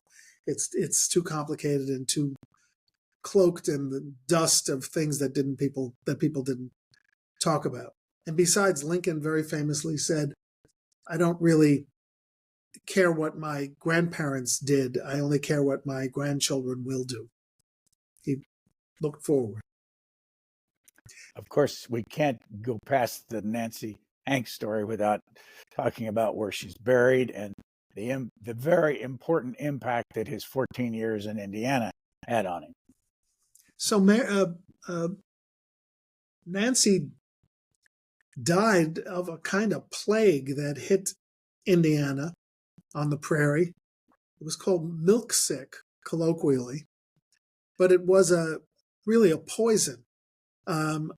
Cows who were desperate for vegetation in hard times, usually snowy times, would eat a snake root plant, not knowing any better, and that would poison the milk. And there was no way to know if you didn't keep your cow closely tethered whether it was grazing around poison herbs. And the milk would make its drinkers very, very sick. And in very well described stages of the ailment, which was very, very painful, especially in final stages. There was no cure. There was no known cure, no remedy. And the person would die an agonizing death. And Lincoln saw that happen to his mother when he was a little boy. And remember, they're living in basically a one-room cabin with a dirt floor, animal hide windows. And Lincoln's father, who doubles as a carpenter, then turns to constructing the the coffin that he will lay Nancy, his wife, to rest in. And Abe, being the only boy in the family, is required to help. And in essence, has a moment that Freud would have spent, years analyzing, and is nailing his mother into a box that is then lowered below the ground forever. So there obviously had to have been a trauma attached to that. I often remind people that death was not uncommon on the prairie, that people had large families because they expected half of the children to die before they got out of childhood, a number to die in the first year. There was no germ understanding, no cure for typhoid or smallpox, no vaccines. So life was tenuous in Lincoln's childhood. And he was a strong guy to have survived all of that. He was healthy for his entire life, as his father was to a reasonable degree. Burying his father was a different story. Lincoln's father died of, old age in his early 70s, and received a call from one of his stepbrothers. Of course, he did get a stepmother, a wonderful stepmother, after a couple of years after his mother died, and got a call. He got an email. No, he got a note from one of the stepbrothers saying, "Father is on his deathbed and is asking for you." And Lincoln writes back a remarkably icy letter saying, "I don't know whether the conversation between us now would help or hurt. Probably the latter. Please tell him God is waiting for him and will forgive him." He never came back. Didn't go to the funeral. And on his last visit to his stepmother about 10 years later, after he drafted his inaugural address, he went up to the farm by train and horse to say goodbye to his stepmother. And she clung to him, according to legend, said, "I know they'll kill you. I know I'll never see you again." And then said, "You have to promise me one thing. You build a headstone on this grave." She walked him to the father's grave, and he promised her he would build a headstone. He would pay for it. And he never did. So that's a complication of the Lincoln family that, um, one can, I think, reasonably infer that there was a lot of bitterness there. I don't know whether Lincoln blamed him for something about his mother, or whether his hostility to his desire to learn more and work on the farm less made them hostile to each other. I don't know. You got us into the Lincoln-Douglas debate. 7 different event scenario. And I bring it up only because of that, I met a real character historian that you knew well, John Y. Simon. But when I met him on the streets of Jonesboro, Illinois, which was a debate town, debate site, first time I'd ever met the man, he said, the one thing, and I didn't even know I'd done this. He said, you always ask in your interviews about the father. And it struck me looking back on it that he obviously was very interested in the whole issue of a father with Abraham Lincoln. And I wonder, has that been among historians a contentious issue over the years? Disagreement? John Y. did not shy away from contentious issues, for sure. He was the historian who said, after years of debunking the Anne Rutledge story, the story of the prairie girl in New Salem whom Lincoln allegedly loved, and then there was a huge blow-up when someone found a woman named Minor, published long-lost letters that proved that they were deeply in love, engaged. Then the letters were proved to be a hoax. And everyone said, oh, the whole Anne Rutledge thing is a hoax. John Y. brought it back to life and said, no, it was real. The Minor letters were fake. But as far as we can tell, they were real. I have my own little doubts about that. But so John Y. did not shy away from controversy. I wish I knew more about John's father. That might be an explanation. And his widow is still around. I saw her last April in St. Louis. In her 90s, Harriet Simon is still an active member of the Ulysses S. Grant Association, carrying on the family devotion to all things Grant. But I think Lincoln's father has been explored more than his mother, simply because we can't go back in time and speculate because of the haze of illegitimacy that means that the avenues are shut off.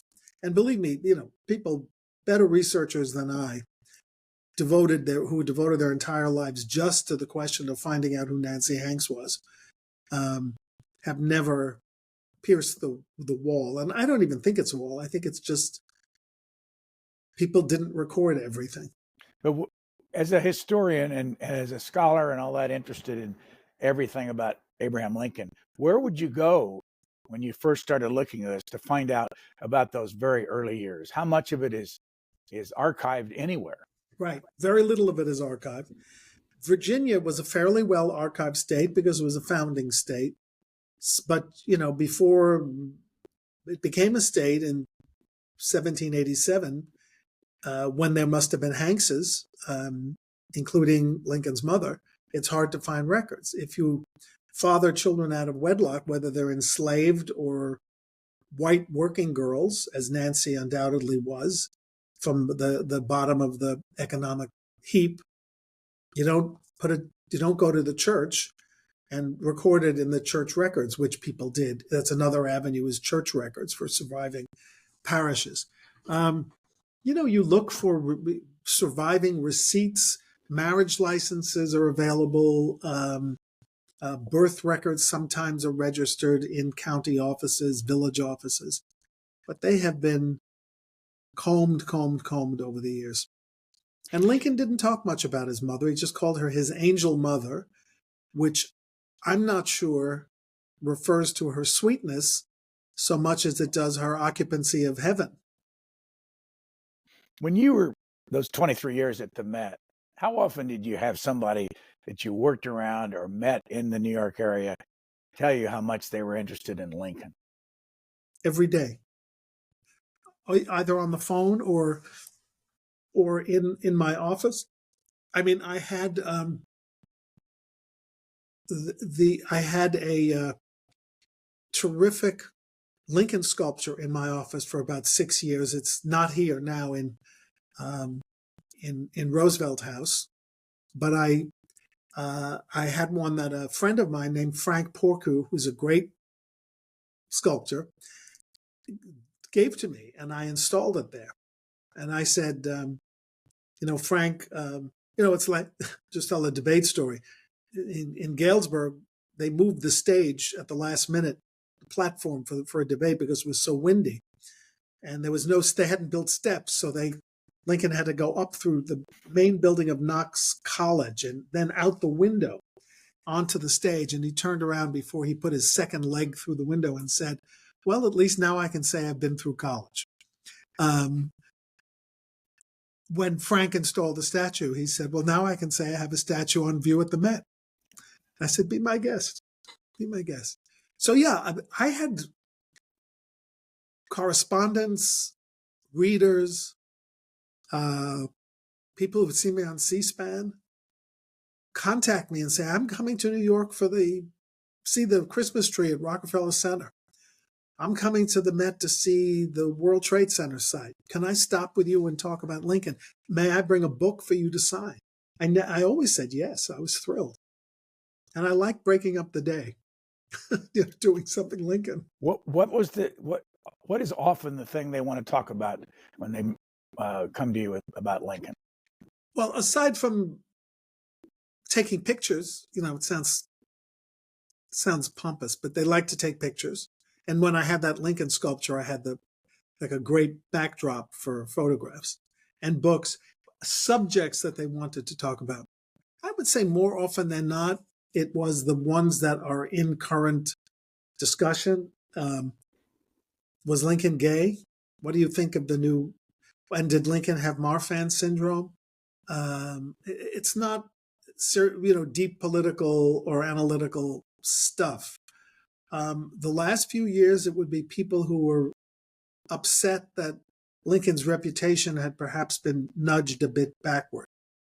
And to which I would respond, check the C-SPAN poll. His reputation is still number one.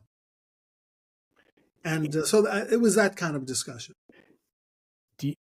Has there been a case where his reputation has been moved backwards some?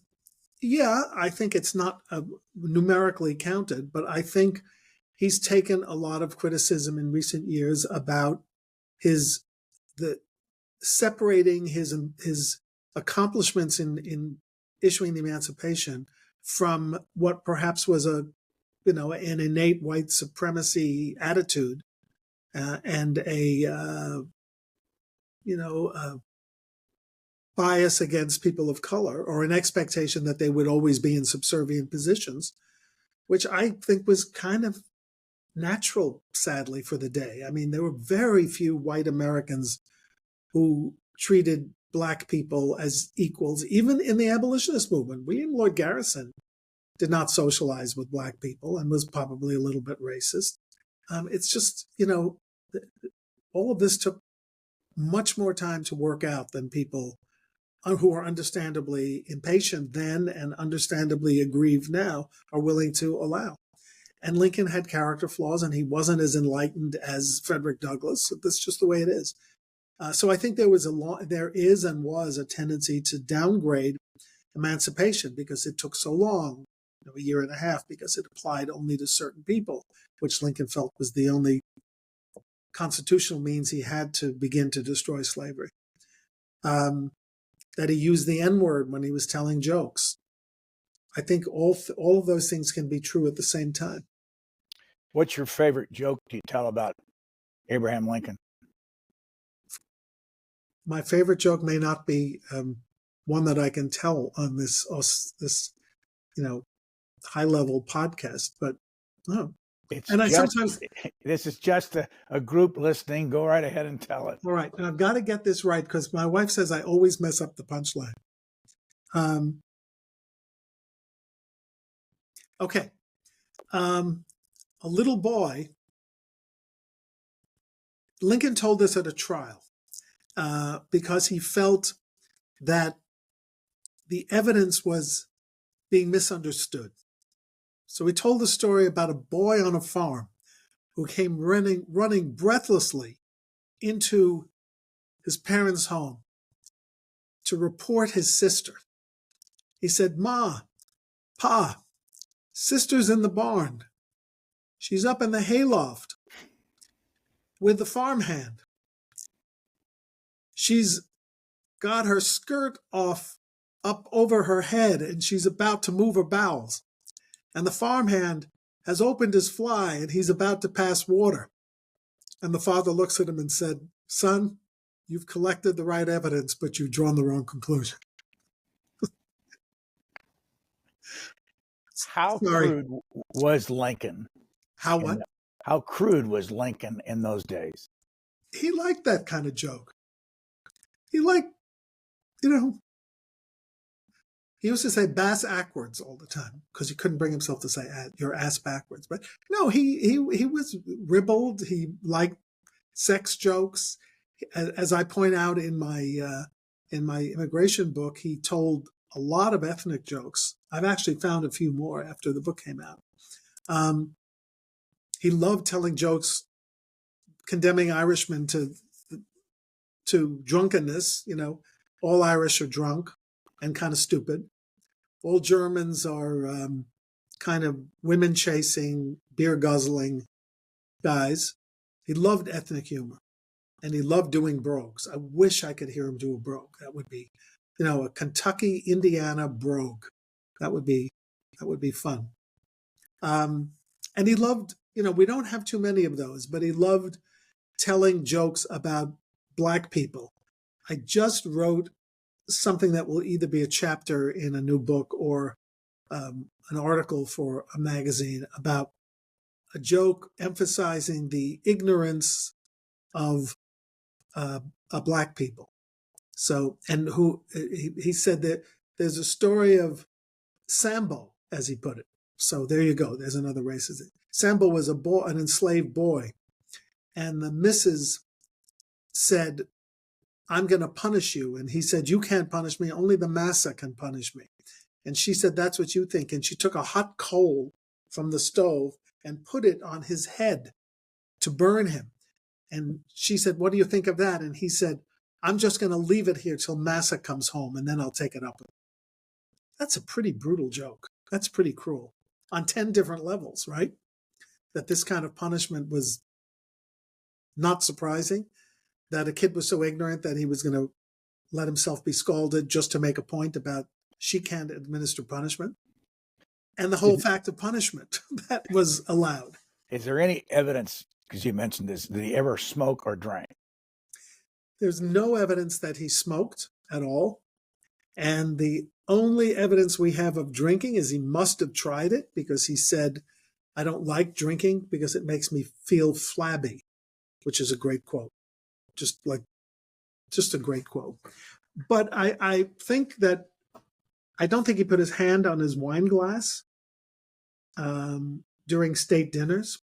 I think he would allow the staff to pour, and if there was a toast, he would raise his glass and bring the glass to his lips and maybe make the liquid touch his lips. He wasn't going to make a big deal of it, particularly since toasting was a diplomatic exercise. And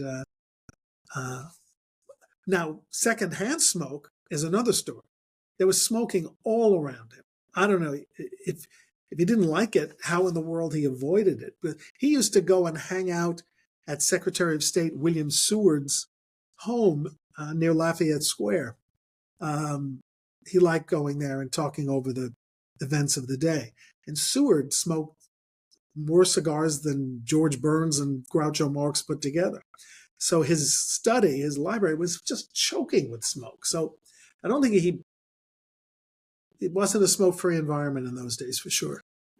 Go back to the people who would come to visit you at the Met. If they ask you at the time, one, which one of your books should we buy that you would find most helpful if you don't know much about Lincoln? And two, what's the best beginning to end story of Abraham Lincoln? What would you tell them? Kind of depended on when they came. If they came the season of one of my new books. If they came in 2005, I told them Lincoln at Cooper Union. But as I say, half the time they would bring the current book to be inscribed. And then if they came in the year of the transition from Bush to Obama, I would recommend Lincoln President-elect because it came out during the transition. And then later I had Lincoln and the Power of the Press in my final year at the Met. So it was but people brought old books too. I'll tell you one book that they came to the Met with more often than I thought they would, and that's the book I did with Mark Neely about Civil War art, a big picture book called Mine Eyes Have Seen the Glory. Good title. So they would lug that to New York and lug that to the Met. After the Met was good enough at a certain point to stock its fantastic art bookstore with some of my books. So if someone would come in and say, I wish I brought a book, I'd say, down the hall and to your left, you can come right back. Did that work? Not that often, no. But sometimes. I did it as a matter of convenience, not as a matter of having a sales point in the building. So what did you do when you left the Met right away? Well, I had a fabulous goodbye party. Lots of public officials and movie stars and friends and the director who had hired me, and then the second director, the president with whom I'd worked for 23 years in her various capacities. Before I tell you, can I say something that's occurred to me as we've talked for these hours? Maybe it's a lesson that someone will be interested in, not to sound like an old guy, which I am. I once called Governor Cuomo and said, and this was about the guy who had secured the Bella Abzug job for me in the 70s. Mario was the governor, and he had authority to appoint press representatives for 30 or so agencies of New York State. And my old friend and mentor had moved to Albany and needed a job. And he had been a state public relations person at one point in his career. So I called the governor. I said, Mr. X, well, his name was Howard Brock. Howard Brock really would be great for this job in the housing, whatever it was. And he said, the governor, Howard Brock has never had an amicable parting. I never forgot those words. He's never had an amicable parting. Now, I think he gave him the job. But that phrase has never left me. First of all, it was so beautifully constructed and so evocative. I have tried in 50 years of working, I've had maybe 7 jobs. So it's not that I flit around from place to place. But I've never had an unamicable parting. It may have been hard to retire from the Met. That's the only time. But I have never lost contact with anyone for whom I worked and largely with whom I worked. My first 2 bosses are gone, but I still talk to their families. I still talk to Andrew Cuomo and Christopher Cuomo and Matilda Cuomo. I wish I could talk to Mario Cuomo. I still am close to Bella Abzug's daughters, and I'm a board member of the Bella Abzug Leadership Institute that they founded. I still have my Met family that I'm very close to. And I just think it's a good lesson because it's worked out for me in terms of enriching my life with wonderful colleagues and friends. Oh, Channel 13 too. I mean, my former boss there we're just making dinner plans for as soon as we can get together. Try never to leave on bad terms when you leave, because you'll need those people. You'll want to see those people. You'll want to help some of the people that work for both of you. And I feel that way about staffs too. I still talk to most of the people who work for me if they're still around.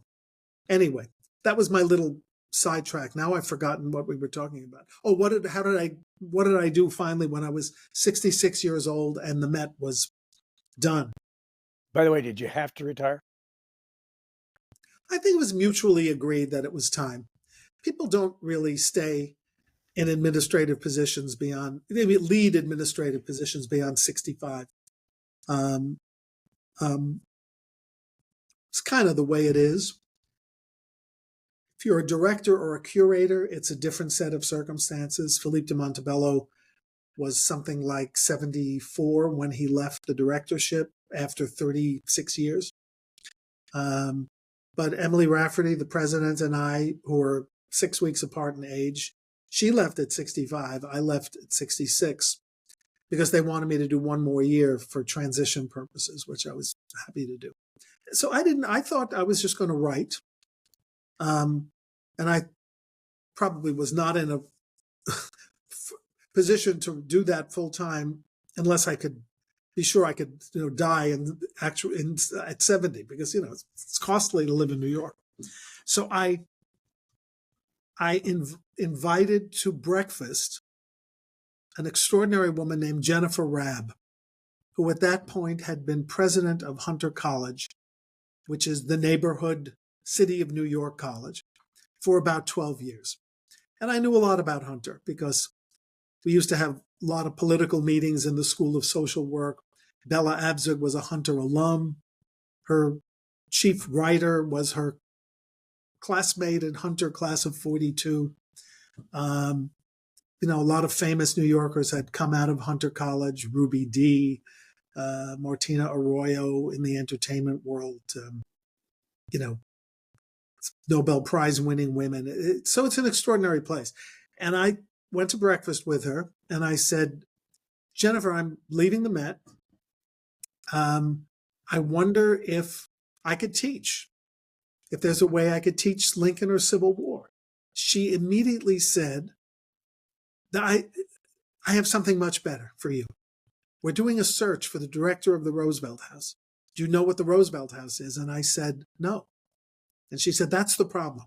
It's our recently opened Public Policy Institute. We have an auditorium where we do public programs. We've had the Dalai Lama. We've had Bill Clinton. I said I would have given Bill Clinton top billing over the Dalai Lama. She said, there's a search going on. Get into that search. I said, are you telling me I will get this job? And she kind of said, if you got to go through the search, don't mess up the search. I hadn't really interviewed for 25 years, but I went through the search. And staff, administrators, faculty, students, the board. It was a pretty heavy-duty board. And I got the job. So this was my retirement job, but I'm now celebrating, I hope they're celebrating, 10 years I've been director of Roosevelt House.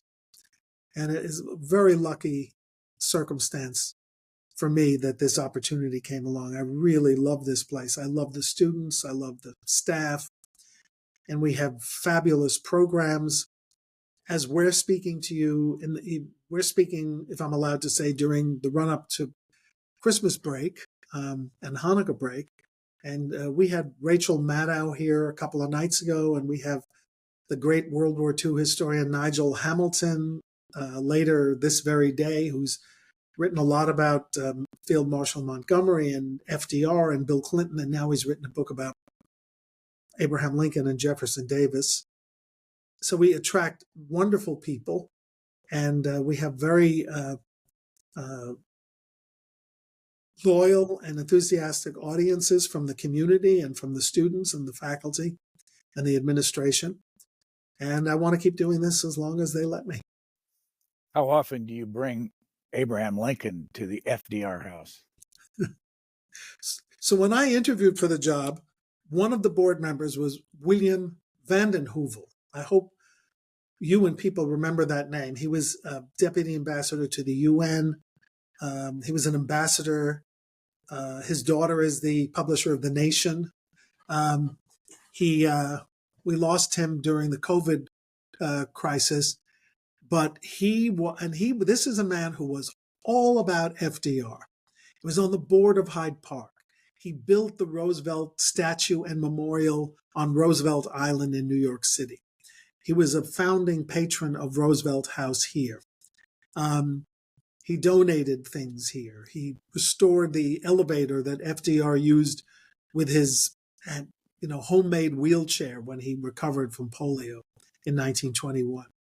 And he said famously to me in the interview, "Harold, how do we know that you're not going to make Roosevelt House into Lincoln House?"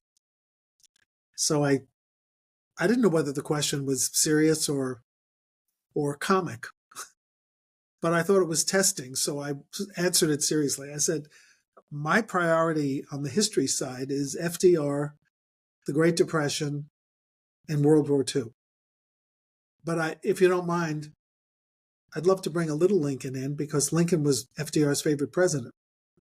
And Van den Heuvel said, well, I could make a case that Wilson and Theodore Roosevelt were his favorite presidents. I said, yes, I could too. Anyway, I got the job, and I've brought in a number of, nowhere near the Roosevelt programs or World War II programs, but I just got 2 small awards for my book. Not small, but local Lincoln and Civil War Roundtable, Lincoln Group and Civil War Roundtable awards. They want to do the presentation here at Roosevelt House on around Lincoln's birthday.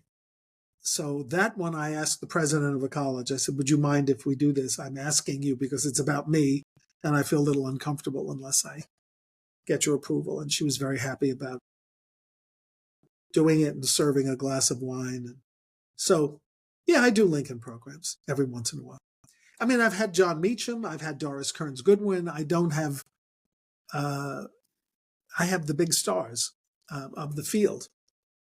And someone like Doris or John are perfect guests, because Meacham can segue from Lincoln, which was the last book he did, to Andrew Jackson, to George W. Bush, to John Lewis.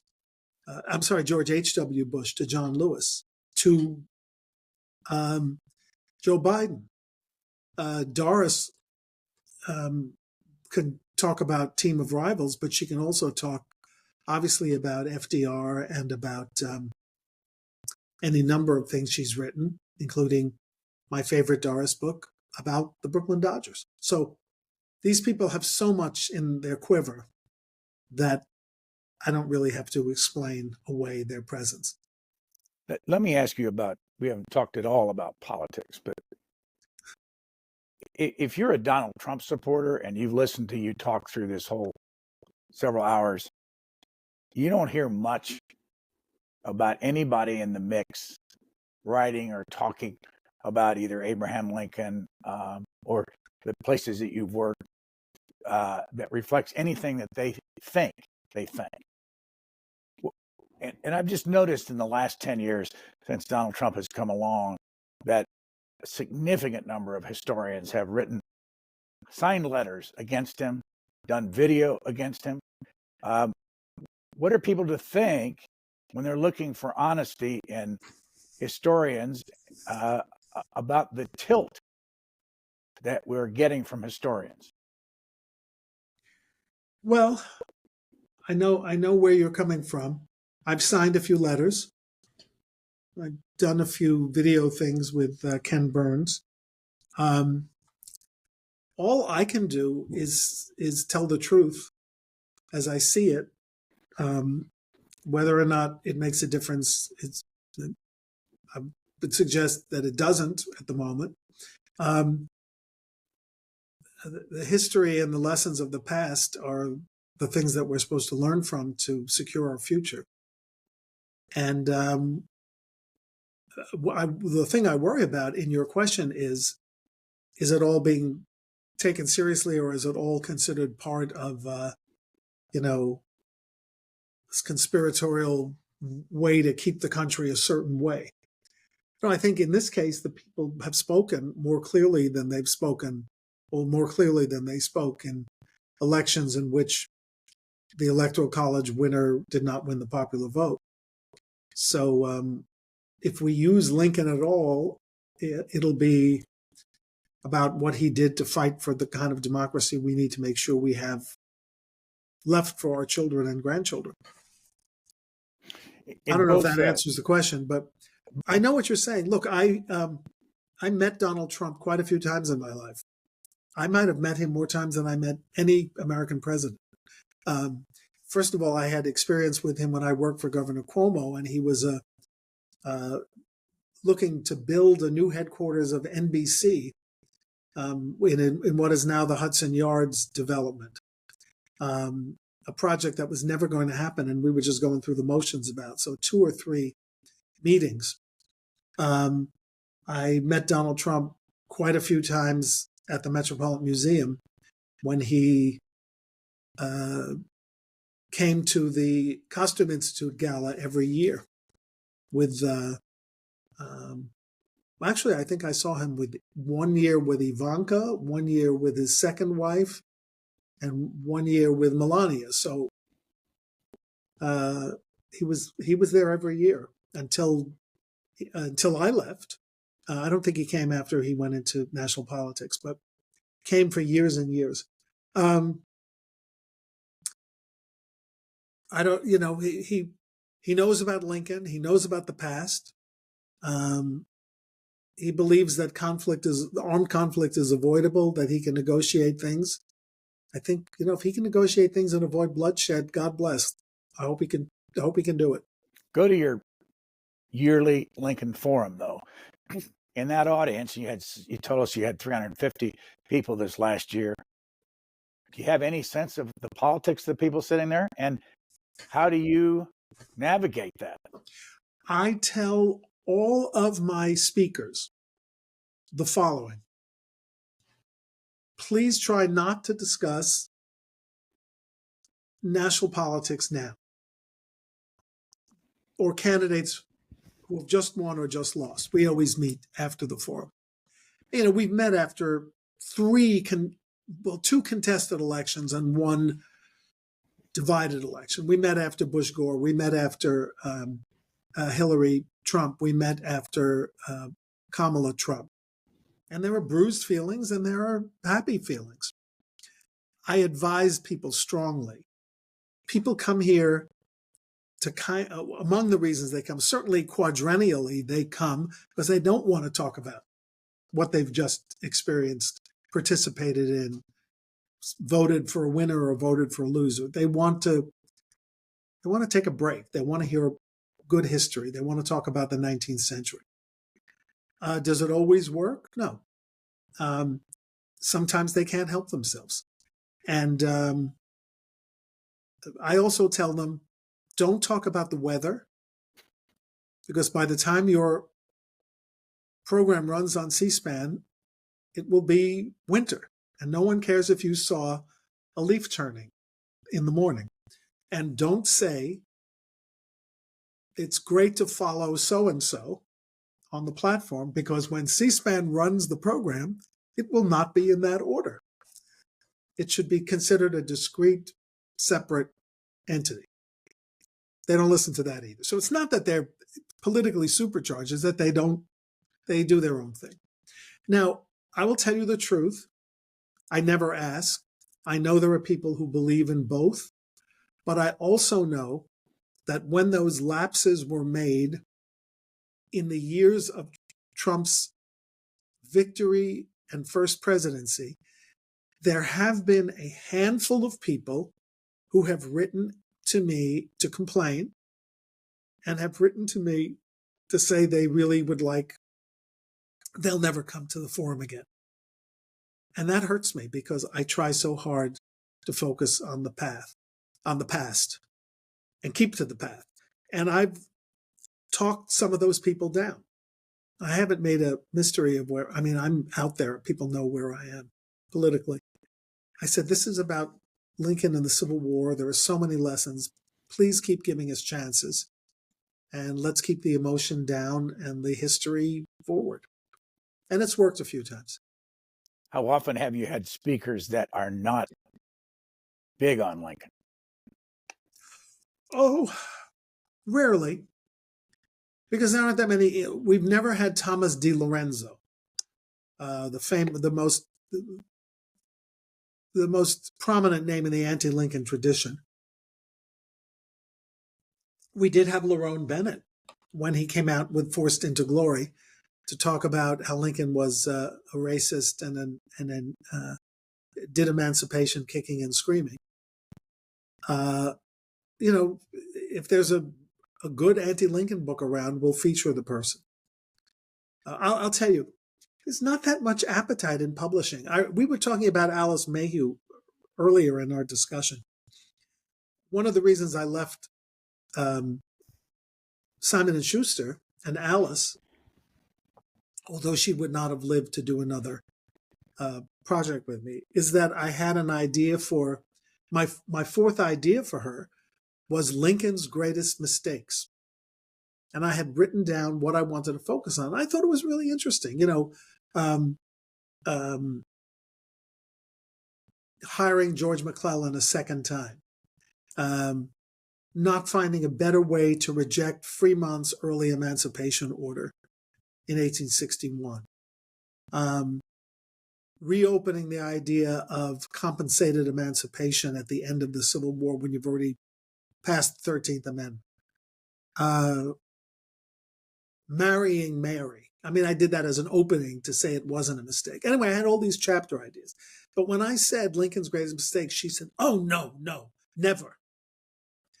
So there's not much, the publishing world doesn't think those would wear well or would sell well, even if it's written by an author who's published well-received Lincoln books. So the market's not quite there. Let me switch again back to Abraham Lincoln and read you a quote from Mary. Okay. And what I want to get into is the women in his life in those early years. Mary said he's a great favorite everywhere. He is to be president of the United States someday. If I had not thought that, I would have never married him. If you can see he's not, because if you can see he's not pretty, but look at him. Doesn't he look as if he would make a magnificent president? Now, where is that quote from? I don't remember where I got it. I mean, it's like a lot of this stuff. I'm not an expert at anything, and I'm certainly not an expert in Abraham Lincoln. So I read all your books and these books, and that stuff just pops out. Yeah, I've heard that quote. I think it's an oral tradition quote, to which I give less credence than the things she wrote. She wrote her share of preserved letters, and the one that comes closest to that we can't dispute or question is when she writes boastingly to a friend that she'd known Stephen Douglas for many years. He was part of our little coterie in Springfield that included Abraham Lincoln, but my tall, I don't know whether she said Hoosier or sucker for an Illinois, my tall, let's say Lincoln, stood tall above them all. That was how she separated him from the crowd. But I like that quote too. I'm going to make you track it down. By the way, I did make a note that this was married to Ward Hill Lamon. Oh, well, we have to, a lot of Ward Hill Lamon we question because Lamon waited a long time to write his books and got a ghostwriter ultimately to produce the book. I give him credit for a lot of things because he was there. I mean, he was there in Illinois. He was there on the circuit. He was there in the White House. He practically slept outside Lincoln's bedroom with brass knuckles on some nights to protect him. He was a guard, security guard. He was the U.S. Marshal of the District of Columbia, having been a fellow lawyer. And he was a gigantic guy. Where was he on the night of Good Friday? He was in Richmond, Virginia. Lincoln sent him on a kind of a peace mission. But three women. What's your take on Anne Rutledge, Mary Owens, and, of course, Mary Todd? I mean, Anne Rutledge is the ideal, according to people who knew her. Sweet, reverent, beautiful. And in love with Lincoln. My dubiousness about her is that she was engaged to another man which people took seriously in those days. Now, the other man had flown the coop. He'd gone in search of something, a job, money that was owed to him. I think he wound up in Buffalo, New York. And I don't think she ever heard from him again. He never released her, quote unquote. But I think Lincoln, if he really took up with her romantically, and I don't think it was, romantic as much as it was a chaste kind of kinship, he did so, considering his timidity and uncertainty with women, he did because he knew she was taken. So that's the impediment I put in these assumptions of their having a hot romance in New Salem. How much correspondence between the two of them is there? Zero. So what are you relying on to even know anything about her? Well, we know from contemporaries that she was engaged to this guy, McNamara, William Herndon, 30 years after her death, went back and interviewed people and corresponded with people who had known Lincoln in New Salem. And if you get a picture of what's true based on a kind of melding of reminiscences from these older people, there is something there about her hanging out with Lincoln and her being engaged to someone else. So, she died at what age? Oh, I don't know. I think in her late 20s, mid-late 20s. Who was Mary Owen? So Mary Owens was a relative of another New Salem person and kind of introduced to Lincoln by this third party. And they met and they came to some kind of understanding. And then when she came back, Lincoln got a little tenderfooted about it. He looked at her and he decided that she had gained too much weight, lost too many teeth, and maybe this wasn't the woman of his dreams. And he wrote a letter to her saying, any woman who'd cast her lot with me is an idiot, basically. But if you really want me, if you're going to hold me to it, I'll do it, but you won't be happy. And he wrote to the third party who had introduced them that she's a fair match for Falstaff now. That's how big she'd got. And that, made fun of her claims to be a certain age when clearly she was, a fair match for Falstaff is pretty nasty. And so she released him for whatever agreement they'd had, an engagement to be engaged or something. She later complained that he had once driven across a stream on a horse with her on the second horse, and he never looked back to see whether she'd fallen into the water or crossed safely. And she said, and she married, lived a long time, and she wrote, this is a great quote, Abraham Lincoln was deficient in the little chains. Abraham Lincoln was deficient in the links that make up the chain of a woman's happiness. Ouch. She had the last word. So she claims she never regretted that she cast her lot with him, which is what he was warning her about. Now, there was recent historians think that there was Mary Todd, and then there was a breakup and a flirtation with someone else, and then a resumption with Mary Todd. I'll just do the other person first. Her name was Matilda Edwards. She was supposed to be very pretty, very young. Everybody in Springfield fell in love with her. But I don't think that's the reason why Lincoln stood Mary up. Anyway, Mary was one of the Todd sisters who had been sent to Springfield to live temporarily with the oldest sister in the state capital to meet a prominent guy to marry. The first sister had married Ninian Edwards, a prominent politician. Another one would marry a town doctor. They all did well. Who became Dr. Wallace became the Lincoln family's doctor. Another married a merchant, where above whose store Lincoln wrote the first inaugural. So he's a close gang of family. Well, Mary was maybe the most dazzling of the Todd girls, but maybe the brittlest. She did not suffer fools. She was witty. She did not wave a fan in front of her face and blush. She talked back to people. She was clearly politically engaged. She loved politics. She loved poetry. That's strike one and strike two with Lincoln. He loved both of those things too. Anyway, they met at a dance at the sister's house. According to legend, Lincoln said, "I want to dance with you in the worst way." And Mary said that was exactly the way he did dance, in the worst way. And they started seeing each other in the sister's house, formal courting. But on January 1st, 1841, the sister prepared a wedding feast and the groom did not show up. Either he literally stood her up at the altar or he sent a note saying, "I just can't go through it." We don't know why. Had he fallen in love with Matilda? Had he just said she's not the right woman? Was he afraid of getting married? We don't know. But it took 15 months for them to get back together. And they had to court in the newspaper publisher's office because Mrs. Edwards would not allow Lincoln back into the home, not after what he did. But they did marry in her home in November 1842. So it was a long and uneven courtship. But Mary was everything Lincoln wasn't in terms of being a hostess, to being a good detailed person.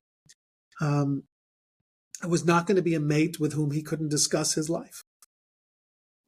You mentioned earlier when it came to Mary Owens becoming fat and losing teeth, and this is really off the subject, but I've never talked to a historian that has or never seen a book about this.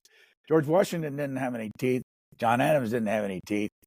What was have you ever seen a book on the dental experiences of people back in those days? It was terrible. I mean, you chewed sugar, you smoked, and you lost teeth, and you didn't get them replaced unless you were George Washington. But I actually do know something about Abraham Lincoln's teeth. According to reports, he had all of his teeth, and they were very white. And when he smiled, he had a dazzling smile. It's so hard to imagine because we have no pictures of his lips moving. We have no pictures of teeth because he clenched his mouth. We do have a picture that shows some of Mary's teeth, and she seems to have all of her teeth but some wide spaces. You thought you were going to catch me on this question, I know. As for Lincoln, we do have a dental experience story. He did have one tooth removed as president, and he was not a good patient. He took with him laudanum. He wanted to go to sleep. He dosed himself before the tooth was removed. I think it was a molar or back tooth. Did he go to sleep? Yeah, but they didn't have what amendment is it, the 25th? He didn't get replaced as Reagan did or Bush did when he had a colonoscopy. By the way, I was not attempting to catch you in any way. Well, I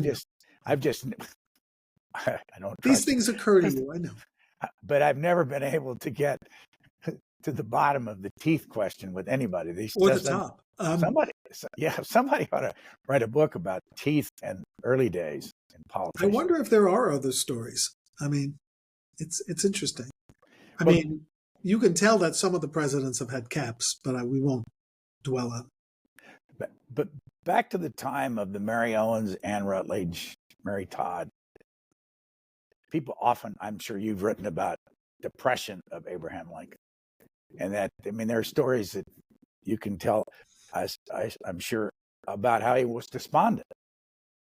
How do we know that? And who are you relying on to tell us that? Well, there are contemporaries who said that after Anne died, he would sit at her gravesite and cover her grave so it didn't get wet during rainstorms. After his breakup with Mary, there were people who said that they had to take razors away from him and watch him 24 hours a day. I don't do medical diagnosis from a distance or even up close, but many people believe this qualifies for depression. He somehow controlled it. without the kind of medication that's used now. And I don't question the diagnosis as much as I used to. I mean, was he often depressed? Yes. He also had a huge sense of humor. You know, I don't think he was manic depressive, but he covered his sadness, and he was always sad. People said he always looked sad unless he was speaking or telling, and he would lapse into an innate sadness. I just remember an experience I had with the Washington Post. They used to run a column, 10 things you don't know about, or 10 things you've misunderstood about. And they asked me to do a Lincoln one. And one of the things I wrote arrogantly was that people think he had clinical depression when he didn't. How else could he have managed through the most depressing period of our history when 700,000 people were killed under his watch? And there was no cure for depression. The people who had depression in the mid-19th century often took their own lives because there was no way out. And I've never gotten as much adverse reaction as I've gotten for anything I've said in the newspaper. I heard from people with controlled clinical depression who said I'd insulted an entire community of recovering and recovered or tenuously clinging people who often are not medicated and get through life, and to suggest that they're enfeebled or it was troubling on several levels, but it was eye-opening for me because I learned that there is more documentation than I'd been aware of how these kinds of crises were surmounted. To a degree, there were still people who committed suicide and jumped off cliffs if they couldn't handle it. But Lincoln, like Churchill, I suppose, had black days and light days. You're sitting in the FDR house. You're in your office. What does that institution do besides have people come over and talk? It is an undergraduate center for studies of public policy in honor of FDR, who lived here, and human rights in honor of Eleanor Roosevelt, who lived here and, of course, chaired the UN commission that adopted the Universal Declaration of Human Rights after World War II. My office is in the one-time bedroom of the woman who built this house, FDR's mother, Sarah Delano Roosevelt, who was the most doting mother and most formidable mother-in-law of the 20th century. Generous, I mean, she gave half of this house, the west half, to FDR and his family as their home, as a Christmas present, and dominating because she kept the east half for herself and then took down the barriers between the rooms so that she was a presence in their house for the full 25 years that they lived here. So we do have classes, students coming through all the time. Faculty has meetings here. It's a center of Hunter centers. And we also have exhibitions of history, of Roosevelt history. We just got a fabulous painting donated from the family of the late Richard Ravitch, who was a famous city leader, former lieutenant governor of New York, saved mass transit in New York during the fiscal crisis. He owned a 7-foot by 6-foot painting called The First Days of the New Deal, showing the repeal of prohibition with a bar with giant goblets, unemployment lines replaced by people lining up to apply for jobs, the banks open, the Federal Arts Project going. The artist was a member of the Federal Arts Project. And then at the top, the new Triborough Bridge that was built with, and LaGuardia Airport that were built with New Deal funds. It's a great big picture. We also got, I'm boasting about our collections, which is not our primary mission, but people do come off the street and say, may we look around? And we say, yes, of course. We do temporary exhibitions. We got a call from Val Kill, which is Eleanor's hideaway house at Hyde Park, which she built to get away from the main house. Then FDR built a house higher on the hill to get away from Eleanor and his mother. Well, she was gone by then. Val Kill had a an ordinary but nice dining room break front, a mahogany break front, glass cabinets on top, drawers on the bottom. The top drawer pulls out to become a leather desk. It's a nice commercial piece. They said this was bought by Eleanor at B. Altman in 1936. And we have reason to believe that they kept it in the parlor at Roosevelt House. So we're going to get rid of it. It just has nothing to do with our place. It was once in Campobello. Armand Hammer bought it at auction and donated it to Campobello, but it doesn't belong in Campobello. It's not an oceanfront house piece. So here's the deal. They send a moving van in the next 2 weeks or out it goes. So we sent a moving van. And we now have it beautifully placed near the Sarah stairway on the ground floor. And people can see the kind of furniture that Eleanor bought when she wasn't manufacturing her own awful furniture at Valkill, which she did. She actually started a furniture business to give the apple workers, the apple farmers in Dutchess County work and salary during the winter when they had no farm work. It's a great story. I mean, the furniture was horrendous looking, but it's a story of enterprise and compassion. What do I remember earlier in our discussion? You said that the granddaughter of Eleanor Roosevelt gave you or helped you have your first job at the Manhattan Tribune. Yes. What's it like then sitting in Sarah's former bedroom, having started your career with a Roosevelt? I told Kate Whitney that I felt that I'd come full cycle from the Manhattan Tribune to Roosevelt House, that it's always she who's, when she comes to events, I say she's the link. She's the link that bridges 55 years of my life, and I tell her how much I owe her. The grandchildren, who, are in their last years, Kate's over 90. When I got here, Curtis Roosevelt called me from Paris, where he lives. He's a cousin of Kate's. And in that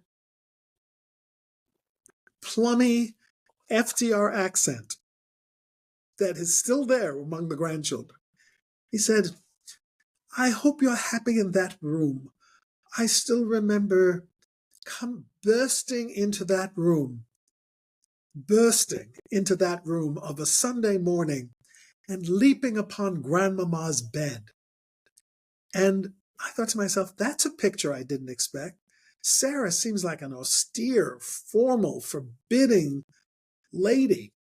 But no, she was the constant for the children of FDR and Eleanor. Eleanor was out in the world. She was a self-described not good mother. And if she didn't describe herself as that way, Sarah, her mother-in-law, reminded her constantly that she was a bad mother. In fact, it was Sarah we have to credit. Sarah said at some point, "You're not a great wife. You're a bad mother. You're a terrible cook. You can't keep house. Why don't you come with me to the Lower East Side settlement houses and do some volunteer work?" It was Sarah who got her out into the world, even if it was only to tell her she was lousy as a homemaker. And so thank you, Sarah, for being so mean that you got her into the public sphere, to which she made contributions for the next 45 years. But the kids love Sarah. And like Kate Roosevelt has told me that they were closer to Sarah than they were to either of the parents. Correct me if I'm wrong, but at the FDR house, was it Spring Hill? Is that the name of it? No. Yeah. The bedrooms upstairs has Eleanor, FDR, and the mother right there, three together. And this is in Hyde Park, you mean? Hyde Park, yes. Yeah. I'm sorry. And then Springwood is the name, yeah. But also, I remember being told that she went to live in Boston or in Cambridge when he was in Harvard. And then now you talk about the fact that she bought these two houses there, connected the two of them. Wouldn't that just drive most people nuts? FDR who loved creative tension and competition in his administration. He liked his cabinet members to go at each other and fight things out while he watched, almost sadistically. I think he was the same kind of a family person. He got off on the tension between his wife and his mother. And I mean, he basically had two women who revered him, worshiped him. And he wasn't going to tell one of them to leave the other alone. He was going to just take full advantage of being the hero of the day. And it was a little sadistic, but that was the way he rolled, literally, unfortunately. Eleanor, she should have known from the first day that FDR and Eleanor were married in a mother-daughter townhouse in the same neighborhood as I'm talking from today. A little fancier, closer to Fifth Avenue, and a little bigger. And I think Sarah took one look at this site and said, this is for me. I'm going to build one like this and keep, with Eleanor. Now, Eleanor, she did eventually get apartments of her own.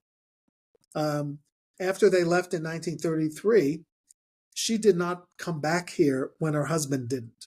And Sarah lived 8 years in this house and in Hyde Park. And Eleanor made sure to rent another Upper East Side brownstone, ground floor apartment or a first floor apartment. And then she rented in the village, in Greenwich Village. So she did not come back to live here after they left for the inauguration 81 years ago. How big is the staff that you have? We have about 15 people who run the academic programs, who manage the house, who do public events, registration, invitations. We have a housekeeping staff. We have guards to guard the building. And we have administrative assistants who work with the heads of the academic programs, people who run student affairs, people who run academic affairs. We have a very healthy staff right now, maybe the healthiest we've ever had. Who pays for it? The taxpayers, in part, pay for the staff that works directly for the City University of New York, so they're paid for by CUNY. But some of our operations and staff are paid for by private donors through the Hunter College Foundation. Now, you have been, your family has been New York, Queens, Brooklyn, Manhattan, your entire life. Right. Abraham Lincoln came from a whole different part of the world. How would you describe the differences? And when did you first go to Kentucky, Indiana, Illinois to survey his upbringing? Yeah, I definitely had no physical connection or knowledge to Lincoln sites, but they were brought to life so vividly by writers, by films. So when did I make my first trip to Springfield? I would say it was probably 1975 or 6, when I was invited to one of those Abraham Lincoln Association symposia that I talked about. And then I became a regular viewer. I made segues to New Salem. In those days, you could go to New Salem and stay in a log cabin style motel. I think that site has kind of fallen off the path now and is sadly neglected. But, it had been neglected for years, and then the Rockefeller family rebuilt it and built the motel and saved it. It's so close to Springfield, it shouldn't be lost. And then in the, I think, now this is traceable because I wrote about it for the New York Times travel section. I did a pilgrimage with one of our daughters to the Kentucky birthplace, the second Kentucky cabin, the Indiana birthplace where they used to do plays, outdoor plays, and then crossed at Vincennes, Illinois, into the Illinois, went to the Illinois cabin. So I did that. That was the first time I did that. I think it was 92 or so. I had this experience, and I'm bringing it up for a reason that I need you to explain it. I went to Hodgenville. This is all because of you when we first started right. the Lincoln Douglas stuff. And I wanted to do the same thing, travel around and see the Lincoln spots. But I remember the big mausoleum there in Hodgenville, and they said, you've got to go up there because Lincoln's cabin, his log cabin is in there. So I went up and the guard's standing there and I said, wow, is this really Lincoln's cabin? And he said, well, no, not really. Actually, it's only 7/8 the size of the original. And I said, well, is the wood the same as the cabin? He said, well, no, not really. So in other words, you have this big mausoleum, you have this log cabin in there, and it's not Lincoln's, and it never was Lincoln. And you see this when you travel around all the time. What do you make of that? And does it matter? Well, it matters in the sense that it would be really nice if they had preserved it and they had a chance. But this cabin was built and unbuilt so many times on tour that it got, added to, subtracted. I have no doubt people took shavings and souvenirs and chunks. It was on display in Central Park once in New York City. That couldn't have been good. So I think they did an analysis of the wood. It's not old enough, but I'll bet if they looked around, they'd find a few pieces that worked. It's now they call it the traditional log cabin.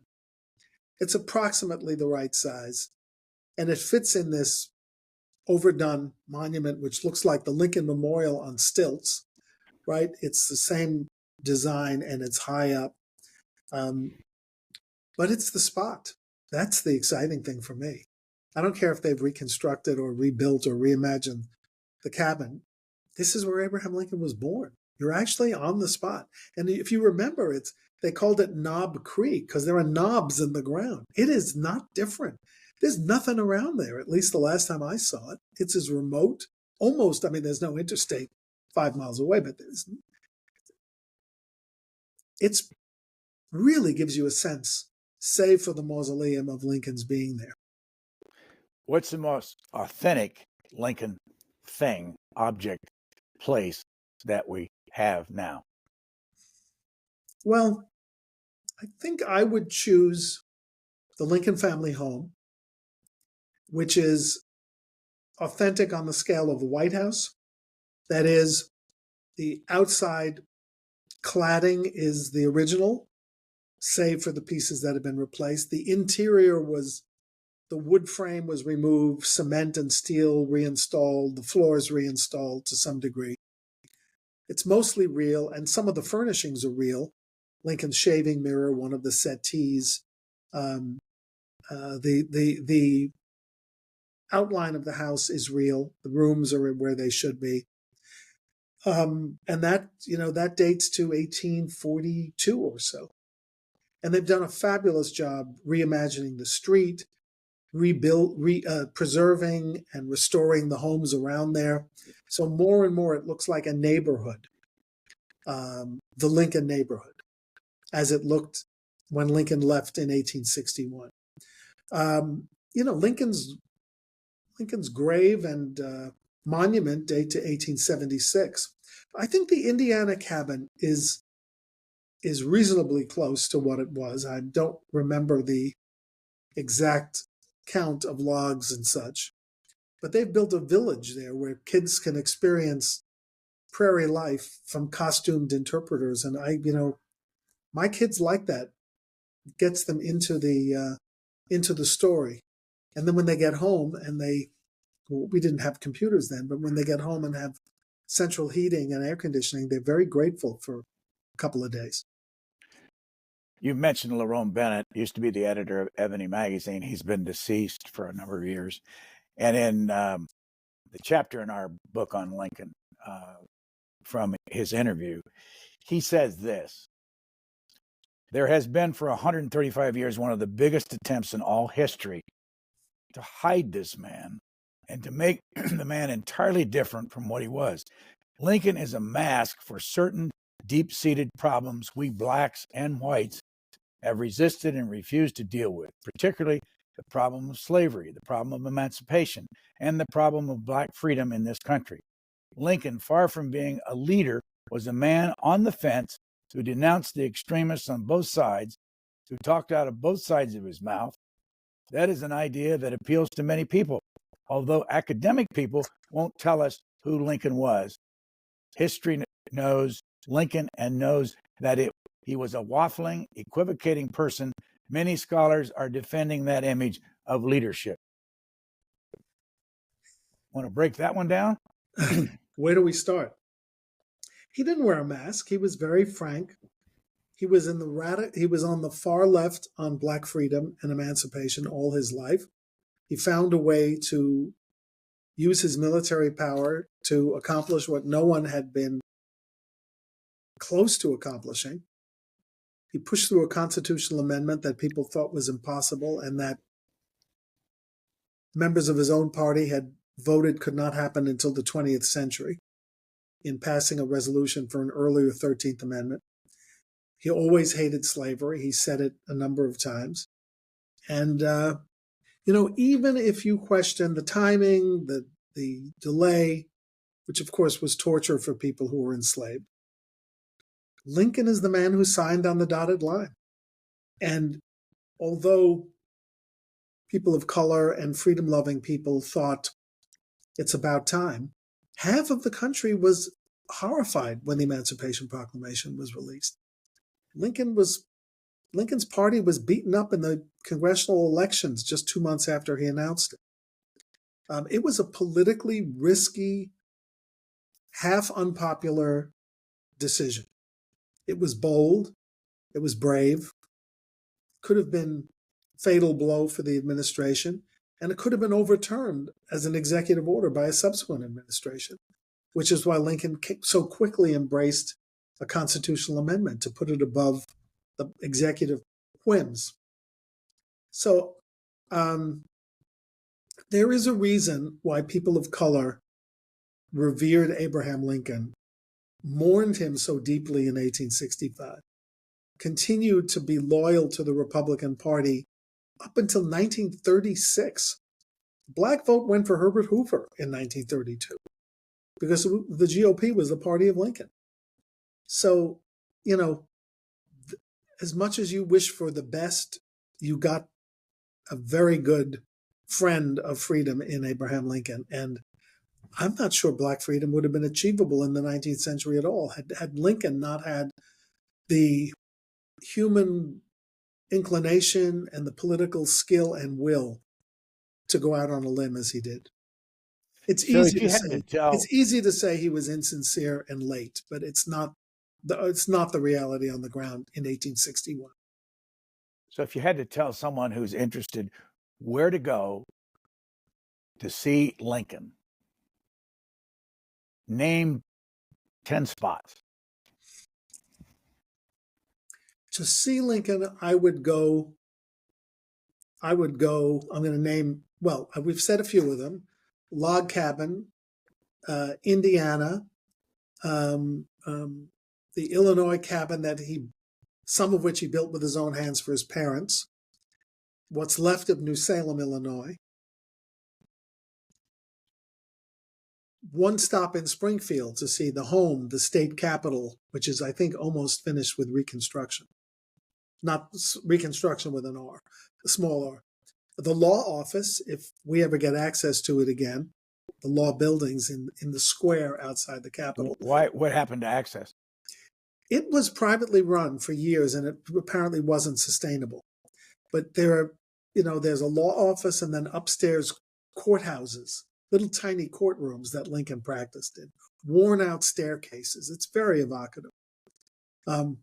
I went into an architect's office once above the grocery store and said, "Can I stand here for a minute? This is where Lincoln wrote his inaugural address." They looked at me like I was crazy, but I stayed.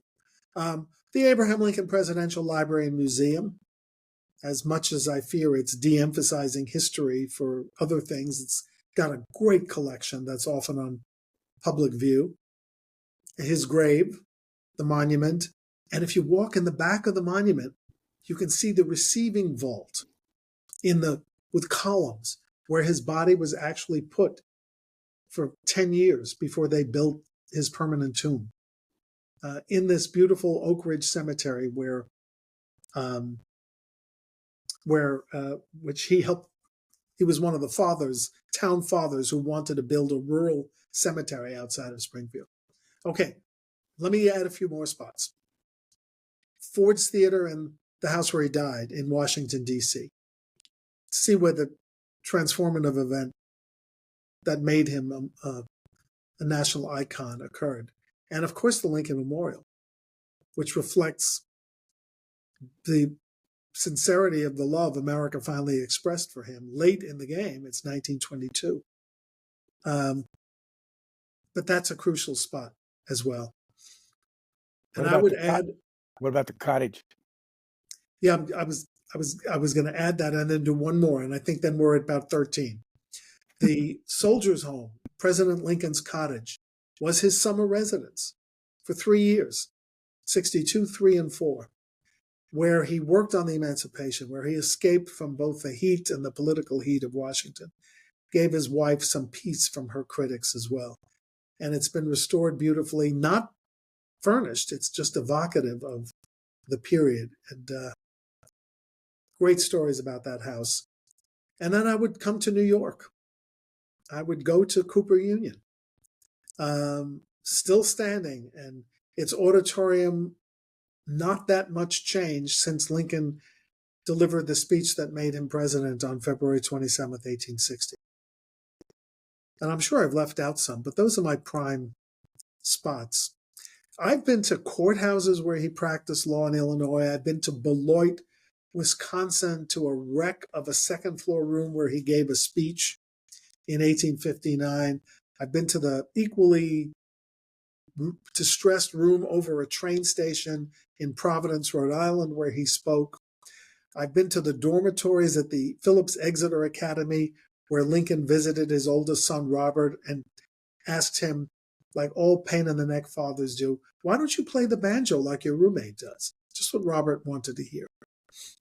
And of course, the building in West Point, where he visited General Winfield Scott in 1862. If you're really passionate and manic about this, there are lots of places to go. There are still, places where he stayed when he was in the debates, and there were debate sites there. I didn't even get to those 7 Lincoln Douglas preserved debate sites. We visited them all, Brian, over the years, and you brought such renewed attention to them. And C-SPAN is responsible for the second wave of statuary that was commissioned for those sites. Your favorite statues of Abraham Lincoln? The Lincoln Memorial first, Daniel Chester French, seated Lincoln. Magnificent, peaceful, powerful, forgiving. Augustus St. Gaudens, full figure statue in Chicago. Lincoln as a speaker. The Emancipation Monument in Washington, D.C., controversial as it's become, a product of its time. Lincoln and a rising slave, I say, rather than a kneeling slave, holding the Emancipation Proclamation in his hand. Those emancipation statues went out of fashion, not because Lincoln was being overpraised as a great emancipator, but because white people did not want to talk about emancipation anymore because of the Jim Crow era. They wanted to talk about something amorphous like Lincoln the orator. The statue of a small bust of Lincoln by Leonard Wells Volk, made from life in 1860 and now in the Chicago History Museum. That's the one that Lincoln said, that's the animal himself. The bust by Thomas Dow Jones, which is now in Cincinnati, Lincoln said that's the critter. To a lesser degree, the statue in the Capitol Rotunda by Vinnie Ream, also an emancipation statue. I don't think she was the greatest sculptor in the world, but there it sat for state funerals, for insurrections, for visits of heads of state since the 1870s, as a symbol of the man who saved the Union that the founders had created. What about the statue near Westminster in London? And is there still a statue of Lincoln and Alexander II in Russia? Yeah, there is one. I've never seen the one in Russia. The one in Parliament Square is a copy of the Chicago statue. It originally was going to be a rough-hewn statue by George Gray Barnard, which shows Lincoln looking down, wearing big boots. Robert Lincoln hated that statue. He thought it made his father look like a prairie primitive. So they moved it to Scotland, and they put a St. Gaudens reproduction in. Now, if you want to see a great statue in Parliament Square, look at the Churchill statue that's right nearby. Churchill as a bent old man. It's one of the greatest, I think, public statues of a modern leader. I'm trying to think what other public statues I really love. I don't like the one in Bennington, Vermont, with two people lying at Lincoln's knees. I'm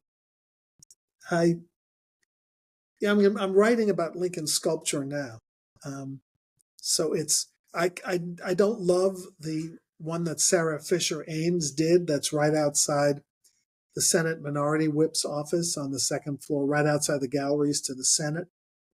But Lincoln posed for it from life, and it wasn't entirely successful. What about the statue of Lincoln standing next to the horse at the cottage? Well, there are lots of new. I'm not talking about the new ones. That one's good. There's one in Richmond with Lincoln seated on a bench. There is another of Lincoln seated outside of the visitor center at Gettysburg. Now, I will tell you one. I know people are going to get mad at me that I don't like. It's called the Visitor. It's outside the Wills House in Gettysburg, where Lincoln stayed the night before the Gettysburg Address. And it's Lincoln showing the Wills House, waving his arm, standing next to someone wearing a cable knit sweater who looks like Andy Williams. So I call it Lincoln and Andy Williams, but it's such a big deal in Gettysburg. I hate to badmouth it. Oh, by the way, left out Gettysburg from our list of must-see spots. Go to the Soldiers Cemetery in Gettysburg, where Lincoln gave the Gettysburg Address, and look at the simple majesty of those U-shaped rows of graves of both identified and unknown soldiers who died at the Battle of Gettysburg. We are close to 5 hours of this discussion, and in order to get to close to the end, I want to ask you about, no doubt, one of the most fun things you've done over the years, and that is be involved with celebrities and movies and documentaries and on and on. I'll just leave it at that and ask you to tell us what are some of your memories in that world. Well, on the movie side, I was tapped to be the historical consultant to Steven Spielberg's Lincoln. And although most of my recommendations and admonitions were left unheeded, for which they got into a little trouble, it was, great fun being involved and getting to meet and know the brilliant Tony Kushner, who wrote the screenplay. I was banned from the set, so I did not get to watch the movie being made. Apparently, Daniel Day-Lewis did not think that there should be 3 bearded people on the set, modern people who tended to wear baseball caps. And he already had Kushner and Spielberg, so Holzer was told to stay home. But Daniel Day-Lewis later told me, "You've been with me every step of the way." And I said, in my usual way, "Not that I noticed, but if you say so." Years before that, in 1990-something, I was asked by the New York Times to write about Gore Vidal's Lincoln, which was being filmed also in Richmond, Virginia. That's where Lincoln was filmed. And would I go down and talk about history as it translates to film? And we'll set up an interview with you and Sam Waterston, who's playing Lincoln, and Mary Tyler Moore, who's playing Mary Lincoln. My first reaction was, "Mary Tyler Moore, be still my heart. I'm there." She was not really very friendly, I'm sad to say. But Sam Waterston, we just hit it off, and we've been very good friends ever since. And I didn't write lovingly of the Enterprise, and Gore Vidal began attacking me in print, so it's an interesting experience. And then Mary Tyler Moore was filming a commercial. Actually, it was a diabetes public service announcement. She was diabetic, and she did the commercial in our state offices because it was a beautiful office and it offered free access for the New York filming group. And she summoned me before her and said, "I knew we shouldn't have allowed you on the set." That was her final word to me. But I soon wrote a program for Sam and me to do. He wanted to do a program to raise money for his library in Connecticut, his home library. So I wrote this program where I would show pictures of Lincoln and set the stage for events in his life, and Sam would read the words of Lincoln. Well, it was a real hit. And we went on to do it at the Metropolitan Museum of Art. We did it for George H.W. Bush to raise money for his library. He recommended it to the younger President Bush. We did it at the White House. It's on C-SPAN. On Lincoln's birthday. It was exciting. We did it at the Clinton Library. We did it at Ford's Theater, and we did it at the Library of Congress. We did it for years. And then I've done the same program with Richard Dreyfuss, with Stephen Lang, great actors, and with Liam Neeson. Actually, a different program, but another Lincoln program with Liam Neeson and Holly Hunter when they were auditioning to be Lincoln and Mary in the Spielberg film. So that's one side of it. I have actor friends for whom, with whom I'm close, and and I'm a writer, so I'm always thinking of programs we can take to the road. I'm also a ham, so I also write myself into the programs. But I guess my interest in the acting community began way back when we had our local newspaper. It was 3 blocks away from the old Tavern on the Green in Central Park.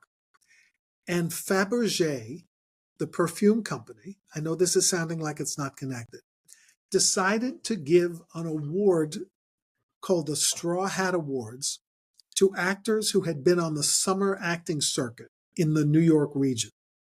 Now, this made no sense because there was no such circuit that still lived in the region, but it was just an excuse for one of Fabergé's board members to do events with his friends. And the board member was Cary Grant.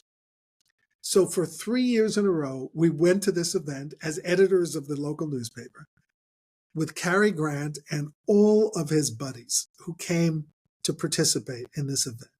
So my wife and I got to interview and meet Cary Grant, Jimmy Stewart, Bette Davis, Gloria Swanson.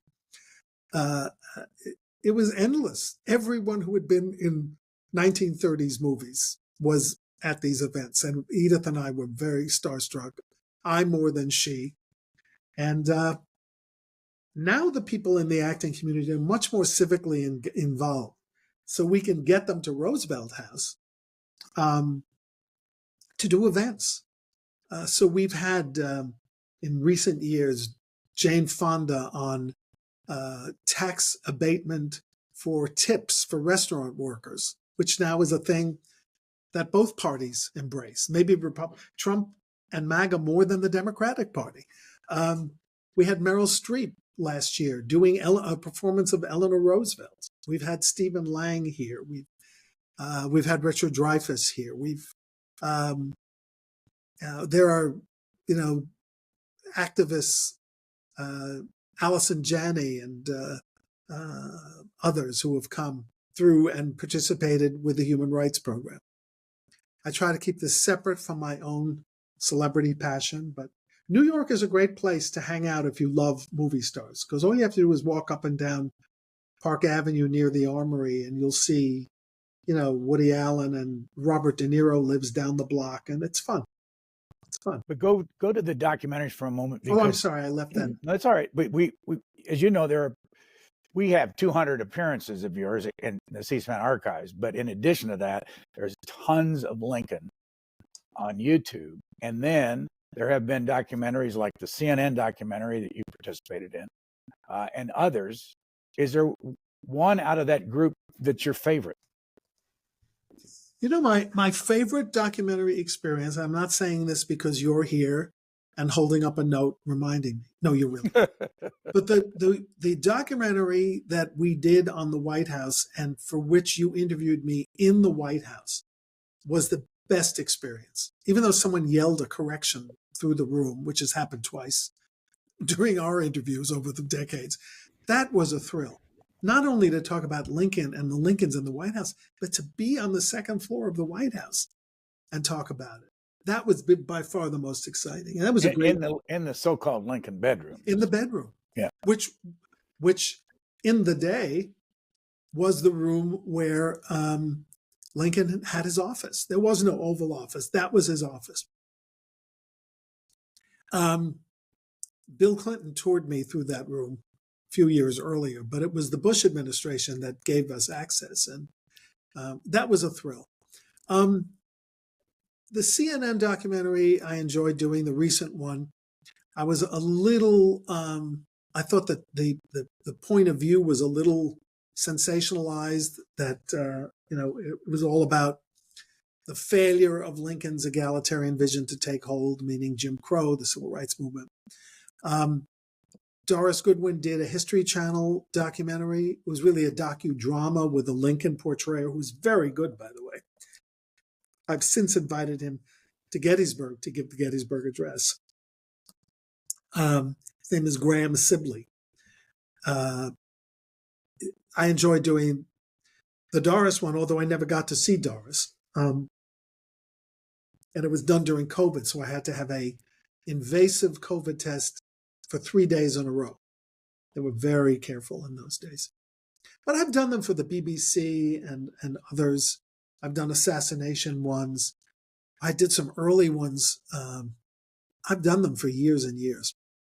What about the Coonhart family and all the documentaries they've done over the years? Yeah, I've known almost every generation of the Coonharts except for the original Frederick Hill Meserve, who was the legendary garment center businessman who noticed a bunch of glass on the street.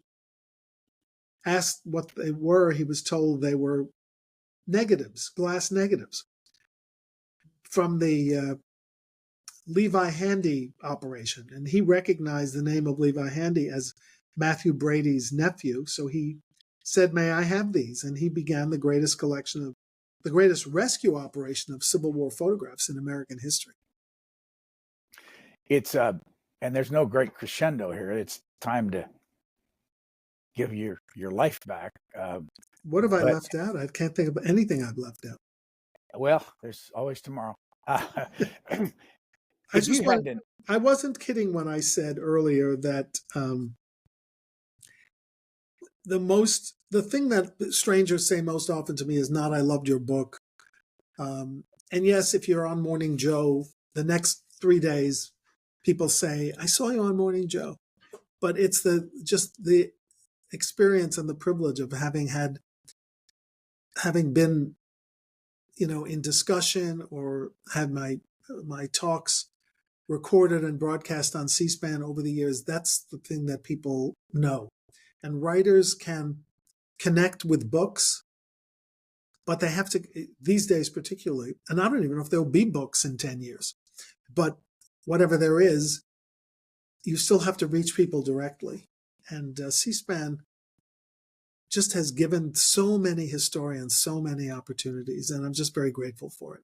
I know people used to call on the show in the morning on Washington Journal, and the first thing they'd say is, "Thank you for C-SPAN." So I would just want to say thank you for C-SPAN too. Well, thank you. But I have to say that over the years, you've helped us because we don't have ratings, and you would feed back to us, "The doorman just said he saw me last night," or "the taxi cab driver," or whatever. Yeah. And that was an informal way to know that there were people watching. I mean, it's harder today. People are There are people who don't turn on the TV sets at all, that are just looking at their phones and seeing heaven knows what. Our kind of universal classroom, whether it's as teachers or public speakers or broadcasters, is changing, and I don't think it's widening. We don't have a living room for America anymore. Last question. Outside of Abraham Lincoln, do you have somebody in your life that you will always put up on a pedestal and remain your favorite individual, mentor, leader? Well, FDR, even before I got here, but now, being in the place where he learned to walk again with braces, being in the room where our green room is his transition headquarters, the room where he agreed to do Social Security. It's pretty inspiring. So he's there. There's always Mickey Mantle. My youth ended when he retired in 1969. He was a real hero to me. Just loved him. I was walking in the Javits Center in New York to Book Expo.